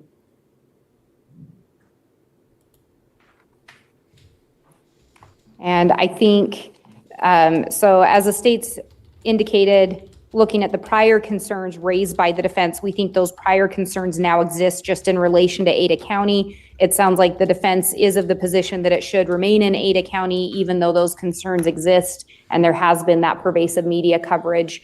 But based on that new information, we felt it appropriate to ask the court to reconsider and to present this information to the court for the court's review. So we would ask the court to factor all the new information in determining whether or not moving the venue back to Fremont County, or essentially reconsidering and changing the court's position on the change of venue, or whether or not a change of venue to another county should be considered if the court determines that a change of venue is still appropriate given all the new information. Thank you. All right, thank you, Ms. Blake. Counsel, the court is going to take this issue under advisement and issue a written ruling on the motion. I know the timeliness is of the essence here with the trial coming right up, and the parties need to know for planning purposes, so we shouldn't have too long of a delay in getting an opinion out that will address the state's motion. We've got 3 additional motions. Counsel, I guess I would like to inquire at this point if you want to forge ahead or if you want to take a lunch break. I don't want anybody to feel rushed because we're not breaking for lunch, and we certainly can do that. And if you think it's going to be another hour or so of argument, I would suggest we probably do lunch. But Mr. Pryor, your motions, what are your thoughts here? Judge, there'll be a relatively brief argument on the first one. On the last 2 motions, Judge, those are procedural and for purpose of appealing potential appealable issues. So there'll be almost no argument on, or little to no argument on the last 2. So I anticipate 5 to 10 minutes on the first one. I don't know how long Ms. Blake's going to talk. I'm not going to hold her to anything, but it's going to be relatively brief. Okay, so you'd prefer to just keep going? Yes, Your Honor. Want to keep going? We're fine with continuing, Your Honor. Okay. We'll next take up then a motion in limine that was filed by the defense. It's a motion in limine to state. You'll just give me a motion to look.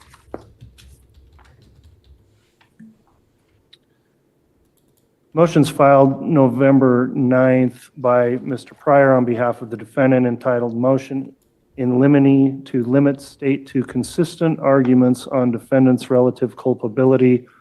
And that was filed, as I mentioned, on that date. There's been a response filed and an objection by the state filed November 22nd. So, Mr. Pryor, I've reviewed the motion and the state's objection. If you'd like to present oral argument, you may. And Judge, I'm going to be very brief. I'm going to go back just a little bit of the history. Part of the history, Judge, is at one point during the proceedings, I believe it was the pretrial, the court had discussed issues regarding discovery. It was found that there was still some outstanding discovery that had not been provided by the state to the defense. And I'm talking in regards to Lori Vallow and Chad Daybell. At that time, Mr. Daybell had waived his right to a speedy trial. Ms. Vallow had not. As part of a sanction, the court sanctioned the prosecuting attorney for not turning over the discovery and withdrew the death penalty as a result of that case. In this particular case, because Mr. Daybell had waived his right to a speedy trial, we could proceed, and the case is now granted. It was my request to sever, and that was my request to do that. But at this point, Mr. Daybell needed additional time, and we proceeded with a separate trial. That sort of ties in actually with the venue as well, but at this point that's been settled. But in regards to this case, during the trial of this case, the closing arguments were made. And Judge, I submitted the case law that applies, and I appreciate the state pointing out State versus Pierce, which they did in their response. And it basically confirms what I'm saying, Judge. These folks are co-defendants. That's what's very important. They are co-defendants in a case. They are called co-conspirators, and up until the state did not turn over the discovery, and basically the cases were separated, and that was really the main reason why they were separated. They were going to have a trial at the same time. Now, it would have been impractical for the state to argue in front of the jury if both of the cases were together and say the things that Mr. Wood said. Chad is not going to act without Lori saying so. Chad seeks confirmation from Lori. Chad is not going to do anything without Lori. It's all Chad. It's all Lori, Lori, Lori, Lori. Now, the state provided some factual issues as it relates, and this is all referenced, Judge, in the transcript of the trial. It is all noted in my response in terms of the trial transcript as to where it was noted and what Mr. Wood said. This is the concern, Judge. If these trials had been together, Mr. Wood would not have been able to say, Chad is not going to do anything without Lori if the trials were combined. Mr. Wood would not have been able to say, this was all on Lori, and she was the one driving the ship. She was the one directing this so-called conspiracy. She was the one in charge. And then turn around when it was time to talk about Chad and say the same thing. That would have been terribly inconsistent, and the jury would have said, which one is the truth? Which is the truth? Which is the truth, Mr. Wood? Was it Lori driving the force of the ship?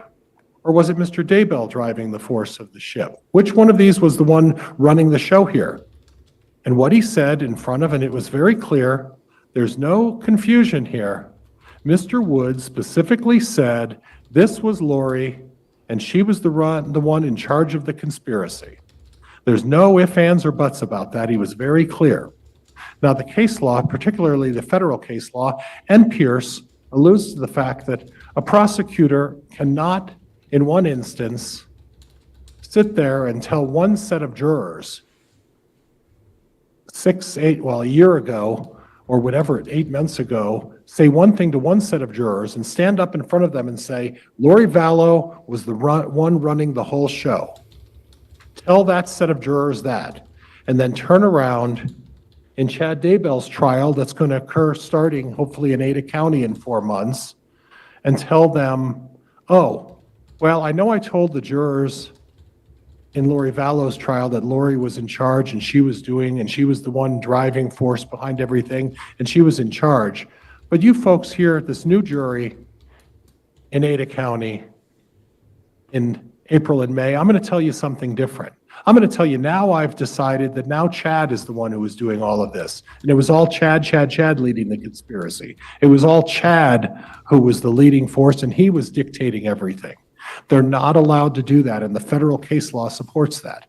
So the prosecutor responded in terms of culpability, but quite frankly, Judge, it's making the legal argument. You can't make one legal argument in terms of who is the culpable person leading the conspiracy, in charge of the conspiracy, and make representations in a court of law to one juror pool and a jurors in a trial, and then turn around in a brand new trial of a co-defendant and make different representations. So what my motion in limine is saying is that Mr. Wood can allege any of the facts he wants against Chad Daybell.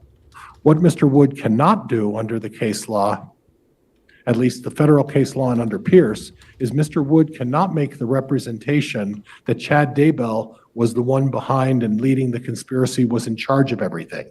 He is not allowed in closing argument or otherwise to say, hey, you know what? I told the jury in Ada County one thing. I'm not allowed, I'm going to tell you that, well, I know I told the jury in Ada County that, but I'm going to tell the jury in Ada County in Chad's case that, well, actually it's Chad who was in charge. You're not allowed to make that inconsistent representation.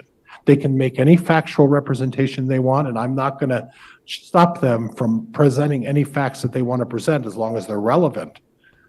But what they can't do is make inconsistent or contradicting arguments to a jury saying one person was the leader of the conspiracy in one co-defendant's trial and make a different representation in Ada County. And what this motion is saying is we cannot allow Ms. Blake or Mr. Wood to tell the jury in Chad's case that Chad was in charge of the whole thing and that he was running the show. Now, in addition, Judge, and I'll cover the other ones now, the culpability argument is this, and it's just a fundamental fairness and due process argument, and it applies in this one as well. If you're going to say to a jury in Ada County that Lori Vallow was the one in charge and he made those representations, it's completely, he can't change that. It's a public record. He said to that jury that Lori Vallow was the one in charge of this conspiracy. And it's a culpability argument. And the fact is that Lori Vallow, who had her death penalty pulled as a result of the prosecutor not providing discovery and was sanctioned, now what they're doing is they're seeking the death penalty against Chad Daybell because he waived his right to a speedy trial, and he was not the leader of this. According to Mr. Wood's own words, Mr. Pryor, the death penalty was on the table way long before the cases were severed, so they're not seeking it against him because he waived speedy trial. and that's not what the point, Judge. The point is that if we're really going to take Mr. Wood for his words, and we're going to accept that I would assume Mr. Wood was telling the truth to a jury, because if he isn't, he's got some other problems. And if he makes inconsistent arguments to a jury in Canyon or in Ada County, in Mr. Daybell's case, he's got other problems.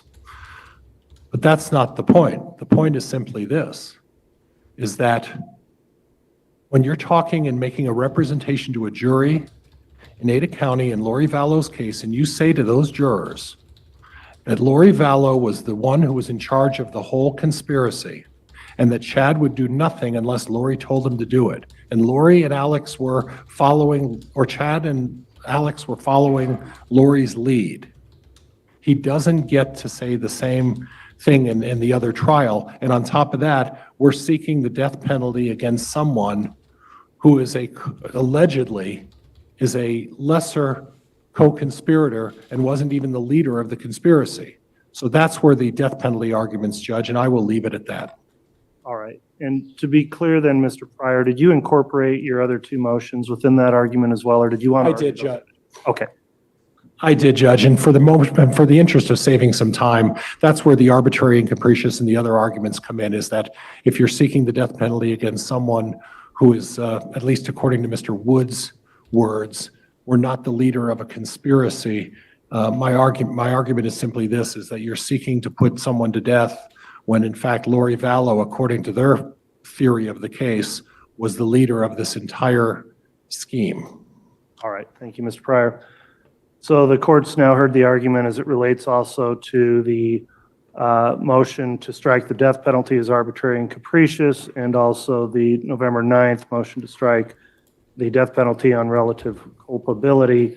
Those were incorporated into that argument. So, Mr. Wood, are you going to be presenting argument as it relates to each of those three motions? Your Honor, I was planning on arguing the motion in limine, and Ms. Blake was planning on arguing the others. Okay.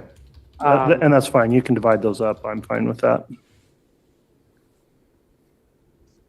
Lori Vallow was the one running the whole show. Never said that. She was the one in charge of the whole conspiracy. Never said that. Chad would do nothing without Lori telling him to. Never said that. Not the leader of a conspiracy. Never said that. So the defendant's contention is that the state argued at Lori's trial that Lori was more guilty or in charge, and therefore the state cannot argue that Chad is equally guilty at his trial. And that by claiming Chad is equally guilty, we would be changing the core theory of our case. This is the state's contention. We are not changing the core theory of our case. The state's core theory will be the exact same core theory as argued at Lori's trial, that Chad and Lori Daybell, along with Alex Cox, by acting together, by way of conspiracy, planned, aided, and abetted together, and encouraged and caused the deaths of Tylee Ryan, J.J. Vallow, and Tammy Daybell. Those same individuals conspired to fraudulently steal Social Security funds, and that Chad Daybell committed insurance fraud when he claimed the life insurance benefits for his murdered wife. It's the same theory. So I'm going to divide this up. The defendant's motion is not based in law. It's not based in fact either, but it's not based in law. I'll talk about the law first. The defendant's argument ignores the basic law of conspiracy. Conspiracy requires an agreement and one overt act by one of the parties to the agreement. Once that is established, all conspirators are equally guilty. There's no relative guilt in a conspiracy. Guilt stems from the agreement that a crime should occur. This whole who's in charge, who's the leader, that has nothing to do with the guilt. The defendant has failed to argue how he should be free from the law of conspiracy. He's ignored that basic premise of that law and instead is attempting to convince the court to adopt a legal framework that simply doesn't exist. State's position that this court is actually precluded from granting this motion by a decision it made at Lori Daybell's trial. Her trial, after the state arrested, the defendant in that case filed a Rule 29 motion for acquittal. And this defendant's whole argument is based on Lori's case. So we're going to go back to that. They filed a motion to acquit, and this court found that the state had presented sufficient evidence that Chad Daybell had committed overt acts to allow a jury to decide. Now, Chad wasn't on trial, and I want to be clear, this court wasn't saying Chad did those things. It wasn't saying the jury should find that Chad did those things. But it did say, this court did find, there was sufficient evidence of his overt acts to go in front of the jury. And in a conspiracy, one overt act by one conspirator does get held against the other. That's the law. And the court found multiple occasions. Looking at that, the same transcript, the same day of the closing argument, page 3796. Text messages dealing with light and dark ratings. Those were between Chad and Lori. Text messages entered into evidence between the defendant and Chad Daybell, meaning between Lori and Chad Daybell, about Tamara Daybell being dark. And Chad Daybell said, "I feel she will be gone soon." About an application to increase life insurance to the maximum amount allowed. Cell phone data and messages admitted, sufficient evidence to send to the jury, overt acts dealing with the conspiracy. And so it would be a polar opposite ruling and entirely inconsistent for the court to now say, yeah, you presented sufficient evidence to go to a jury before, but now you don't get to make the same arguments. Further in the law, the defendant's argument ignores Idaho Code 1940-30, which states that the distinction between an accessory before the fact and a principal and between principals in the first and second degree in cases of felony is abrogated. All persons concerned. Sorry, Mr. Wood, what's the citation on that? 1914-30. Thank you. All persons concerned in the commission of a felony, whether they directly commit the act constituting the offense, or aid and abet in its commission, though not present, shall hereafter be prosecuted, tried, and punished as principals. And it goes on a little more.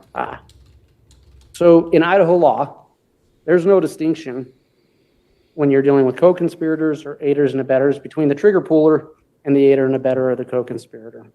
They're all equally guilty. At Lori's trial, the state presented ample evidence of Chad Daybell's involvement in Tylee, JJ, and Tammy's murders. What was some of that evidence? Now, I know that the defendant's just talking about closing argument, but he's opened this door to talk about the trial. It all comes in. So what was some of the evidence? Text messages clearly talking about the impending deaths of the victims. Text messages and other evidence of an affair that provided a motive for the murders. Evidence regarding financial gain that was another motive. Where did we find Tylee and JJ's remains? In Chad Daybell's backyard.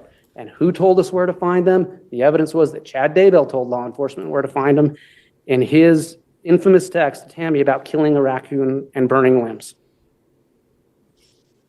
That's not saying Lori's in charge. The defendant's argument about the state's closing argument is factually invalid. The transcript of the state's closing argument, the initial closing argument, is 42 pages. The rebuttal is 10, so 52 total pages approximately. And the defendant ignored and or omitted 99% of what was actually said. They picked out a few phrases, none of which are the full statement or sentence. None of which are the full statement or sentence. And there's one in particular that I think really showcases this and highlights the lack of validity to this argument.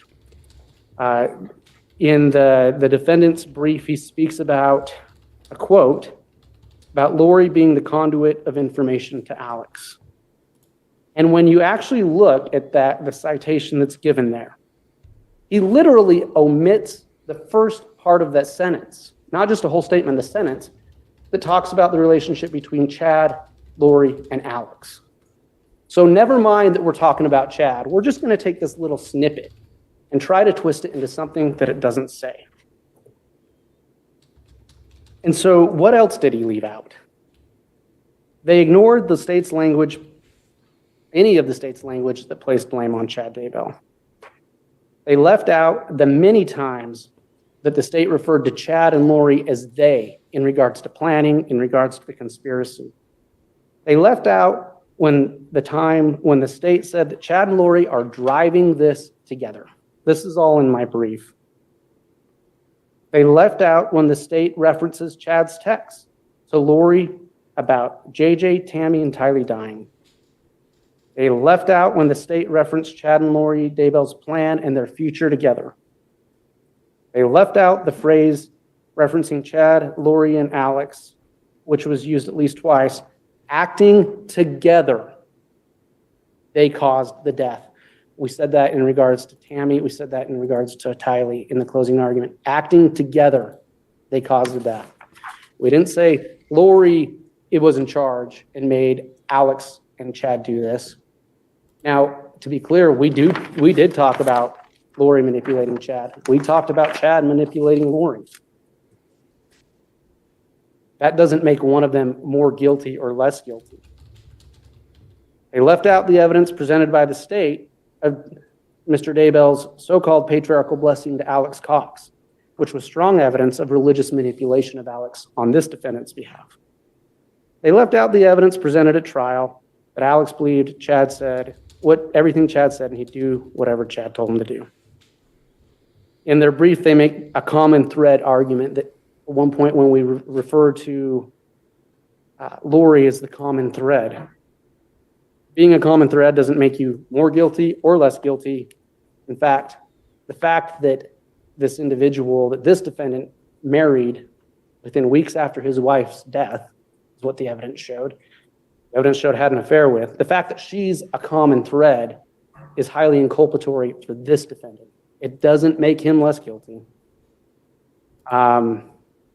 The argument of seeking confirmation is evidence of an agreement, it's evidence of a conspiracy, and it's evidence of encouraging the murders of Tylee, JJ, and Tammy. The defendant's free to argue what he wants.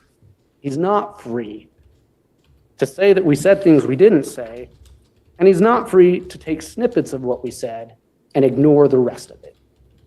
If he wants to go into what happened at Lori's trial, he has to take all of it, all the evidence, all the closing argument, the full 52 pages, and not just a handful of snippets. The state was clear in its closing argument and in its presentation of evidence. This was a conspiracy. There are 3 counts of conspiracy. There's no relative culpability in conspiracy. We never said that, and we're not going to in his trial. In conclusion, the defendant's argument has no basis in law. It has no basis in fact. The defendant ignored the vast majority of the state's argument to pick out a few snippets. The defendant ignored the vast amount of evidence presented at trial. This defendant asked for a severance and he got it. So of course at Lori's trial, we focused on her because she was the defendant on trial. We will focus on Chad at his trial. We will present the same core theory. And the case law in the state's brief, while we will present that same core theory, we're allowed to do it in different ways. We're not tied to the exact same presentation of evidence. We're not tied to that. The case law is clear. So, one, again, as a matter of law or as a matter of fact, it's a misrepresentation. It's a misrepresentation of what we said. As a matter of law, even if this court believed the factual representation, the law does not provide for this remedy. Conspiracy and the law of principle in aiding and abetting does not distinguish between who is more culpable or not. As such, we respectfully request this court deny the motion. All right. Mr. Pryor, we're going to hear additional argument from Ms. Blake on the other 2 motions, but for now, I'd like to hear any rebuttal as it relates on the motion and limine argument just provided by the prosecutor. Judge, it sounds like what Mr. Wood is arguing is the relative culpability, and maybe I'm not being clear. I cited the U.S. Supreme Court case, I think it's Stumpf, that talks about inconsistent theories. And I appreciate Mr. Wood going through all the factual allegations of this case and all of the things that he's going to try to prove against Chad in this case to show that there was a conspiracy. And my argument, Judge, although I believe in this case that Chad was not part of a conspiracy, the argument here, Judge, isn't that I'm objecting to him trying to prove that there was some kind of conspiracy. What I'm trying to show is that Mr. Wood made specific representations, and he can say all he wants that I've misrepresented things, but it's really clear. It's in black and white, and it's in recording. And there are 52 pages of what Mr. Wood said in his closing argument, and the whole world out there can see what he said. And what he did say, Chad is not going to act without Lori saying so. It's in the transcript, it's a public record, and he said it. And he made a number of other representations that are in my brief. Now, he can do this snippet thing all he wants and say, oh, you took it out of context. The out of context argument occurs when you don't want to take responsibility for what you said in front of another jury pool. And what he said in front of that jury was clearly that Lori Vallow was the one driving this conspiracy, the conspiracy in this case. And rather than take argument from me or take argument from Mr. Wood, Judge, read the closing argument. I've pointed out what Mr. Wood calls the snippets, but the words are the same. And it's very clear that Mr. Wood made it very clear to that jury in Ada County that Lori Vallow was the driving force behind this whole alleged conspiracy. And this argument that there's no case law or anything to support this. Well, I cited the Supreme Court case, Judge, and the United States Supreme Court said he is not allowed to offer inconsistent theories. And it's an inconsistent theory for him to stand up in front of one jury pool and say to that jury, Lori was the driving force behind all this. Lori was the one in charge. Lori was doing this, and this. And then turn around and say the exact opposite. Now, he can argue all the facts, and he did a very fine job of relaying to the public now all of the information that they intend to try to prove in this case. And I'm not going to take the bait and engage and show you all of the information I have. What I will say is that the United States Supreme Court, and also the case law in Idaho under the Pierce case cited by Ms. Blake, talks about the fact that you're not allowed to offer inconsistent theories. And I would suggest to the court that an inconsistent theory is as simple as telling one jury pool or a number of jurors in Lori Vallow's trial that Lori was the one in charge and she was running the show. And if he turns around and goes in front of the Chad Daybell trial and says, oh no, what I told Lori Vallow's jury pool isn't what I'm going to tell you folks. Chad was actually the one in charge. That is an inconsistent theory. Now, all of the facts that he brought up about raccoons and all of the other stuff, he's free to do all that he wants. He can do everything he wants. Have at it. What he's not allowed to do, though, is suggest to a jury pool in Ada County in Chad Daybell's trial that Chad Daybell was in charge of this conspiracy. He can, if he's able to prove there's a conspiracy, have at it. He can do all of that. But what he can't do is stand up in front of that jury and tell them that Chad Daybell in any way was the one who was the driving force. And that's exactly what he said to the Vallow folks. He told them that Lori was in charge. Lori was in charge. And he can make all the representations. Oh, it's being misinterpreted. It's not being said. It's in black and white. I cited the site. I cited the transcript pages.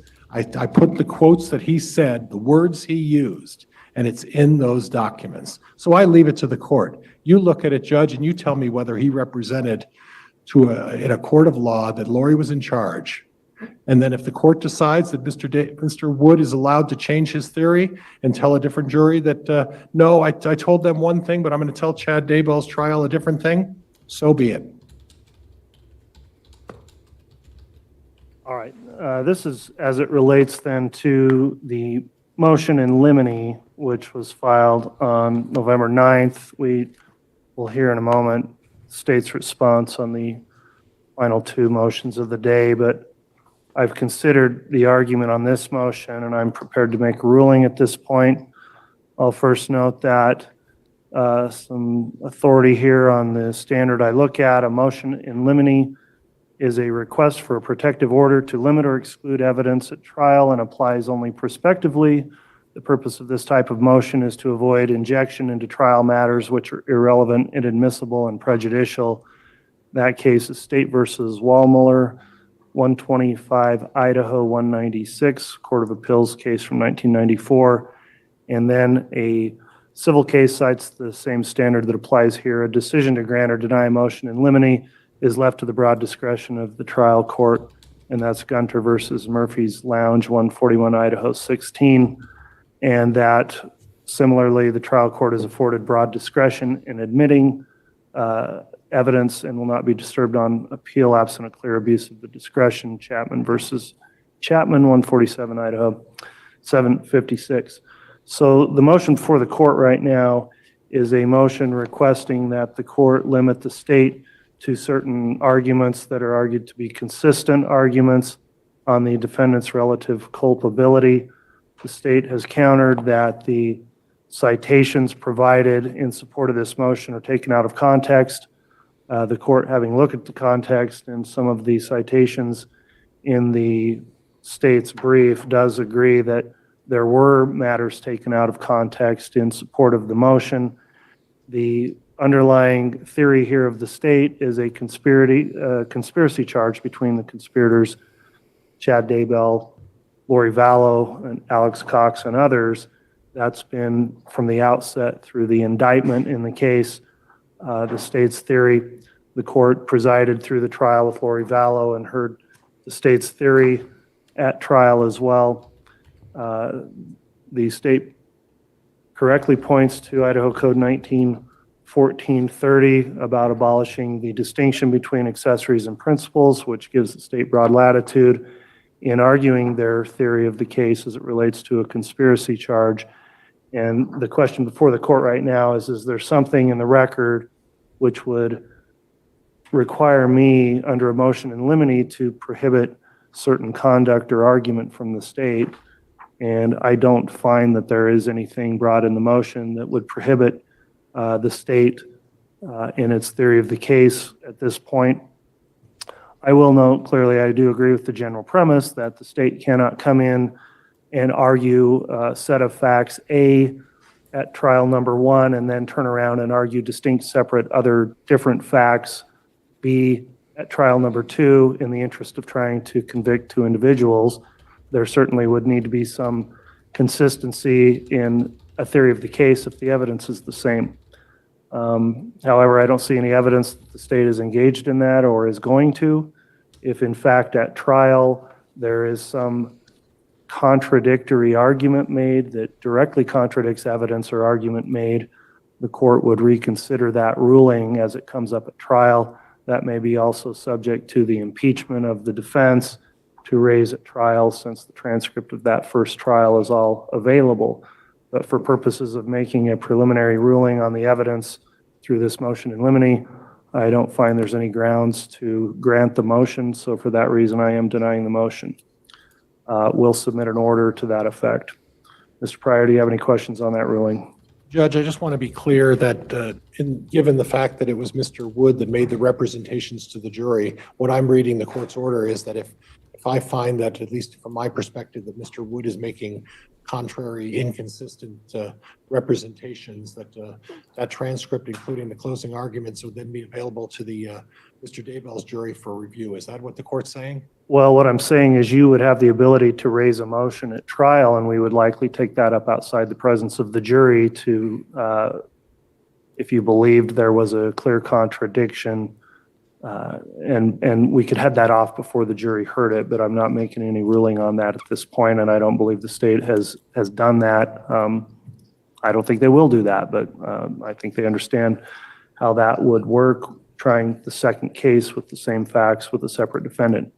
So we'll submit an order that for these reasons based on the bench here today, the motion is denied. Mr. Wood, do you have any questions about that ruling? Not at this time, Your Honor. Thank you. All right, thank you. What we'll conclude with then for now is Ms. Blake, if you'd like to respond to the remaining two motions which were incorporated into Mr. Pryor's previous argument on the motion to strike the death penalty due to the court striking the death penalty in Lori Vallow's case, and also the motion to strike the death penalty on relative culpability. I'll hear your arguments on those and then any rebuttal from Mr. Pryor. Thank you, Your Honor. And I'll try to be brief with these as well. They always say when we're looking at the potential imposition of the death penalty, there is a significant amount of case law regarding that. And turning to Kennedy v. Louisiana, 554 U.S. 407, a 2008 Supreme Court case, they reiterate that the Eighth Amendment provides that a person is supposed to be free from cruel and unusual punishments that may or may not be excessive. That court went on to note capital punishment must be limited to those offenders who commit a narrow category of the most serious crimes and whose extreme culpability makes them the most deserving of execution. There is a lot of case law that goes into the different factors, and they're outlined in our brief, and our brief is quite lengthy, so I won't go through all of them. But the common theme and the common thing that we see, and through a line of cases that have helped drive and create the death penalty procedures that we have in place now in each state, we see the common theme that it is supposed to be an individualized sentencing. The jury hears penalty information, including the aggravating and the mitigating circumstances. And we see time and time again where case law references that it is to be in an individualized capacity, taking into account the culpability of the offender, their participation in the crimes themselves, as well as the mitigating information. The mitigating factors are unique to each individual. And so when we talk about similarly situated co-defendants or similarly situated defendants in general, that's usually, they are going to factor in all of those things. It isn't just limited to the culpability. There is some case law that talks about comparative culpability, but the majority of the case law cited in the defendant's motion deals with felony murder cases. There are a few that deal with conspiracy, but by and large, the bulk of the case law deals with felony murder, wherein individuals set out to commit one crime and someone is killed during the commission of that crime. In Tyson v. Arizona, 481 U.S. 137, a 1987 Supreme Court case, they specifically talk about the two factors that are determined, that are looked at when imposing death. And those include the deterrence, the potential deterrence, and the retribution, that are two purposes that are advanced by the imposition. And they cite to the Edmonds case, and the Edmonds case was a felony murder case. They determined that the main factor that they considered in the Edmonds case was that the defendant that had been sentenced to death did not intend or have the purpose to take a life. And they found in that case that it wouldn't be a deterrent to execute someone that had no intention to take a life. We find ourselves in a very different situation here based on the state's theory of the case. The state's theory with the conspiracy is that absolutely lives were intended to be taken, and not one, but three. When we look at the defendant's argument that he is being unfairly punished or potentially unfairly punished, and I think the state has raised before that we do not believe that these type of motions are ripe, based on Schaffer v. Reno, that's an 11th Circuit case, 55 F3D 1517, that indicates Eighth Amendment claims are not ripe when raised prior to actual or immediately pending imposition. I recognize the court has provided some differing authority on that, and we had differing on that in the co-defendant's case. However, none of the cases cited by the defendant include cases where there was a predetermination made with regard to the death penalty. All of the cases cited and all of the cases cited and found by the state deal with a review conducted after the imposition of the death penalty, where a court was in a position to review all of the evidence presented, the findings made, looking at the mitigating, the aggravating factors, and or if a co-defendant was sentenced differently, why that occurred, and making that as a full determination in being able to review whether or not the death penalty was disproportionate or arbitrary and capricious in its imposition. I think we are well before even being in a position to try to make that determination. And looking at some of the cases that deal with some constitutional rights or choices given a defendant, we have U.S. v. Jackson, 390 U.S. 570. In that case, it was different because the statute was set out in such a way that a defendant had to choose between a jury trial, and if they chose a jury trial, there was the potential of a death sentence being imposed. If they chose a bench trial, there was no potential for a death sentence to be imposed. And the courts in that case said, that isn't fair. You're penalizing someone for exercising a constitutional right. By choosing to go to jury, now there's the potential for death, and they found that to be unconstitutional.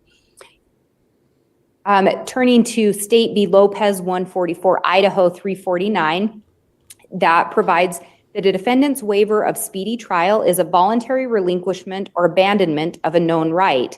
State v. Youngblood 117, Idaho 160 went on to find that a knowing waiver, a knowing written waiver, is dispositive of a later motion to dismiss based on a defendant's waiver of speedy trial. There's no question the defendant in this case absolutely waived his right to a speedy trial.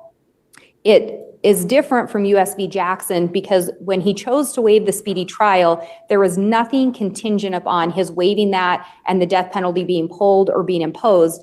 And I think the court previously made reference to that. The state announced the decision to seek the death penalty in the timely manner as required pursuant to statute and prior to the defendant opting to waive his right to a speedy trial.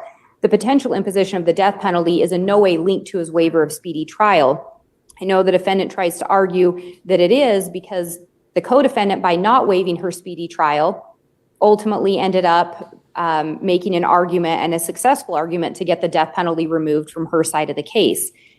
The defendant at that time didn't opt to ask to have his motion to sever reconsidered. He didn't opt to ask to reconsider the motion to continue the trial. He didn't at that time try to join in a motion arguing in any way he was being unfairly treated or penalized for waiving his right to a speedy trial. Instead, her case went through trial. He had the benefit of observing that trial and has now brought some motions based on his observations of that trial.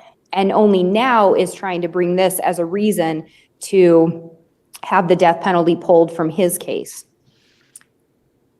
In Spanziano v. Beck, 468 U.S. 447, similarly, a defendant was given a choice. He could waive his right to statute of limitations on a lesser included offense and have the jury instructed on both what would be a capital offense and what would be a lesser included, or he could move forward with just the capital offense. He opted not to waive his right to that statute of limitations on the underlying offense, and the court found he chose to knowingly not waive that right. And when death was imposed, they determined that it was appropriate. Similar in this case, there's no question that Mr. Daybell, the defendant, absolutely opted to waive his right to a speedy trial. He had other remedies he could ask for, but the state's position would be in no way is the potential imposition of death linked to the defendant's waiver of speedy trial. The California Supreme Court in People v. Holmes, McLean v. Newborn, 12 Cal 5th 719, and also 503P 3D 668 states, it is well established that the punishment meted out to a co-defendant is irrelevant to the decision the jury must make at the penalty phase, whether the defendant before it should be sentenced to death. Again, that would follow the line of cases and the reiteration that when we're dealing with imposition of a sentence, it is individualized, and specifically with imposition or the potential imposition of a death sentence, it is supposed to be an individualized consideration. That clearly indicates the jury is not supposed to consider what happened in a co-defendant's case or what the sentence may have been in that case. The Ninth Circuit Court in Paradis v. Arave, 20 F3D 950, and that's a Ninth Circuit from 1999, found the Supreme Court has determined that the death penalty is not a disproportionate punishment for those who kill, attempt to kill, intend that lethal force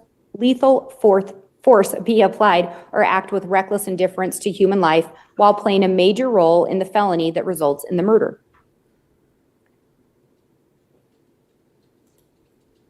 Again, most of the cases cited deal with culpability as to each individual defendant involving felony murders rather than conspiracies. There are a few that were cited to and that deal specifically with conspiracies. And those include Zelier, I'm going to say that wrong, I'm sure, v. State. And it's a Florida Supreme Court case, citation 676 South 2D 394, and it's from 1996.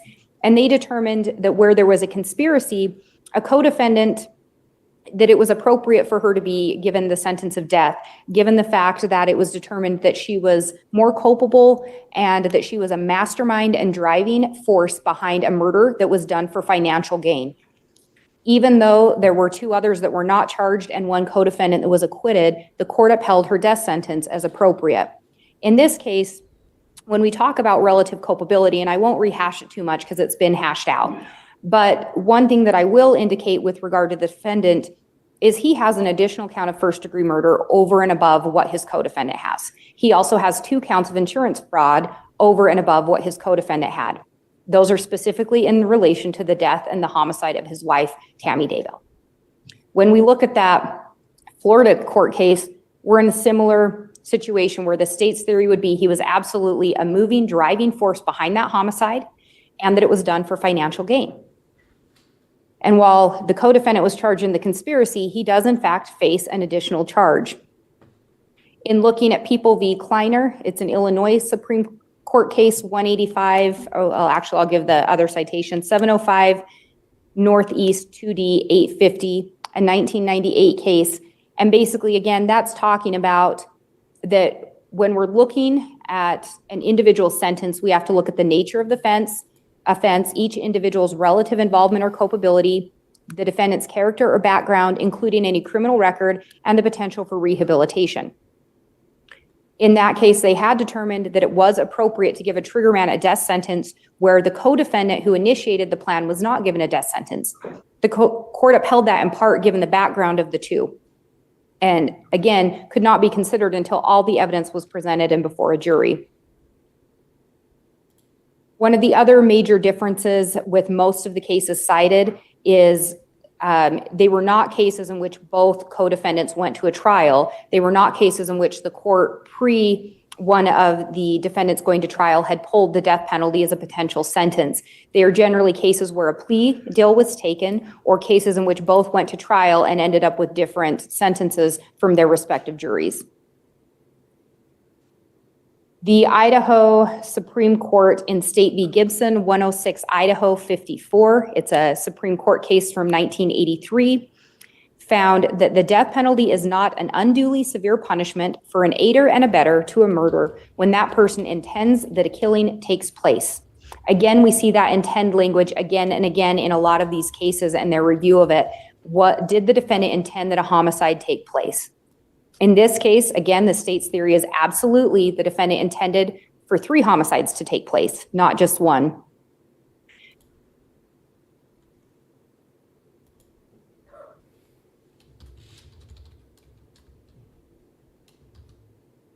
And again, when we talk about the culpability, I would just reiterate, contrary to the position raised by the defense, the state's theory of the case and belief has always been that Lori Vallow Daybell, the co-defendant, and the defendant here today manipulated not only those around them, but each other, and that they did so with a common goal in mind, that goal of being together.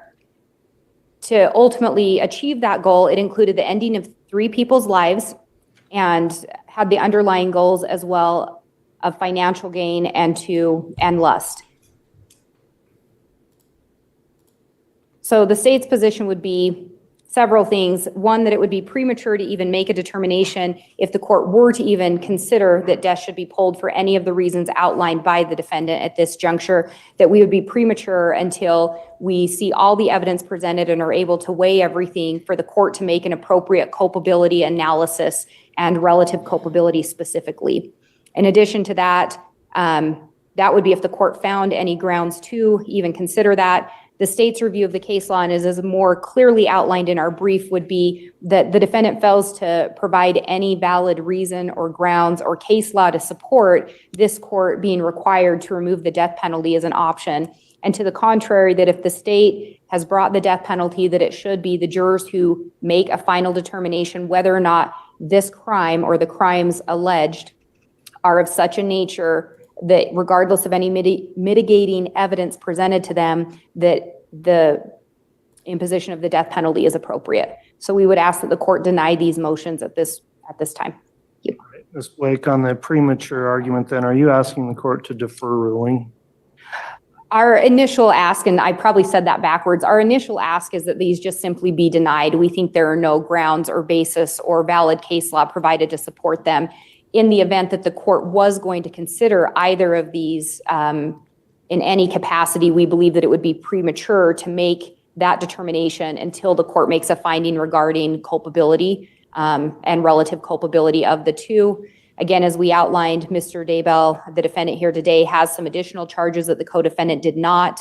We think with regard to the waiver of speedy trial, that in no way is even linked to the potential imposition of the death penalty or a reason to pull the death penalty as an option. With regard to the relative culpability, if the court were to consider that one at all, we think it's premature until all of the evidence is presented in the defendant's trial, including through the penalty phase, for the court to make a proper determination. We think it could be denied today simply because we don't think that it fits within the line of cases presented regarding, generally speaking, the felony murders. So I just wanted to clarify that. So if it were a deferred ruling, your argument based on the case law you've reviewed would be the deferral is post-conviction and then after the penalty phase? Yes, that would be, and I would also know, I don't think I had indicated this, but the Idaho statutes actually already provide for an automatic review regarding a death penalty and whether or not the imposition was appropriate. Idaho Code 192827, it specifically states whenever the death penalty is imposed and upon the judgment becoming final in the trial court, the sentence shall be reviewed on the record by the Supreme Court of Idaho. So I think there actually is already a built-in review to make a determination whether or not the imposition of the death penalty is appropriate, which is the other reason that we would say this is premature to raise today. All right, well, I appreciate the clarification on that point. Mr. Pryor, you've heard the state's response to your two final motions. If you'd like to offer any rebuttal argument on either, you may at this time. Judge, I will be extremely brief. I just want to point out just a couple of things. Judge, at the time of the failure to provide adequate disclosure, the only difference between Ms. Vallow and Mr. Daybell was that Mr. Daybell waived his right to a speedy trial. Now, she's correct. It was a valid waiver of a speedy trial. They timely provided the notice of the death penalty, but the sanction that was imposed on the state for this failure was the pulling of the death penalty. That was not an option for Mr. Daybell. And what the culpability issue goes to, Judge, is simply this, is that if we're going to apply Mr. Wood's words about Ms. Vallow's involvement and Mr. Daybell's alleged involvement in this thing, the relative culpability simply is that if Mr. Daybell truly was the second wheel or a lesser wheel in this thing and Ms. Daybell was driving the ship, he's being punished for the waiver of his speedy trial. And I'm just, for purposes of this motion, Judge, I'm just preserving this for future consideration if there is a conviction of any kind, and that can be addressed at another court, Judge. Thank you. All right, thank you. And I'll just make a final note and comment. I'm going to take the matter under advisement, but the court would note that at the time I made that ruling on the Lori Vallow case, I also made an explicit finding that the ruling there in no way impacted or affected the ability of the state to still seek the death penalty as it related to this case with Mr. Daybell. So with that in mind, I will take those matters under advisement. The court will issue a written decision on those as well. So that will conclude our argued motions for today. The court will get back with written orders and rulings on those matters under advisement. I appreciate counsel's briefing and arguments this morning and this afternoon. Mr. Wood and Ms. Blake, is there anything further to bring up on the matter today? No, Your Honor. Anything further from the defense? No, Your Honor. Thank you for your consideration today. Thank you. And thanks everyone in attendance for complying with the court's conduct order. I appreciate that as well. We'll be adjourned. All right. See you soon. I'll wait to hear. So all that will get written decisions on, I guess.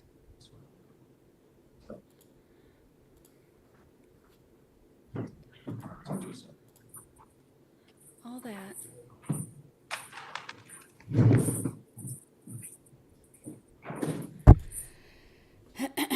All right. What time is it? 2:09. Let me do a quick break and take Lucy out and heat up some food, and then we'll continue on with our trial.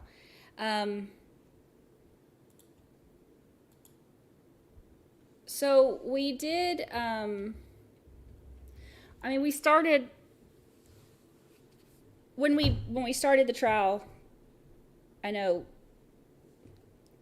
do y'all want to keep doing this trial? I know there are other people doing it now. I want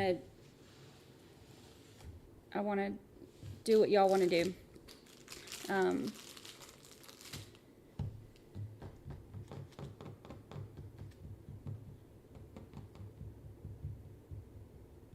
My plan was to continue it. Oh my gosh, Thami's 700-page motion. Blech. Blech. Blech.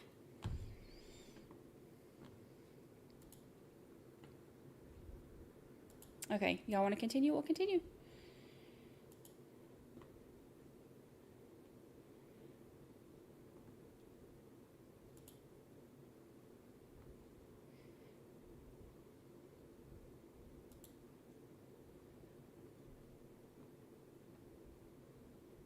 Okay, yeah, we'll continue it. I just, you know,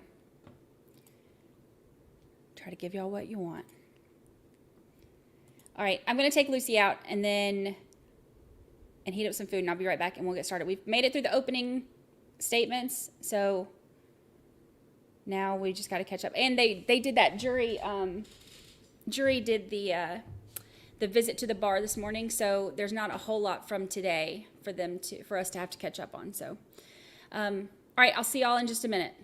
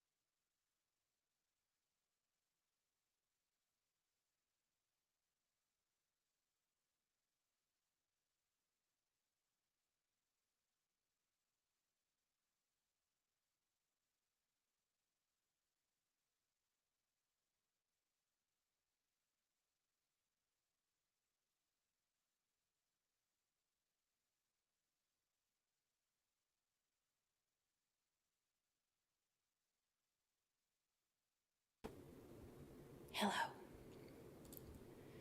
Welcome. Welcome. Welcome.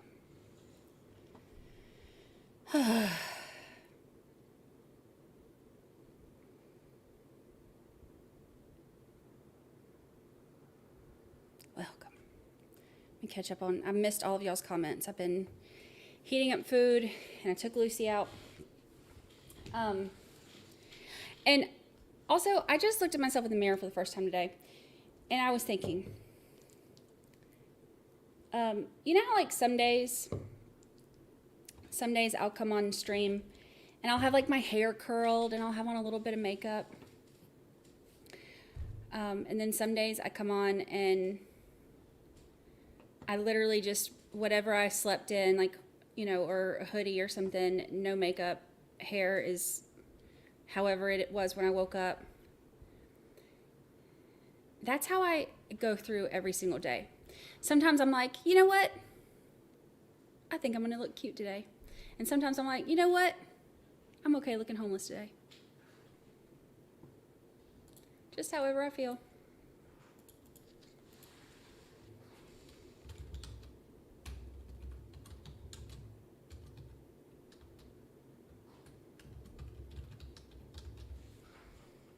We'll just see how it goes.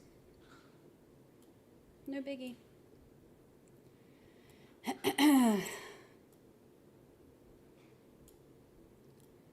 Like when I do get dressed up and stuff, it's like, because I feel like it, like, oh, it'd be fun to curl my hair today. It'd be fun to do this.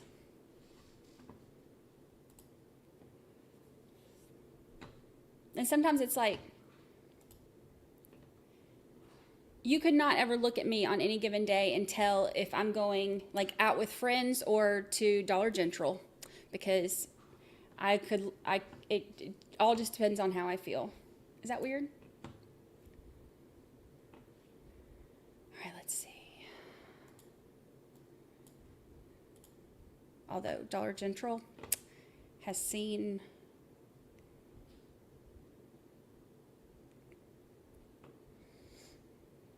me at my worst.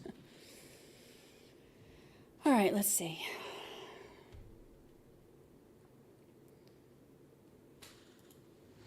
Let me pull up where we were.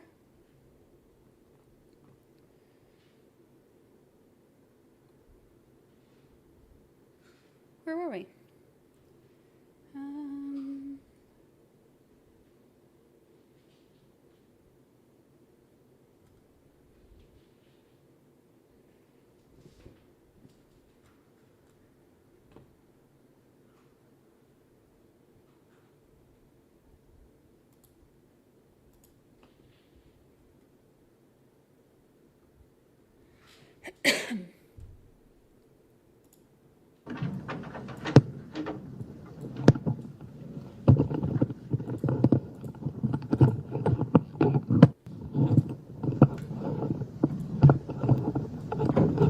So this is the rest from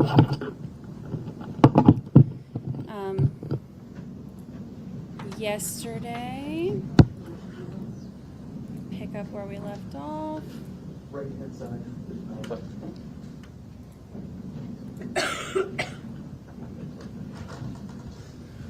Your Honor, the state would call Officer Chad Fazio.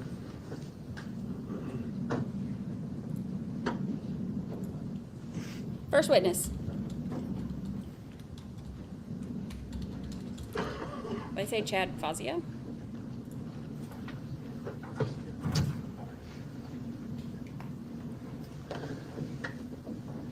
Fazio, walk your step over that wire, and then just go around and tee up to the stand. Oh, 80s music man. He does that. He's so good. He'll vacuum. Before you Turn the lights raise on your and hand. Do you solemnly swear the testimony you're about to give will be the truth, the whole truth, and nothing but the truth, so help you God? Yes, Your Honor. Always taking care of the chat. Officer Fazio, if you could, just for the record, you might have to lean that microphone forward just a little bit. There we go. Can you just state and spell your last name for the record? Yep. It's going to be Officer Fazio, F-A-Z-I-O. Okay. And where do you work, Officer Fazio? Manchester Police Department. And how long have you worked there? 3 years, sir. And where did you work before that? Nowhere, sir. This is your first law enforcement job? Yes, sir. Okay. Oh, he's like And 12 what's your years current old. assignment at Manchester? I work on the midnight shift for the patrol division. Okay. And is that what we see kind of driving around the city in a uniform capacity in a marked cruiser? Yes, sir. Okay. And are you a full-time certified police officer? Yes, sir. All right. Was your role in January of this year also patrol? Yes, sir. Okay.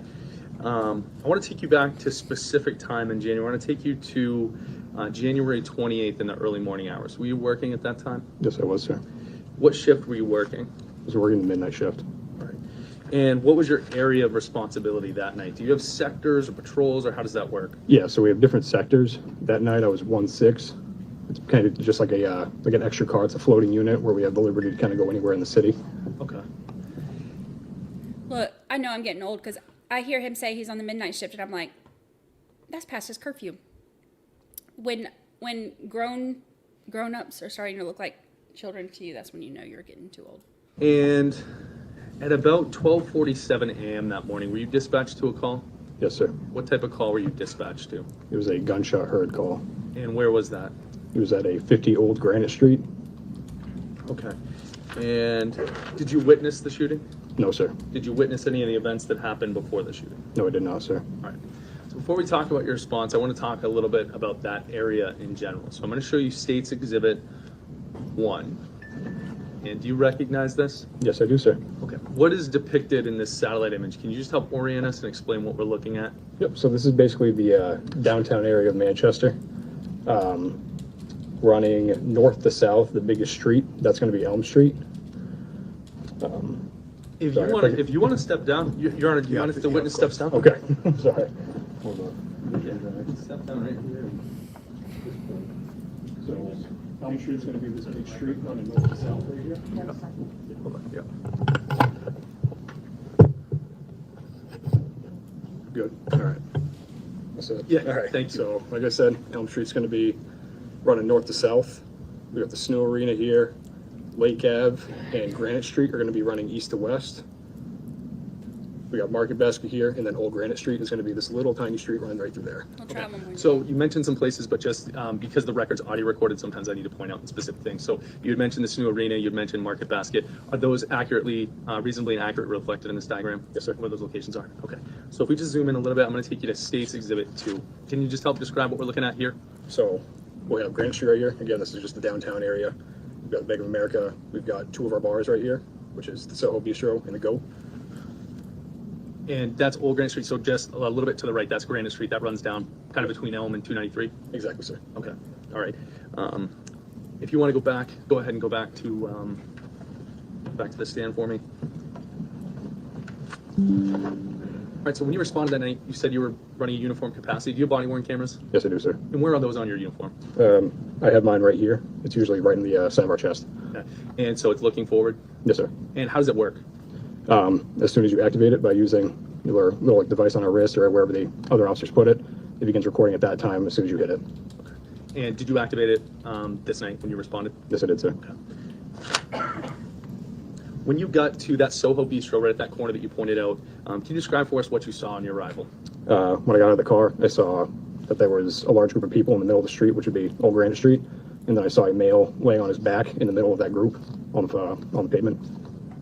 And was that man, you said lying, was he talking, moving, making any statements? No, sir, he's unresponsive. Okay. And what did you immediately do at that point? At that time, I started doing a medical assessment or a BATH assessment. What is BATH? BATH isn't BATH? Yes, sir. Okay, what does that stand for? So it's an acronym. So it stands for, when you're going into a medical assessment, it's just things that you're kind of looking over. So B is bleeding, A is airway, T is tension pneumothorax, and then H is just hypothermia. Okay, and those are the things you're trained to look for when you first respond to something like this? Correct, sir. Okay, are you an emergency medical provider? No, sir. Where did you receive this type of training? So every year at the Manchester Police Department, we go through a course called Tactical Medical Training, and that's for the last 3 years, that's what I've been doing. Okay. Did you try to render any aid to the person who was lying on the ground? Yes, I did, sir. Okay. I'm going to show you a still image. This is that image that was discussed earlier. I'm going to show you State's Exhibit 3. Okay. This is a still image. Do you recognize where this is from? Yes, I do, sir. And where is this image taken from? This is going from my body camera. Does this accurately reflect where the person was when you found them in relation to Soho? Yes, it is, sir. Okay. Whose hands do we see there? We see some with gloves. Whose hands are the ones without gloves? Those are mine, sir. Okay. Any reason no gloves? Just due to the response, I didn't have time to put any on. Okay. And it looks like there's some sort of plastic or something on the left shoulder there. Is that part of the treatment you were providing? Yes, sir. Okay. Can you just talk briefly, just explain to us, what did you try to do is to render aid to this person? Where they are. So first, I found that there was multiple gunshot wounds. One was being like up on his left shoulder area where you saw that plastic piece, and then there was another one in his armpit that showed in that picture right there. At that point, because of the location of the wound, I put a chest seal on the one that was located like near his armpit region on the shoulder, and then the armpit one, I began packing it with combat gauze. Okay. And was that an attempt to stop bleeding? Yes, sir.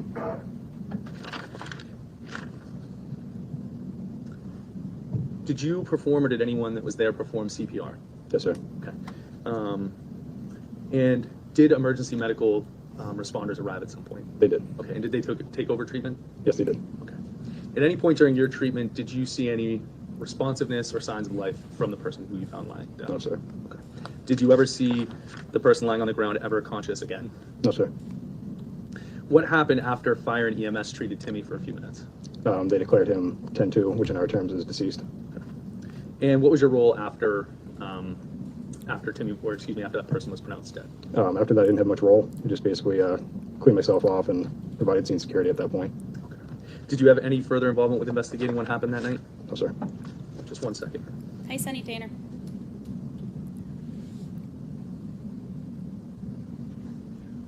When you were doing your assessment of this person lying on the ground, did you see any weapons, knives, guns, bats, anything at all on that person? I did not, sir. Okay. I have no further questions for defense me. Okay. Thank you, sir. Step down.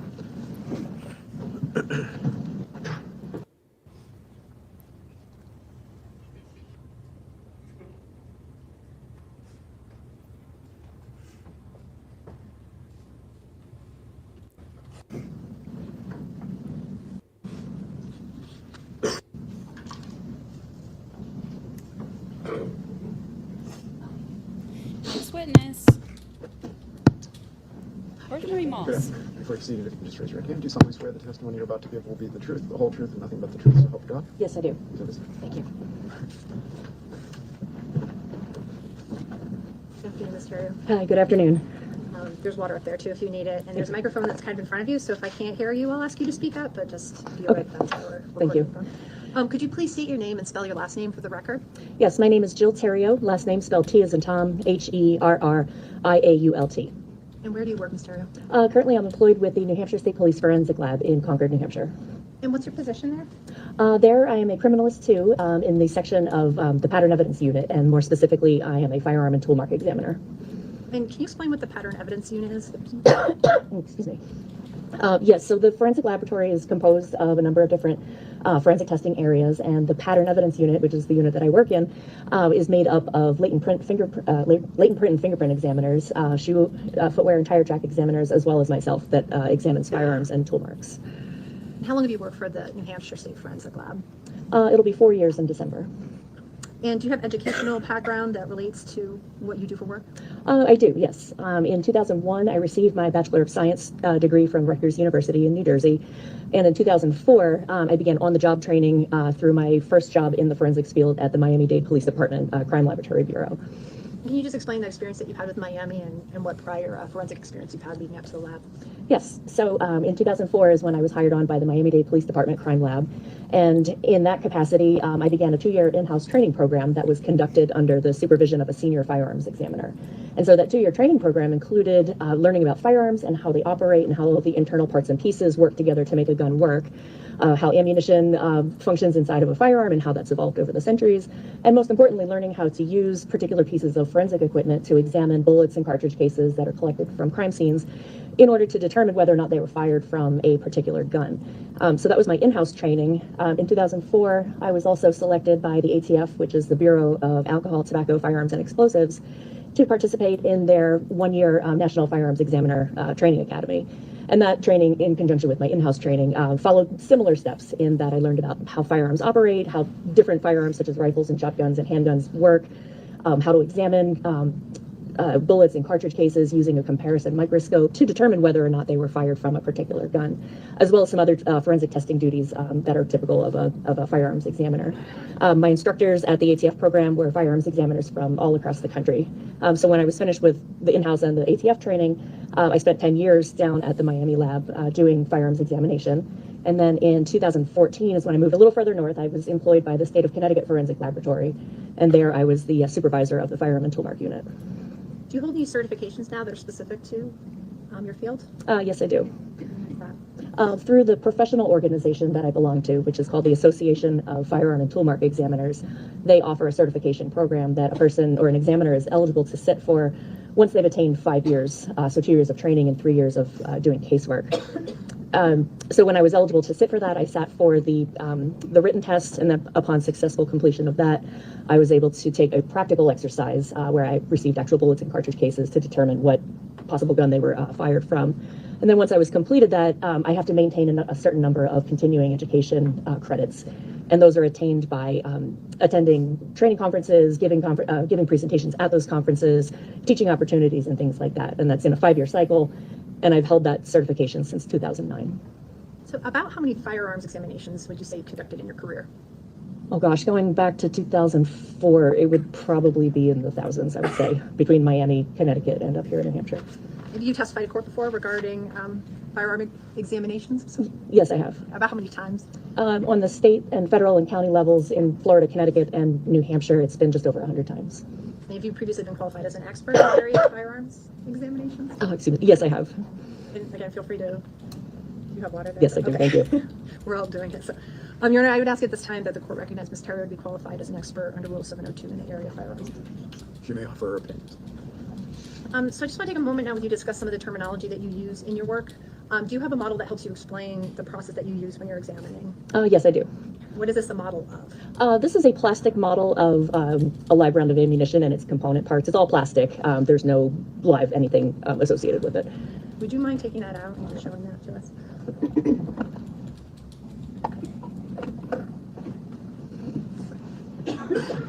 If you're comfortable where you are, I'll just ask if you can hold it up high enough that we can just kind of see it over some of the stuff that's in front of you. Sure, yes. The speaker there. Yes. But can you use this and explain to us what a round of ammunition is composed of? Sure. So what I have here, again, is a plastic model of what is a live round of ammunition. Some people might know it just as a bullet, but it's actually made up of 4 different component parts. So this outer light tan color area is called the cartridge case or the casing, and what's held inside of that is gunpowder. Now, if you look at the back or the bottom of the cartridge case, there's this small circular area called the primer. The primer is a shock-sensitive material, so when this live round of ammunition is in a firearm, when the trigger's pulled and the firing pin moves forward to strike this primer area, that causes a small detonation, and that ignites the gunpowder that's housed within this cartridge case. So when that gunpowder starts to burn, a whole lot of heat and energy is built up. So that will then send the bullet, which is actually seated in the mouth or the opening of this cartridge case, all that heat and energy sends this bullet down the barrel of the firearm and onto the target. And depending on what type of firearm it is that you're firing, this cartridge case that's now empty will either be extracted and ejected from the gun and land on the ground, or it can remain inside of the gun until the person operating the gun manually removes it from the cylinder of the gun. So you talked about the fact that a cartridge case, different things happen depending on what kind of weapon you're talking about. Can you explain what happens with a semi-automatic firearm? Yes, but first let me explain a little bit about what a semi-automatic firearm is. Typically it's a handgun, or it can be a long gun like a rifle too.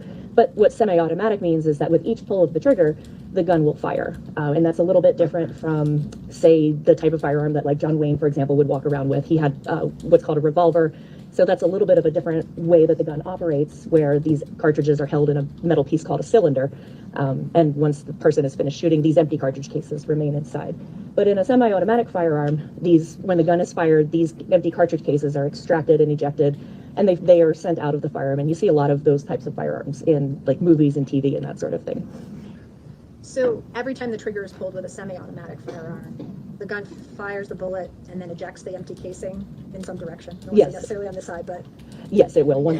Each time the gun is fired, the empty cartridge case will be extracted and ejected, and typically that comes out of the gun on the top side of it, and it's ejected to the right and generally to the rear. and then the gun puts another cartridge into the chamber so it's ready to fire again without the person having to do that. That's correct. Can you explain to us what the difference is between the firing of a semi-automatic weapon and an automatic weapon, or what people might think of as like a machine gun? Or just explain that distinction for us. Sure. So a typical semi-automatic firearm is one where every time the person pulls the trigger, the gun will fire. There's a set of components on the inside that sort of resets every time when you pull the trigger and then when you let go. So every time you pull the trigger rearward, the gun fires, the cartridge case is extracted, the bullet goes down the barrel, and that whole system sort of resets, and you can then pull the trigger again to fire the gun again. Now that's a little bit different from what you just mentioned about a fully automatic firearm, in which that process of firing the gun, extracting the cartridge case, the bullet traveling down the barrel, where that's repeated many times with the person holding the trigger backward, like holding it and keeping it to the rear, where as long as there's ammunition in the gun will continue to fire until either it runs out of ammunition or if the person lets go of the trigger with their finger. So if you have a semi-automatic firearm, is it fair to say that, or just to be clear, does every shot from that firearm require a separate squeeze of the trigger from the person holding it? It would, yes. So I'd like to ask you about the testing that you did in connection with this particular case. Yes. Which items or items were you asked to examine? There was a Glock semi-automatic pistol that was submitted to the laboratory for this case, as well as a magazine and live ammunition. And as part of the examination that you did you prepare a report outlining your conclusions with regard to these items? Yes, I did. Did you also take photos of the firearm that you've examined? I did, yes. What I'd like to do is show you State's Exhibit 54. What are we looking at in this photo? So this is a photograph of the firearm that I examined. When I open the box, I typically will take a photograph of the firearm of how I received it. So inside of this gun box is the Glock pistol. There's an orange safety strap that's going through the action of the firearm, the one that's sort of running up and down along the grip there. There's two orange, excuse me, zip ties that are strapping it to the package, and on the front of the firearm, there's also a flashlight that's mounted on the rails. And when you received it, is this how it comes packaged to you? Is there like a protocol for how the lab takes in the firearm?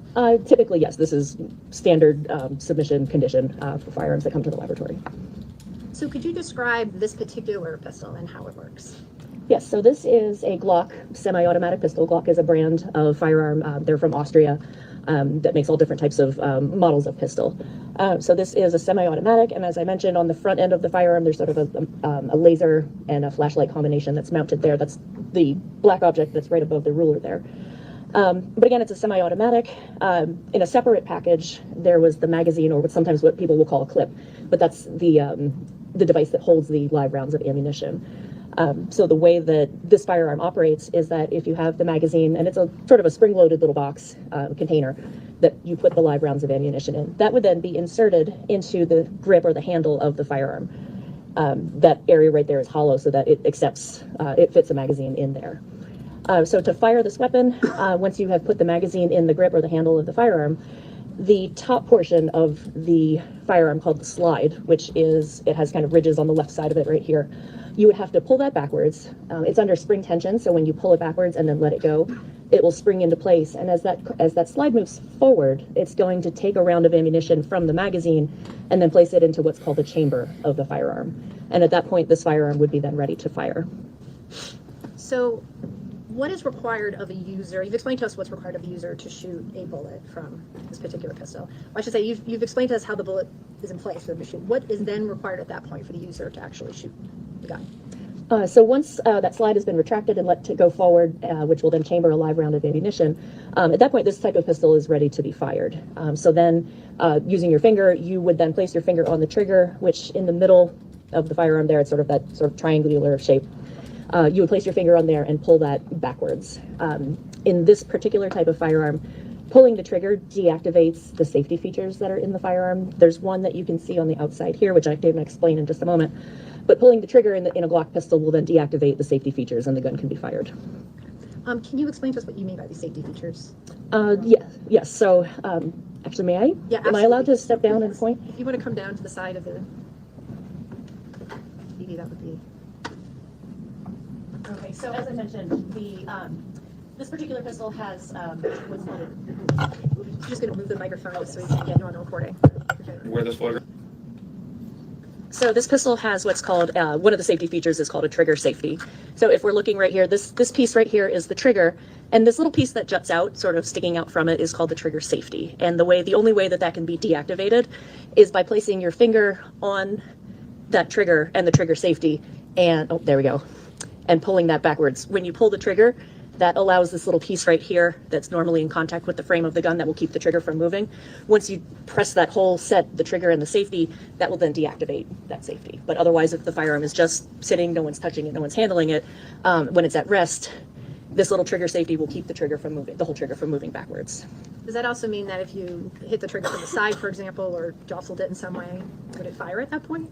No, it would not. It protects it protects the gun from firing unless a person's finger is actually fully squarely on that trigger, being able to pull it backwards. So if your finger were to slip off, or if you were to drop it or anything like that, that trigger safety will keep that trigger from moving rearward. And so what's required to shoot multiple bullets from this particular gun if you were going to shoot in a row, for example?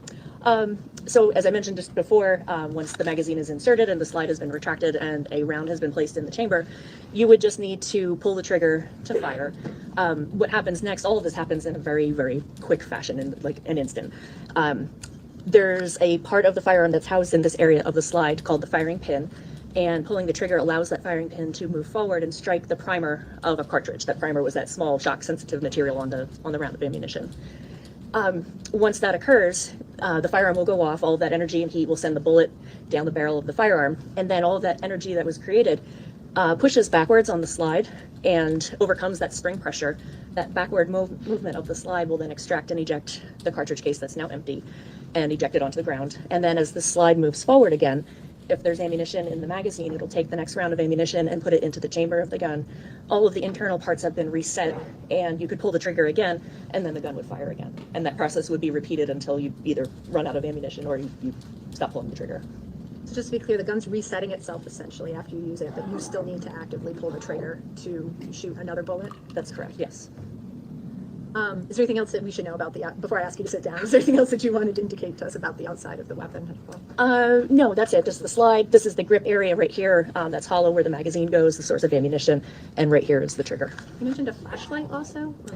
This device right here that's mounted on the front end of the firearm, it's a combination of a laser, like a laser pointer, and a flashlight that was mounted on there. And so this specific firearm, does it have any sort of lever or button that you switch to turn on or off, like sometimes people refer to safety on the external part of the weapon? No, excuse me. This doesn't have any external safeties besides that trigger safety that we just talked about. All of the other safety features are housed inside of the firearm. Okay. Thank you. You can take a seat here.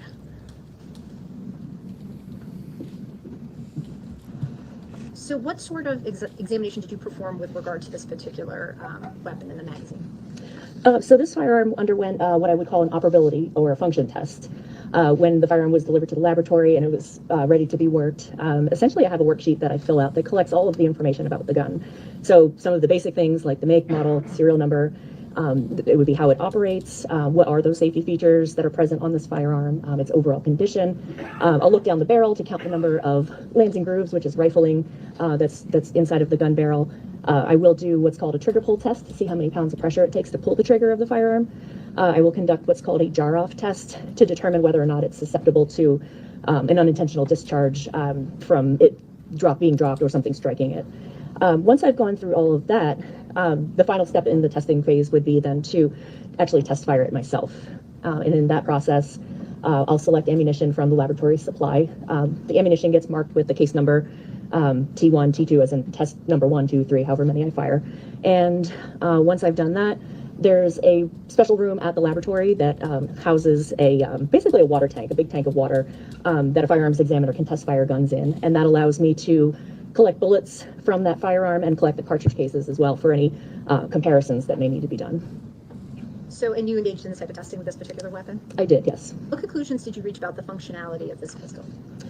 It was examined, it was test fired, and I found it to function normally, and I found that it was not susceptible to any type of accidental discharge due to jar-off. And did you reach any conclusions about the magazine? The magazine that was submitted along with this, it was capable of holding 17 cartridges, and it's compatible with this pistol, and it was also used for test firing. And just one more detail I wanted to ask you about. Were there certain exhibit numbers that these items came to you with? Yes, the firearm, the submission number for that, or the exhibit number, was BML, as in Bob, Mary, Larry 1.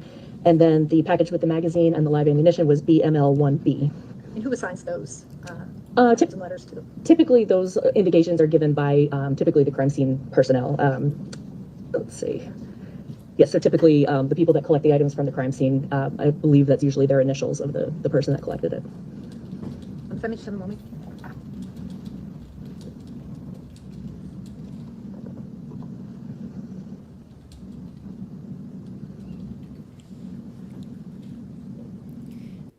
That little, you know, they always have the little bullets. That one, they always look like coffee mugs to me. Squeeze the trigger of this gun. How quickly does it go off? Usually, well, there's a little bit of movement when you pull the trigger backwards, but pretty much as soon as you pull it backwards, you'll feel tension in there. And once that tension is sort of overcome by you pulling the trigger rearward, that allows the firing pin to move forward, and it's probably within a second or so of you pulling the trigger backwards. I have no further questions at this time, but the defense counsel may have some questions.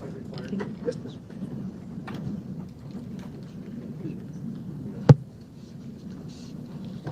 Good afternoon. Good afternoon. Terry, I just want to take you through a couple of questions about the lab first, and then we'll get into your testing. Yes. I believe you already testified that this is how you received this particular item at the lab? Yes. Okay. And you received a magazine as well, correct? Yes, there was a second package that contained the magazine and some live cartridges. Okay. How many live cartridges, if you recall? There were 4. Okay. Was that documented in your report? Yes. I'm going to show you a document. And I believe that there are a number of documents that get generated as a result of your examination, correct? Yes, there are. I'm going to briefly ask you, are you familiar with what's called an evidence examination request? Yes. If I showed you an evidence examination request, would you be able to identify it? Yes, I can check to see if the case number is what I have here in front of me. And that's my next question. Are these items and are these examinations and tests identified in a particular way so that you know what case you're working on? Every case that comes into the laboratory, yes, is designated with a laboratory case number that coincides with whatever the police agency case number is. I thought she was about to sneeze after our conversation that's going on in chat. Thank you. I was like, Does this look like that document? Yes, it does. The case number that's on here corresponds to what I have in my notes and on my report. Now, does that document include both the firearms you've identified on the screen as well as the magazine? It does, yes. Are they labeled in a particular way? I don't see any difference between the one is the firearm is listed as BML1, and the package with the magazine and the ammunition is BML1B. Okay, and those were 2 separate packages. They came to you separately? That's correct. Do you recall if the magazine came loaded with ammunition? If I can consult my notes just to refresh my memory. Is your memory exhausted? No.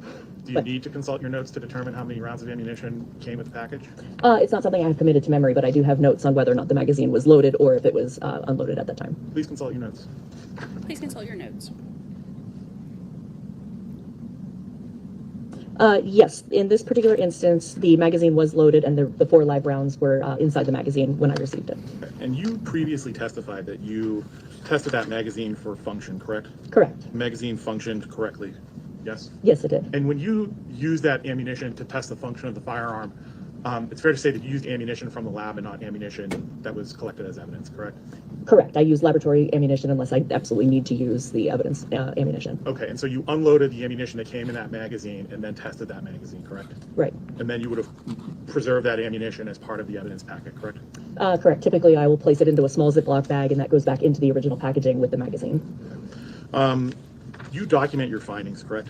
I do, yes. As a matter of fact, you just referenced in front of the jury that you take notes as a result of this. I do, yes. And it's good practice as a forensic examiner to take notes and to write everything down so that in case you have to testify in front of a jury, you have an opportunity to talk about the tests you did, any values or data that you gathered, correct?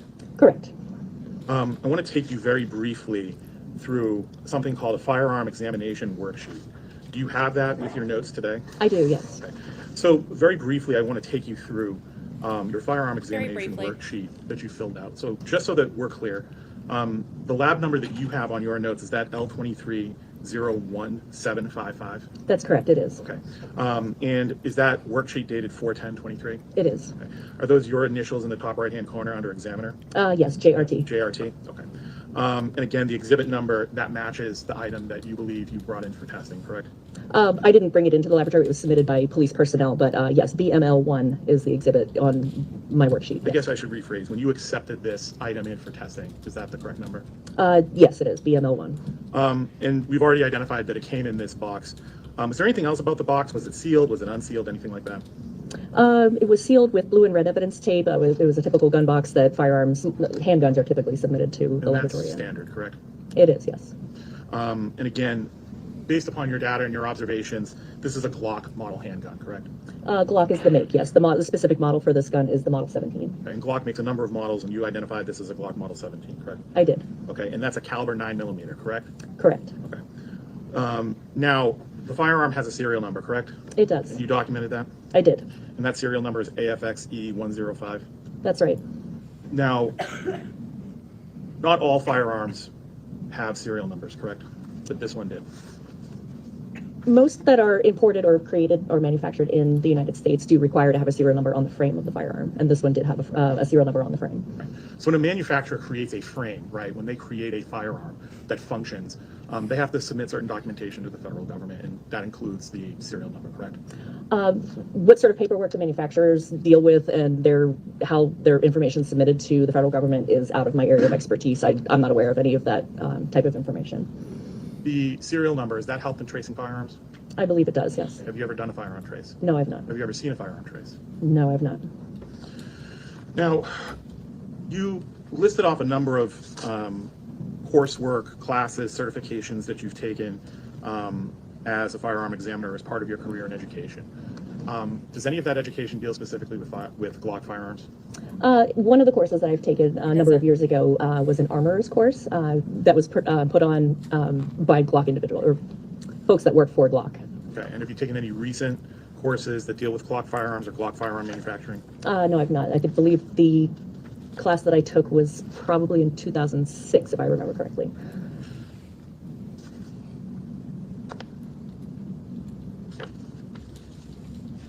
You believe that was the last time that you took a class on Glocks? I believe that was the only time I had taken an armorer's course by Glock, yes. Okay. You didn't attend a training called Manufacturing Methods of Glock Pistols in 2022?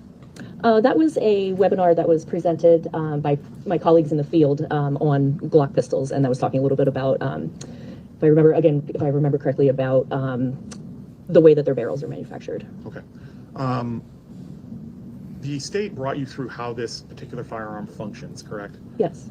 You talk a lot about the trigger safety, which is and you identified that on the image, and you stated that there are no other buttons or levers or anything else that could be called a safety on this particular firearm, correct? None on the external surfaces of it. There are two other safety features that are housed inside of the firearm that are not visible from the outside. And that's the firing pin block and the drop safety, correct? That's correct, yes. The drop safety is sometimes called a trigger bar safety, correct? I don't recall off the top of my head. I just know it as what Glock refers to it as the drop safety. Okay. And all of these function to make sure that unless somebody pulls the trigger, the gun does not go off. Correct. Yes. In pulling the trigger on a Glock pistol, that will disengage the trigger safety as well as the two internal ones, the drop safety and the firing pin safety. You conducted an examination of this particular Glock pistol with this serial number, and you found it to be functioning normally, correct? That's correct. You couldn't get it to go off by dropping it or striking it with a mallet or a hammer or anything like that, correct? That's right. No, it functioned normally as I would expect it to. And you tested and you recorded the data that this particular firearm has a trigger pull of approximately 7.5 pounds? 7 to 7.5 pounds, yes. And that's in the normal range for a Glock firearm? It's typical, yes. Okay. And you, beyond the fact that the firearm functioned when you tested it, did you disassemble the firearm to check the internal mechanisms of the firearm? No, I did not. Okay. But you loaded it with a magazine, you brought it to a testing facility, you pulled the trigger, and it functioned properly, correct? Yes, when I test fired it the 3 times, I found that it operated without any type of malfunction. And again, you couldn't get it to malfunction by striking it, dropping it, or conducting any other tests like that, correct? Right, during that jar-off testing that I mentioned, where I use basically a 3-pound rubber mallet to strike the firearm in a number of places to see if that action can cause the firing pin to move forward, I found that it didn't fire whenever it was struck, so it passed that jar-off test. So once an individual were to place a loaded magazine into this particular Glock firearm and pull back that slide, for lack of a better term, to make it ready to shoot. They need do nothing else but pull the trigger, correct? That's correct. No other manipulations of the item need to be made in order to fire it, correct? Right. Once a round has been chambered, meaning that, like you said, that slide moves forward, takes a live round of ammunition from the magazine and puts it into the chamber. At that point, the person can pull the trigger, which disengages those 3 safeties, and the gun could fire. It's designed to work that way? Yes. It's a popular firearm, correct? As far as I know, yes. Glock firearms are used by police officers. I know that they are duty weapons for a number of agencies. The Glock firearm, something you can go down to a licensed federal dealer and buy as a civilian? I would imagine so, yes. Just a brief note with regards to the flashlight. Other than it being a flashlight or a laser, I think you described it as, does it modify or change the function of the item, of the firearm or the handgun? No, I don't believe it does. In fact, when I go to test fire it, I typically take those off of the front end of the firearm so it'll fit into the port of the shoot tank that I fire into.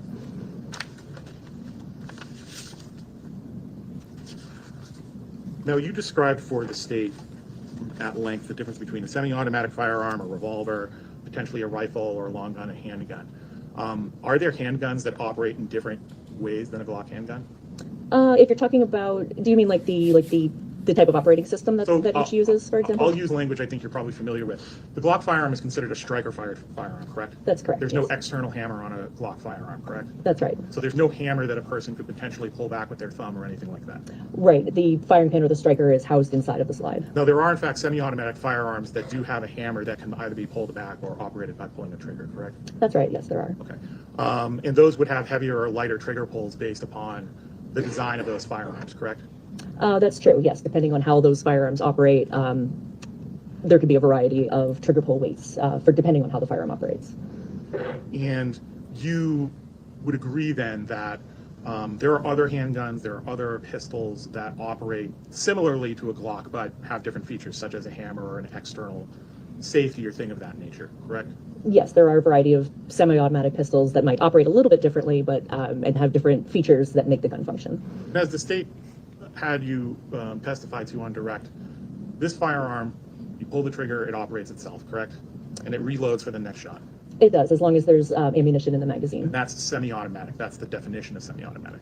Correct. That each pull of the trigger will fire the gun. And you were particular about this, which is that the weapon will operate either until it runs out of ammunition or the person stops, correct? Correct. With the magazine, if there's ammunition in it and you fire, you continue to fire by pulling the trigger. Yes, either you stop shooting or if you run out of cartridges, yes. Okay. And bringing you back, this item came to the lab with a magazine that was submitted with it, correct? Yes, it was packaged separately. Now that magazine came in with the same incident number and the same lab number, correct? That's right. And that would lead you to believe that it was an item that was submitted or seized with this firearm, correct? I wasn't there to collect it. I don't go to scenes or anything like that, but the fact that it's the same case number, the submission numbers are similar in that one item is BML1 and then the package with the ammunition is BML1B. And do you recall, or could you describe for us, were there any markings on that magazine? There's manufacturing information that's stamped on there, yes. Okay. And do you recall, with regards to this particular item that you examined, whether or not there was manufacturing information? On the magazine, there was the make Glock as well as the Glock logo, what caliber it was, and then a series of numbers that I'm not quite sure what they were, but I noted that they were on the magazine. And it's fair to say that of the magazine being marked Glock and this being a Glock firearm, that they're manufactured by the same company? I don't know if the magazines are also made in Austria. I don't know the background of where the particular magazines are, but they're marked for Glock, and the magazine that I received was compatible with this Glock pistol. Okay. Do you recall what the magazine capacity was of this particular magazine? I do. It was marked 17. Okay. And you recall that there were 4 live 9mm cartridges in that magazine when it was submitted to you? That's correct. Okay. And you said the capacity is 17? Yes. And so essentially the magazine came to you, I just want to be clear because I'm not sure that I heard you say this. The magazine was loaded when you received it? Yes. And you had to unload it? Correct. It was packaged inside of a small manila envelope, and the magazine in there did have 4 cartridges that were in it. So when I conduct my examination, I take those live rounds out of the magazine. Okay. It had 4 in there? This is the typical practice at your forensic laboratory. Was this submitted to you? Did you check it out of an evidence room? Could you walk us through that procedure? Yes, typically when the items are submitted to the laboratory, they are brought to the front desk of the laboratory, which is called evidence control. At that point, it's typically brought in by police personnel. The folks that work at the evidence control area will then check the items in, and through our computer system, a set of barcode stickers is created that contains the laboratory case number as well as the police agency case number, the item number or exhibit number, so in this case BML1 and BML1B, and then a barcode. And that barcode is basically what tracks the item as it makes its way through the laboratory. So it was brought into the laboratory and it was checked in by the evidence control personnel and then put into a storage area in the evidence control area.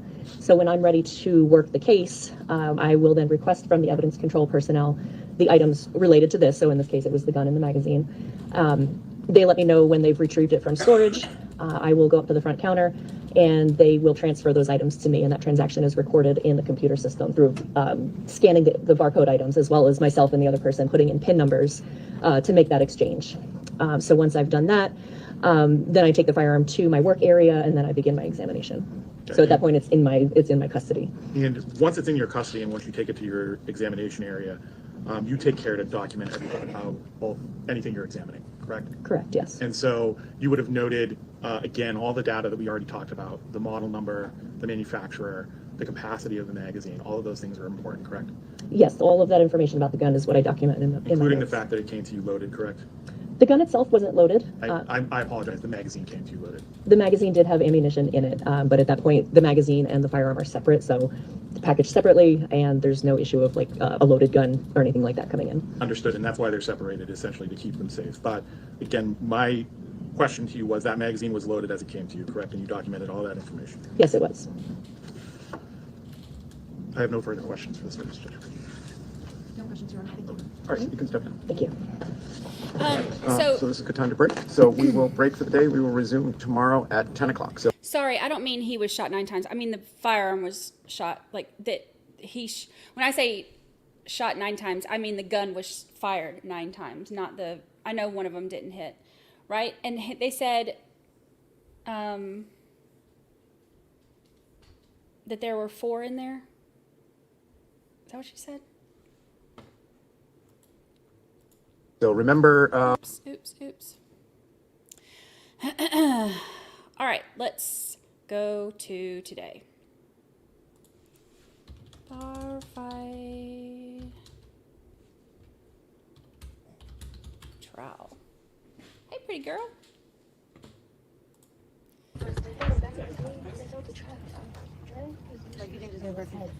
Let's see. Oh, what is that noise? In the past, because it's a big difference. Okay. So I guess what I'll do is I'll say generically to the jury that, some of you may have, gone to the GOAT in the past, because jurors are drawn from the community, we anticipate they might have some experience with the locations, and there's nothing wrong with that, and leave it at that. Okay. I had another question. The jurors asked one of the bailiffs a question about taking notes, so I'm just going to explain to them. Oh, before we do this, okay. Since the jury went on a field trip this morning to the location, I'm going to take y'all on a field trip this afternoon to the location. So here's where it's at.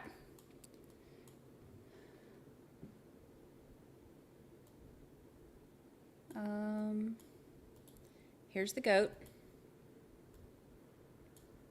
Oh, Studio 54. They've got Twin Lobster Tuesday for $17.58. That's nice. But what's right there? Oh, a doorway. I thought we found an exciting alley. See, this is why I'm gonna get. I'm gonna end up in a horror movie because I'm like, ooh, what's that? A dark alley. Let's go down there and see what that is. That's why I do this now for a living. Okay, so this is the GOAT. And it looked like in that video, isn't that lovely? Look how bright and pretty. So nice, so nice. It looks like they were fighting right here, and then I think that this is this where they come down and they're fighting? Because this is Soho, right here. So they were showing earlier where they're at in relation to Soho. Oh, it's got the little district sign. We had one of these in Dayton for Oregon District. It's the Gaslight District. Oh, God, I've been enough gaslighting in my life. But, you know, it's all right. So Gaslight District, lovely, lovely. I believe Soho is right here. This is what they were talking about earlier. And then whatever this place is, and then you can see the goat is right there. You know, when I was looking to buy my house, I would see pictures on the websites, and like, I'm like, oh wow, this one's in the price range I want to stay. And I didn't know, and this is when I was buying my house in Ohio, and I didn't know much about Ohio. I've lived in Georgia my whole life. So I rented for like my first year, you know, enough to kind of get an idea of which town I wanted to be in the area, and then picked a town. But you can't just pick a town. There are different neighborhoods in the towns. And so we, and by we I mean my realtor to an extent, but I would go through, like, excessively go through all these listings and stuff, and I would see these things, and it would be in, like, I either wanted to live in, you know, Springboro or Miamisburg. Those were my two, those are the two towns that I did live in when I was there. And I wanted to live in one of those. So then I would see one of those, and then I would pull it up and be like, this is really nice. And I'd get there, and it would be similar to the pictures, but then across the street, like, you know, 7 inches away is a train track that's going to rattle me on or whatever. So anyway, I got used to going on Google Maps and pulling up the addresses, and then I would spy on everybody. I'd be looking at the neighbors. Give me a house, we can spy. No, well, that's a side field trip. But I would start spying on the neighbors and stuff. Like, I'd be like, let me see how much trash they got out there. Like, you know, do they recycle? Because that's important. Do your neighbors recycle? How many cars are in their driveway? I start looking up everything. And then I look at the roads. I'm like, oh, potholes? Nope. Not tearing up my car. I'm just saying, it's your friend. All right, and then here we go. The Google Maps is definitely your friend when you're buying a house, or when you're just nosy. When they had that, when the SWAT team was called into that neighborhood that we were watching, let's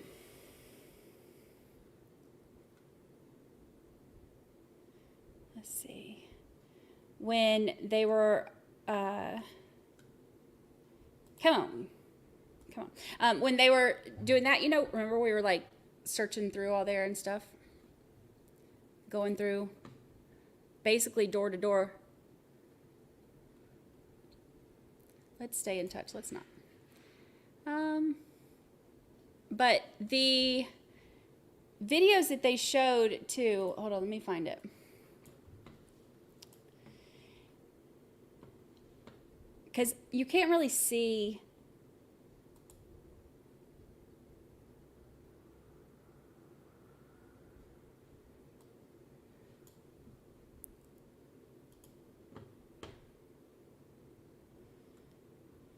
Where is it?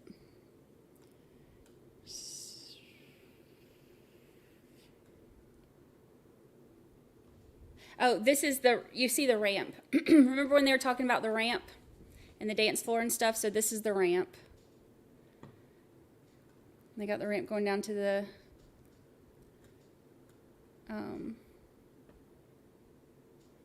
the stuff.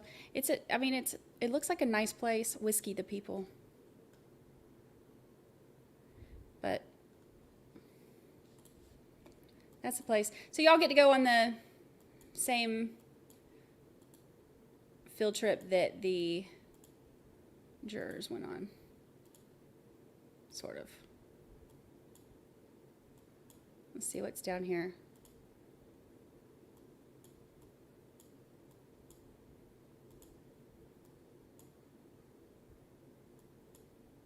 Cute little area though. Look.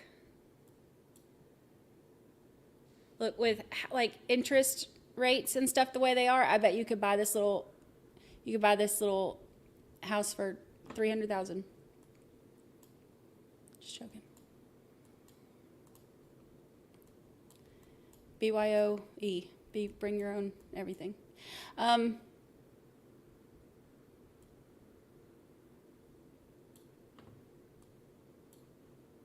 I'll keep it up so that when they go to that footage again, you can own your little, let's make a real estate listing and I'll share it. Where'd that little thing go?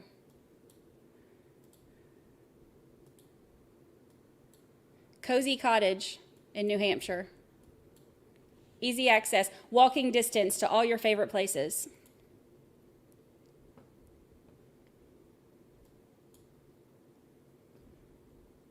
Lots of natural light. Let's see on the other side. Hold on. We'll go back, I promise. We're not live anyway.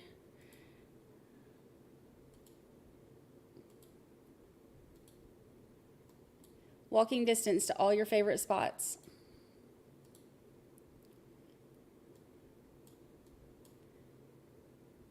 Sodded yard.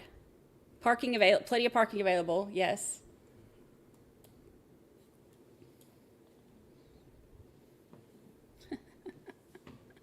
Perfect location. It could work. I should have been a realtor. You can get DoorDash, yeah.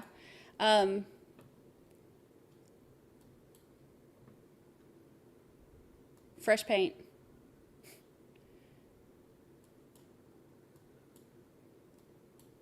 What else is over here? Is that a dog? The Puppy Palace. And that would be like the biggest selling point. You're like right by the Puppy Palace. All right, field trip's over for now. Sorry, I just wanted to, I like to take y'all on the field trips. Is not to allow them to take notes, so, and explain why that is. So, okay, and then we get rid of that. Everyone's cell phones need to be turned off following someone's note, please.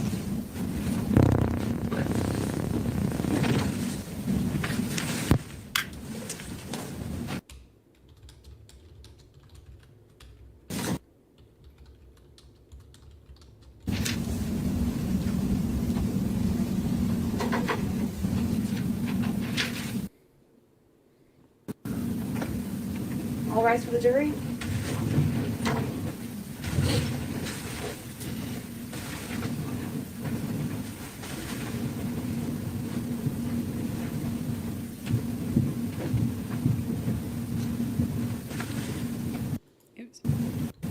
A question about having been to the GOAT in the past, and so there's nothing wrong with that. That doesn't create a conflict. So if any of you've been to that establishment before, that's not a problem. Jurors are drawn from the community in which the events are alleged to have occurred, and one of the expectations is that you might be familiar with the location. Sometimes not. Some people are, obviously come from throughout Hillsborough County, and so some of you may be more or less familiar with those locations. But the fact that somebody happened to have been at that particular location in the past, as long as it wasn't on the night in question, that is not a conflict or a problem in the case.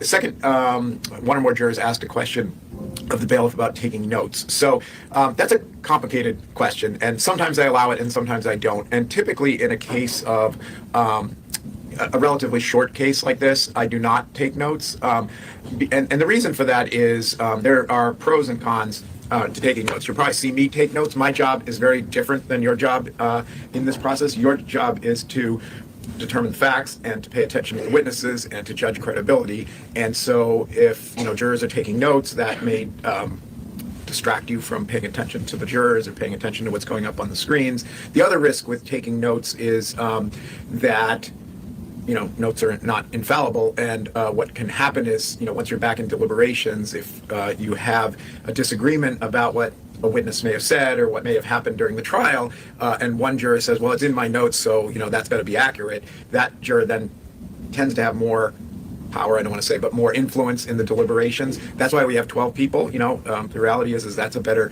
decision-making process than a single person paying attention. Some of you pick up on different cues and different things, and that's why 12 people decide the case and not just one. So for the purposes of this trial, I'm not going to allow you to take notes either during the trial or don't take any notes to jot down issues when you're either at home or back in deliberations. Okay, thank you. All right, ready to call your next witness. State Coast Officer Eric Smith.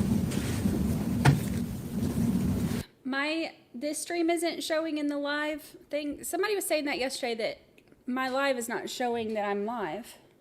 I had a couple people say that yesterday too.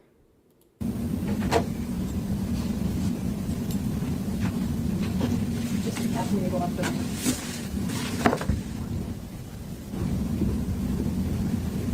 Or you're seated, if you can just raise your right hand. Do you solemnly swear the testimony you're about to give will be the truth, the whole truth, and nothing but the truth, so help you God? Yes, Your Honor. Please have a seat. And there's water there if you need it for you. There's a microphone in front of you, so I'll just remind you to speak up if I can't hear you, but just so you know that that's there. Could you state your name and spell your last name for the record, please? Officer Eric Smith, S-M-I-T-H. And where are you currently employed, Officer Smith? I'm currently employed with the City of Myrtle Beach Police Department. I was employed with the Manchester Police Department from October 2022 up until October of 2023. And is that when you moved to Myrtle Beach? I was employed with the City of Myrtle Beach prior to working with Manchester. I have since returned back to the City of Myrtle Beach after leaving Manchester. And what was your position at the time that you left Manchester PD? I was a full-time police officer. And so you're certified in the state of New Hampshire as a full-time officer? Correct, yes, ma'am. So I'd like to turn your attention now to January 27th of 2023. Were you working with Manchester PD that night? Yes, ma'am. And can you describe what the nature of your work was that night?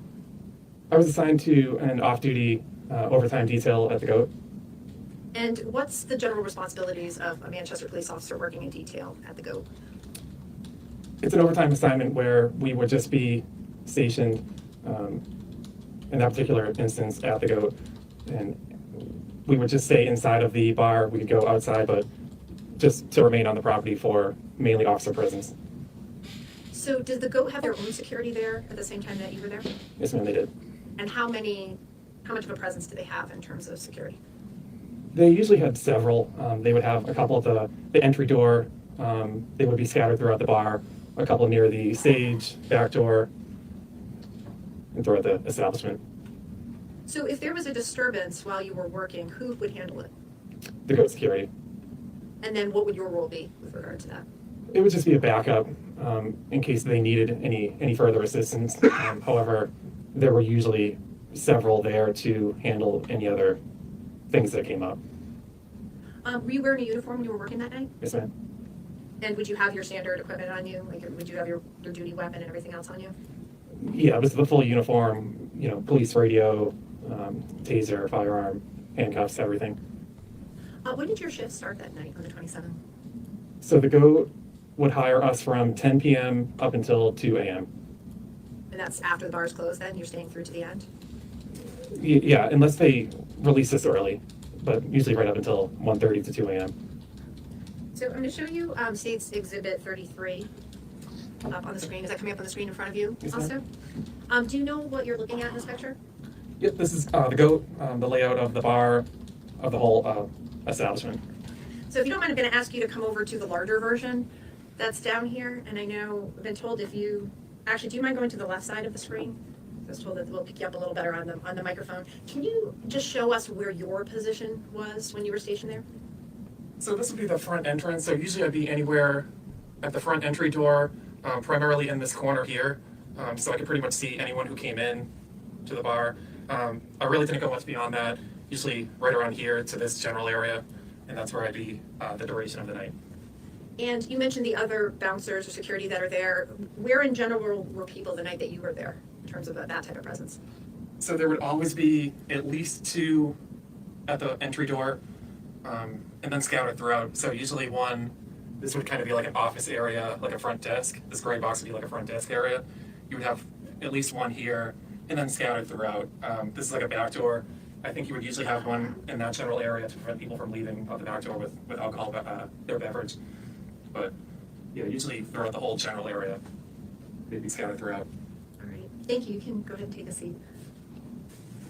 So you mentioned that you were seeing people as they came in. Were you responsible for checking IDs or screening anyone, or were you just there as presence? No, ma'am.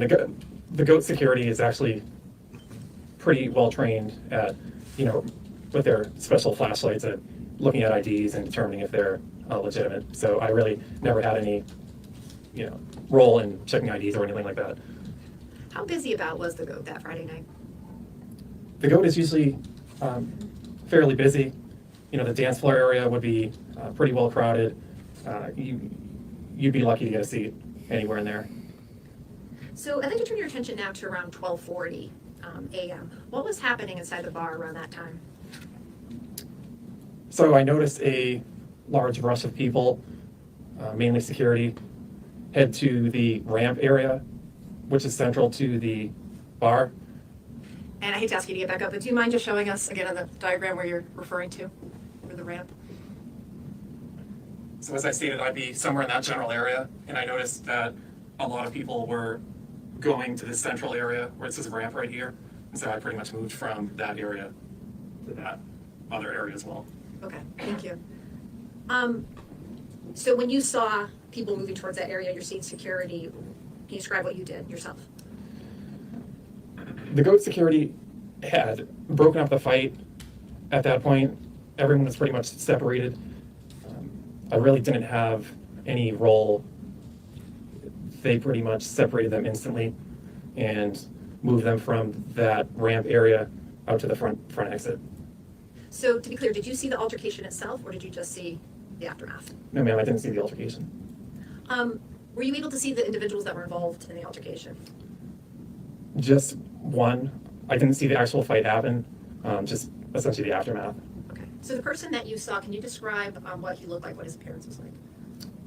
Very tall, heavyset male, white, Caucasian. And did you see him in the courtroom today? Yes, ma'am.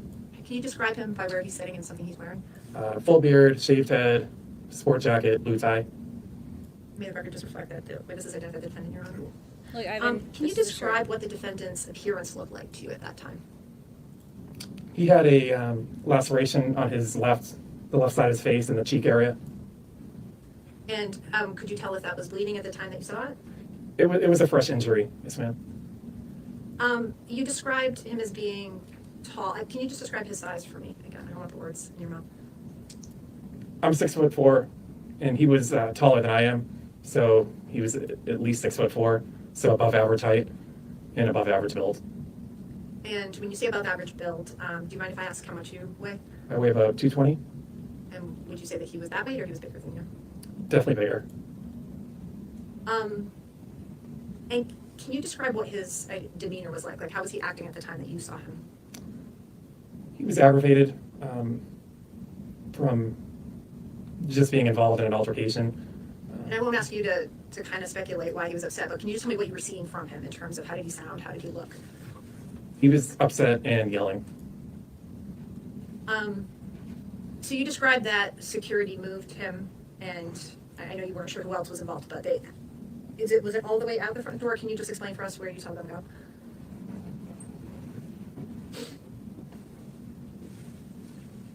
So they escorted him from the ramp area, right around this main bar, out the main entrance exit, and he was ejected from the bar. Okay. And did you follow out of the bar, or where did you go at that point? I activated my body camera as he was being ejected, and I stopped my body camera. At this point, I was still inside the bar. However, a minute or two after, I did go to the exterior of the bar. Okay. Thank you. So when you take a seat, I'm going to ask you first a few questions first of all. At any point during that time that you were in the area of the defendant, you said he was yelling, did you ever hear him ask you for help? No, ma'am. Did you ever hear him ask anybody else for help? No, ma'am. You were talking about your body cam. Can you just explain for the jury how that works? How do you use that as an officer? The Manchester Police Department, they have a body camera where it will be activated by a wristwatch, So if I press the button 2 times, it would activate the camera. I had my wristwatch attached to my duty belt. So if I pressed it twice, it would activate the camera. The audio would come on after the fact. It's a 30-second delay. So the visual portion of it would be instantaneous. However, the audio would come on after the fact. It would have delay on it. And is this running the whole time that you're working, or what? At what point do you activate it, or why do you activate it? I activated it when I determined that there was an altercation. So And when I'm sorry. No, please go ahead. When I determined that there may be a police involvement, I activated. So you hadn't been running it the whole time you were on the detail? No, ma'am. So I'm going to show you the beginning moments of what's marked as State's Exhibit, or has been entered as State's Exhibit 69. Do you recognize, this is like the still before it starts, do you recognize what we're looking at here? Yes, ma'am.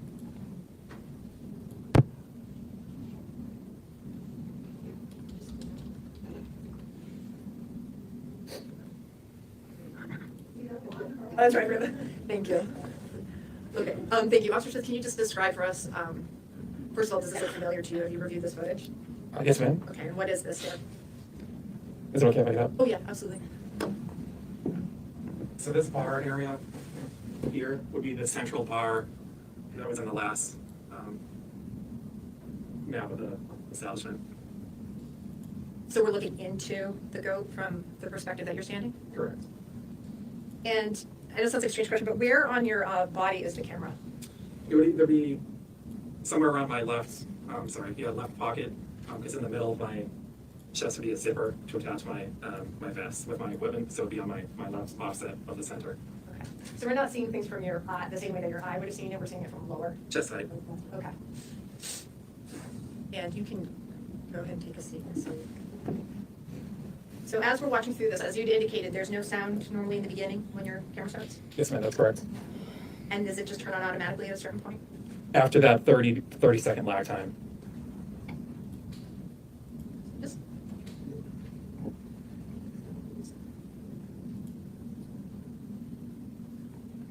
going too far. I'll watch this again. So we're seeing you right now where you were initially stationed. When you start to turn, why are you turning? What's going on? Oh, sorry, as you start to move, I should say. So, like this gentleman, for example, he has that flag on the back of his sweatshirt, hoodie sweatshirt. I recognize that they are security for the GOAT. So when I see them kind of scurrying to a location, it's abnormal and there's something going on. Okay.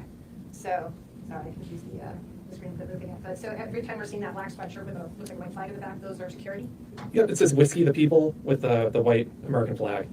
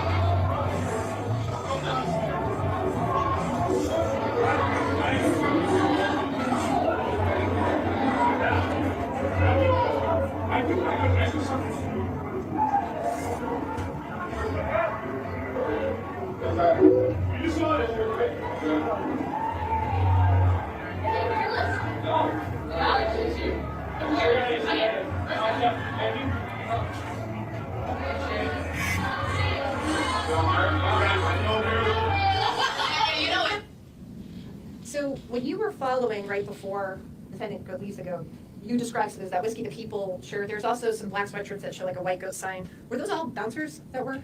Yes, ma'am. So they all work there in a security type role. Okay. So all those people that we saw in front of you kind of walking out towards the exterior, those are all goat security? Okay. So you start to explain to us, what did you do after this point, after the defendant was kicked out of the goat? It appeared that security had squashed the argument. The parties were separated, and he left willingly out of the bar. So what did you do at this point?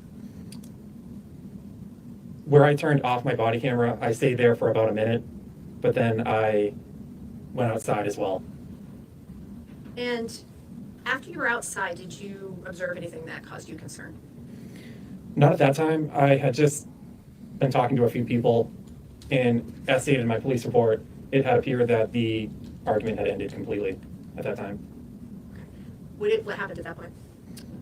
Shortly thereafter, about a minute or two after I was outside, I heard several pops, which I determined to be gunshots. And could you tell where those were coming from? So they were coming from east of my location, which would have been toward the direction of Soho and Bank of America and Elm Street. Let me pull our map back out. What did you do at that point when you heard what you believe were gunshots? I immediately moved in the direction of the gunshots to where the sound was coming from. And did you notify anyone of what was happening at that point? Yes, so I went over my portable radio to notify dispatch that there were shots fired. And what happened as you started to move in that area towards Soho? So this is the goat. Remember, Soho is down here. As I took a few steps, I saw 2 or 3 young females in the opening of one of the businesses. It was another entryway, and they were huddled in like a fetal position, and it was clear that they were pretty scared. Once I determined that they were okay, I continued past them. And what did you see as you moved past them down the road? So after I passed them, I was on the sidewalk at that point, and I continued to walk in the middle of the street, Old Granite Street, to where I found the victim, Timothy Pouliot. And what did you observe about Timothy Pouliot at that time? He was on his back, sprawled out. And about where was he in relation to the other buildings? He was in the middle of the street, so maybe 10 or 20 feet from the business, from Soho. Was there anyone else near him at that time? Yeah, so he had one female on his left side and another female on his right side. And did you know who those people were? No, ma'am. Who were with him? Okay. Did you ever identify who they were at that time? No, ma'am. When you said that Timothy Pouliot was lying down, did you make any observations about what his condition was at that point? Things happened very quickly. I was unable to make contact, view him at all.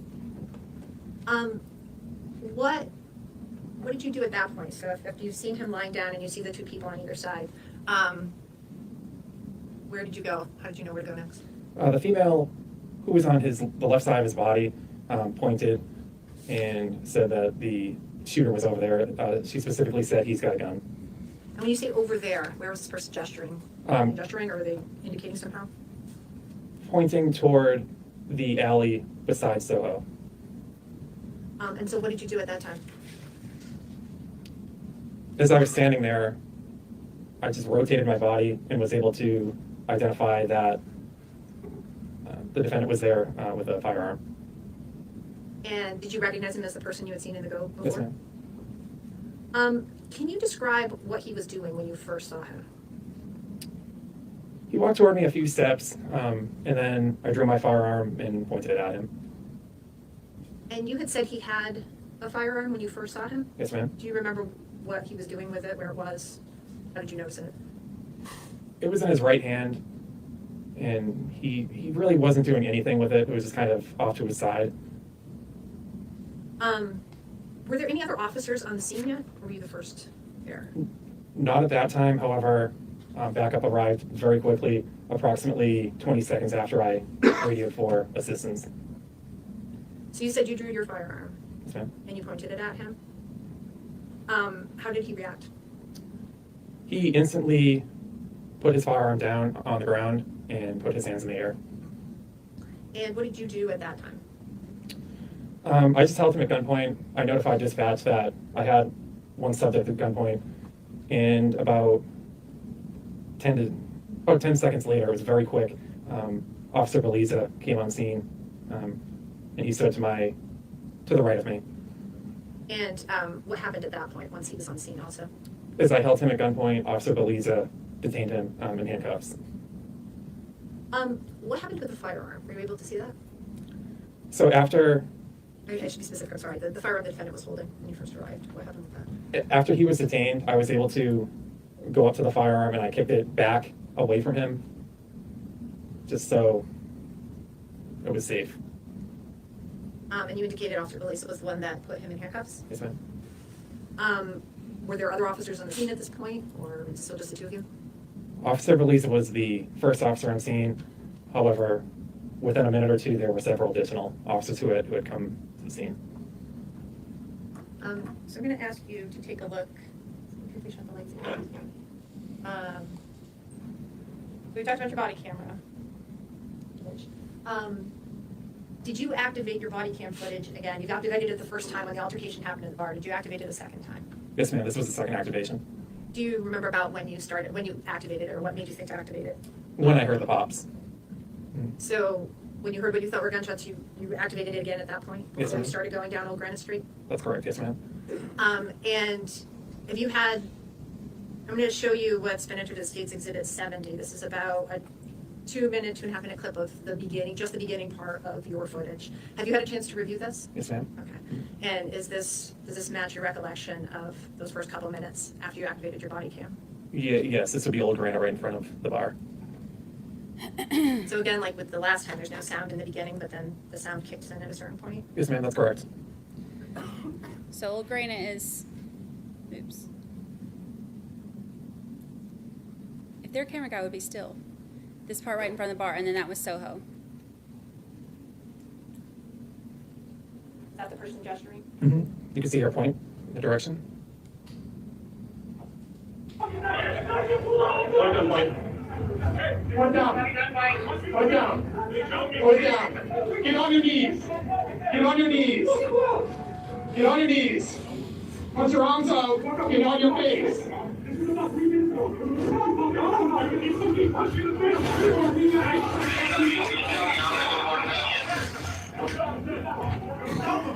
Hey, someone check in.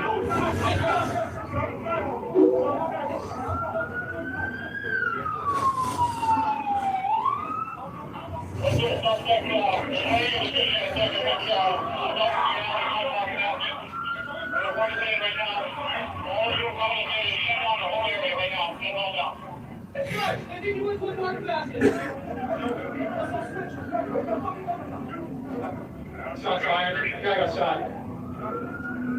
Okay, got that. Hey, Sarge. Weapon here. I saw the weapon. He is a big dude.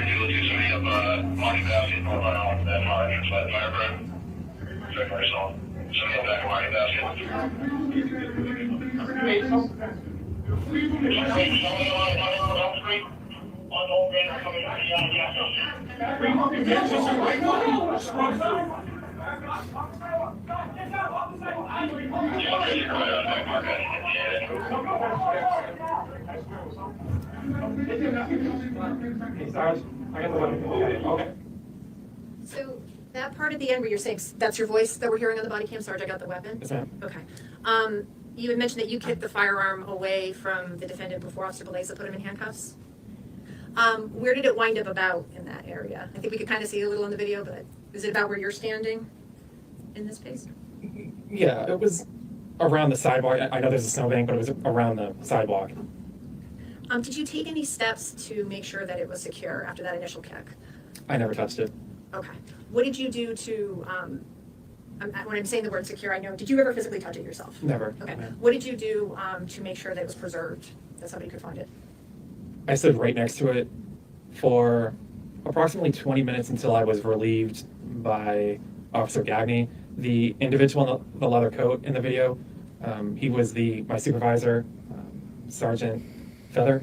He was the on-duty supervisor that night, and he relieved me at the scene.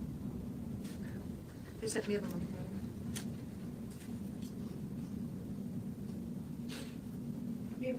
Sure.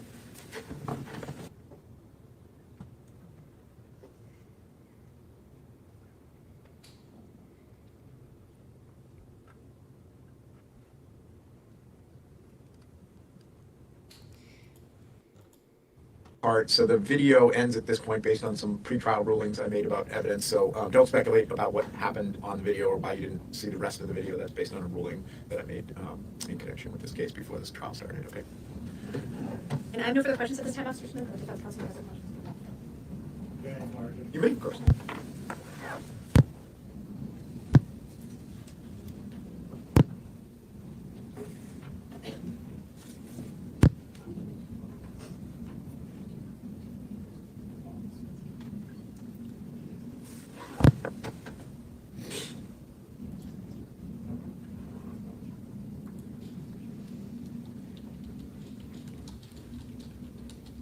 Good morning, Officer Smith. Yes, sir. So, Officer, I'm just going to take you back very briefly to the beginning of the evening. I just want to set the scene again. So if we go over some ground that we've already gone over, I do apologize. So you were on a detail at the GOAT that evening, correct? Yes, sir. And by detail, you mean that essentially the GOAT hired you to be there. You were off duty, but you were there in an official capacity. Yes, sir. Okay.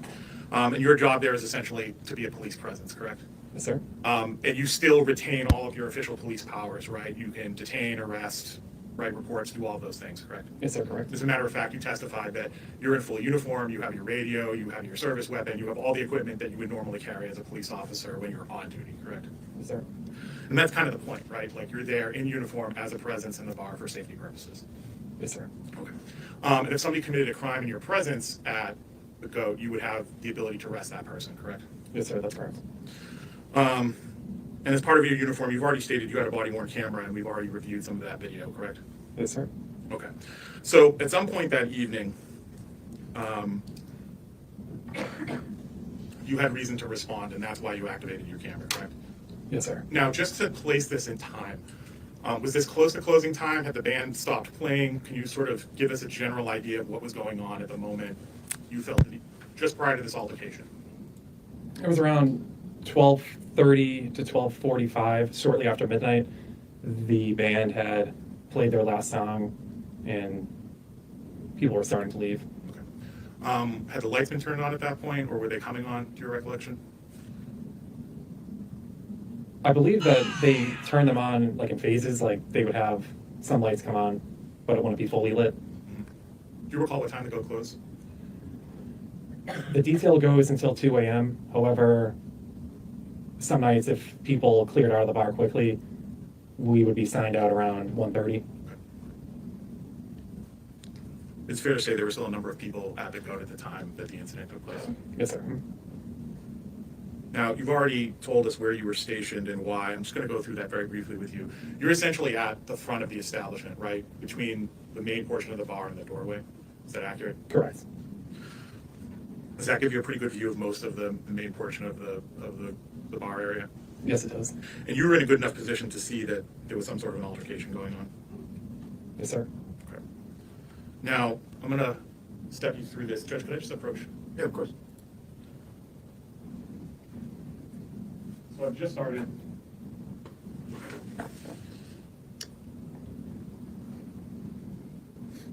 going to play this all the way through again once. And I'm going to ask you some questions as we go. Now, at some point, you turn your flashlight on, correct, to see what's going on?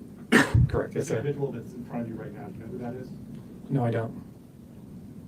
I'm going to give this pause as well, so.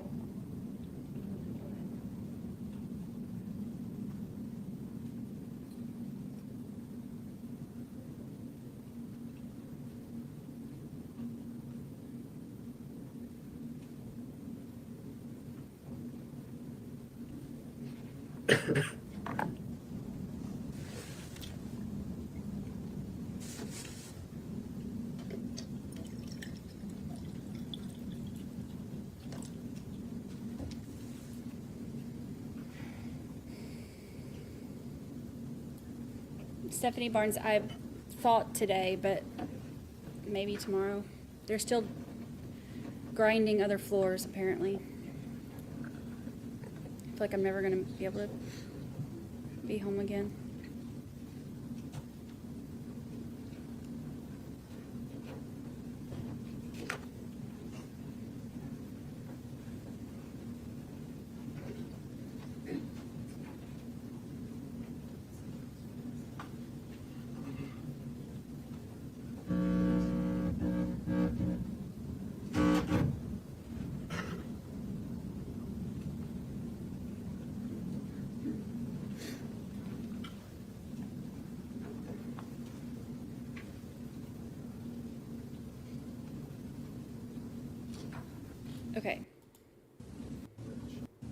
This is when our 5-second skips come in handy. Now,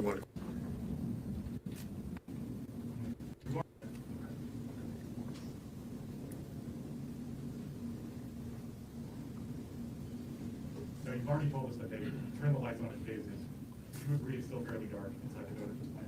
Yes, sir. It's dark enough for you to want to turn on your flashlight, right? Yes, sir. All right. Right at this moment. You don't yet have audio, correct? No, it would be the first 30 seconds where it would go without audio.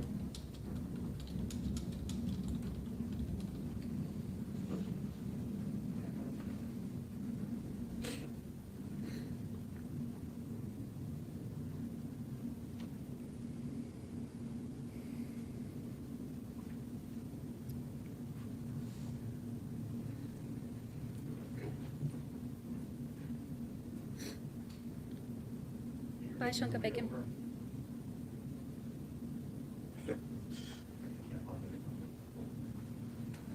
going to play this for you again. We'll replay it and some identifications. We've now watched this several times.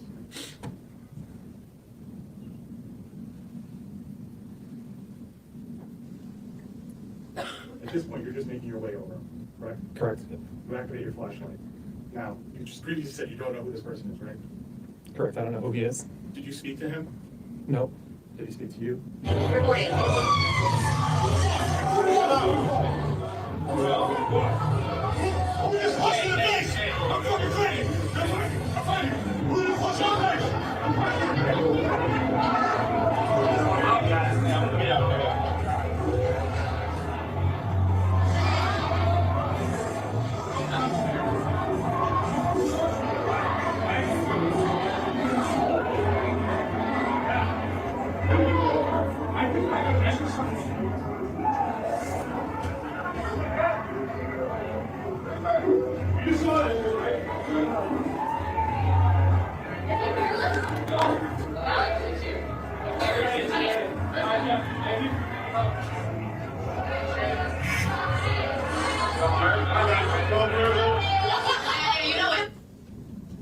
So, Officer Smith, is that an accurate recording?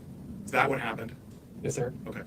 So, once you previously testified that the individual in that video, he was upset, correct? He was angry, he was upset, he was injured, correct? Yes, sir. He repeats over and over again, somebody had punched him in the face. Yes, sir. Okay.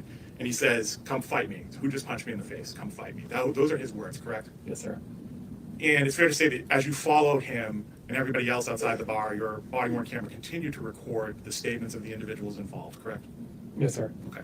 And even if you didn't hear what people were saying, your body-worn camera certainly recorded a number of statements, correct? That's accurate. Yes, sir. The individual in that video, he didn't get carried out of the bar, correct?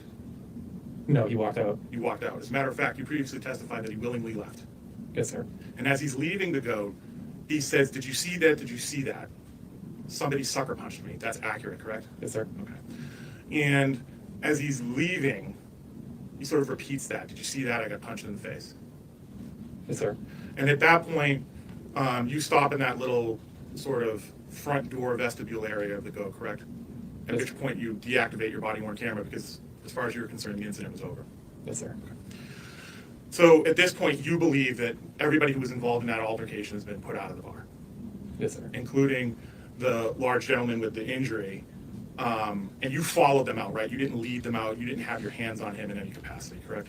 Correct. Yes, sir. Did at any point you leave to check and see if he required further medical attention? After the body camera was turned off.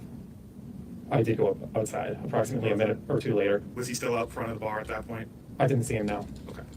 So it's fair to say you didn't render him aid or ask him if he needed an ambulance or medical attention at any point? No, sir. Did you check to see, again, if any other individuals who might have been involved in the fight needed medical attention? No, sir. Okay. Did you see if they were all standing together out on the sidewalk? When I was outside, I wasn't specifically looking for them. It was just me outside, just general officer presence, just me being there. Okay. So you stepped outside, your testimony is a minute or two later, and you didn't see anybody. There would be the general crowd waiting for rides to be picked up, etc. Let me rephrase. You didn't see Mr. John DeLee standing outside the goat when you stepped outside? No, sir. You didn't see the other individual that I pointed out that sort of passed in front of your body-worn camera that you didn't recognize? That's correct. I didn't see him either.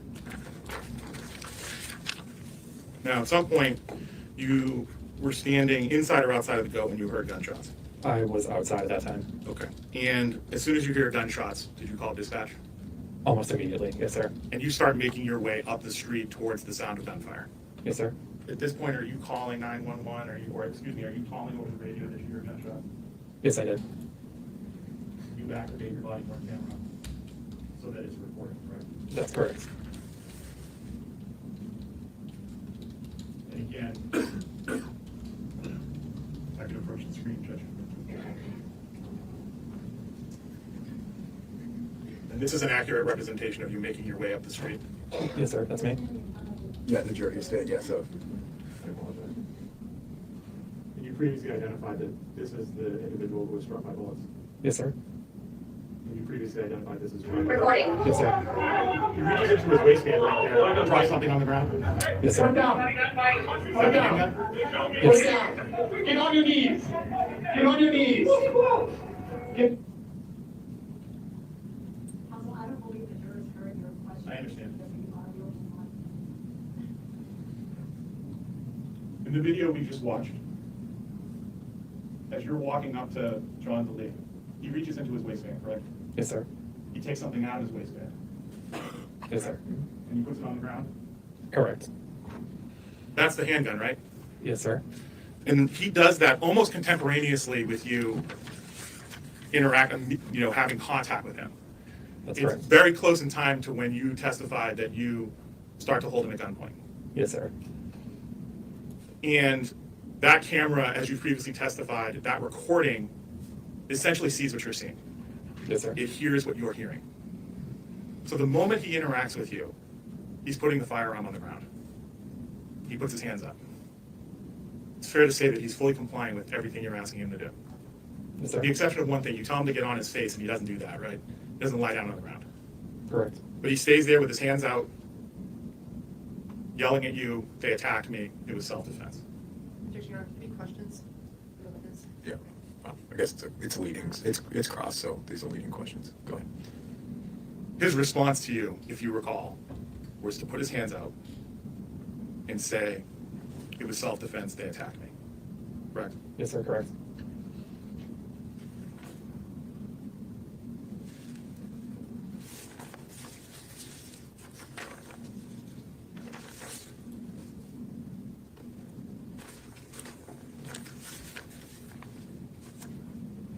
I have a couple of basic questions about your training, if I could. Were you trained by the Manchester Police Department or were you trained elsewhere? My initial training was from the South Carolina Criminal Justice Academy. Okay. And at some point in 2022, you became a Manchester police officer? Correct. Yes, sir. Okay. And were you trained by the Manchester Police or by an academy in New Hampshire? By the Manchester Police Department. Okay. And you became familiar with the Manchester Police Department use of force guidelines? Yes, sir. Now, the use of force guidelines cover a broad spectrum of force usage, correct? Yes, sir. From simple control techniques, the use of pepper spray, the use of deadly force, correct?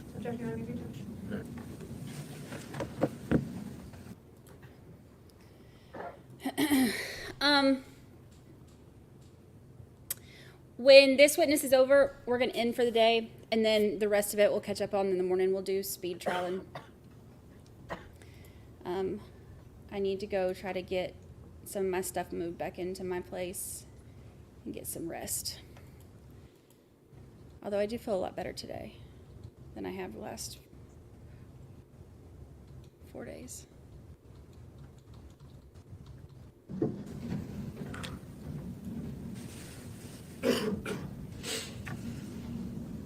Officer Smith, are you trained in the use of pepper spray? Yes, sir. Does the Manchester Police Department have policies and procedures about the use of pepper spray? Yes, sir. Okay. Does the Manchester Police Department consider pepper spray to be a less lethal weapon? Yes, sir. And it's a weapon that is used by police as part of their training and experience. Correct. Yes, sir.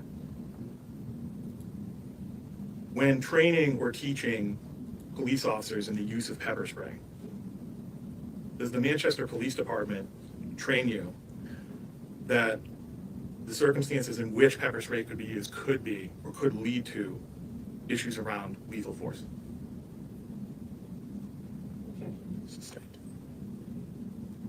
Can you repeat the question?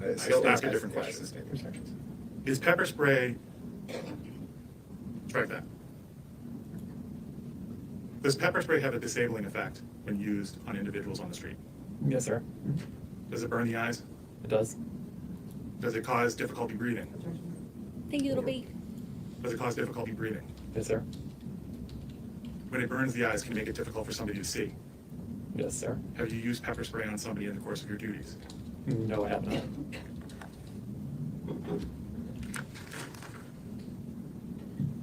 Thank you for the super sticker. No further questions, Judge. Can you redirect?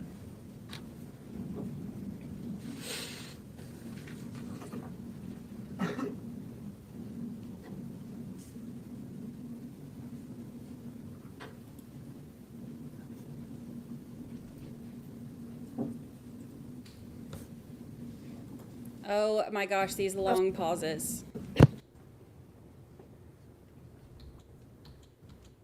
Was there no redirect? Or is it just Less taking- lethal form of. Just to clarify, Officer Smith, so you testified that pepper spray is a less lethal form of a weapon. Is that accurate? Yes, ma'am. And that's why officers use it? Correct. One of the purposes? I have no further questions, Your Honor. Good. All right, you can step down. Why don't we take the lunch break then? So we will resume at 1 o'clock, okay? Okay, so we made it through up until lunchtime today. And then we'll do the second half, which is not going to be too long.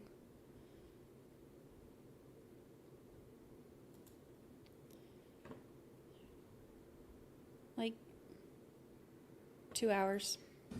Oops. So we'll do those tomorrow. We'll just listen at 1.25 speed and skip the little intermissions and stuff. That'll give me some extra time to get some stuff moved back today and rest and all that. Plus this trial, it moves so slow. So watching it in real time is like torturous. Kind of like that other one that we had where everything was great on 1.25 speed. But then when we had to listen to it in real time, it was a lot. But today was a big day. We had a huge day. We got to see all the stuff with Chad Daybell. We got to see the crazy police chase. We got to see the Uber standoff. We had a very eventful day. Little B, another super sticker. Thank you so much. Thank you, thank you.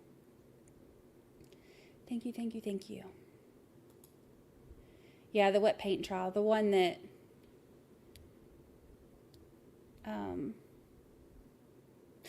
what's the other one though where they just talked so slow? That wasn't the wet paint trial. That was, which one was that one? I don't remember. Wet paint. Don't say fresh.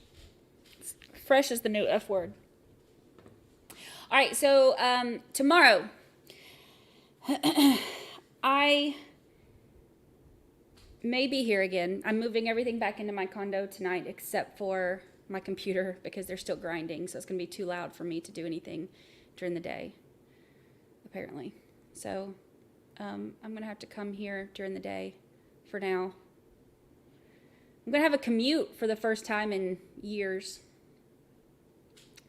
See what that's like. The commute's only it's 0.9 miles, but still, I'll have a commute. So I'll come here in the morning and stream. I'm going to leave my computer here so that I don't have to deal with the grinding. The grinding is so loud. Even when I can mute my computer, I would still have to hear the Like, I can mute it so that y'all don't have to hear it, but it's still so loud that I can't hear anything. Pack a lunch. Yeah. Actually, that's a good point. I think I have food right here that I heated up, like mashed potatoes and corn and stuff that I heated up that I did not get to finish. So I'll put that in the fridge and I can finish it tomorrow. So I'll have food. But I was able to eat today. Not all of it, but I was able to eat. So, all right, so here's the plan. I am going to portal y'all over. I've already created the stream for tomorrow. So we'll do the same thing. I made the stream for today, for this trial. I made it last night. So y'all can go into it whenever you get a chance. Because I guess for some reason, some of my stuff has not been showing up. And I don't know why. But I'm going to portal you over. So when you go over there, just hit notify me so that you'll get notified when we go live in the morning. And that way you won't miss it. I don't know what's going on with YouTube. I'm having all kinds of issues. Everybody's having issues with it. But for whatever reason, some of my lives have not been showing up. So I don't know. So I'm going to portal y'all over there and then and then hit notify me, and I will see y'all bright and Queen all over there. So I've already been there. I know some of y'all get over there like as soon as I create those streams, y'all are like already over there. It impresses me. So thank y'all so much for hanging out with me today. We had a very, very, very eventful day, but it was great. I love getting to spend my days with y'all. So I will see you bright and early and caffeinated in the morning. All right, bye.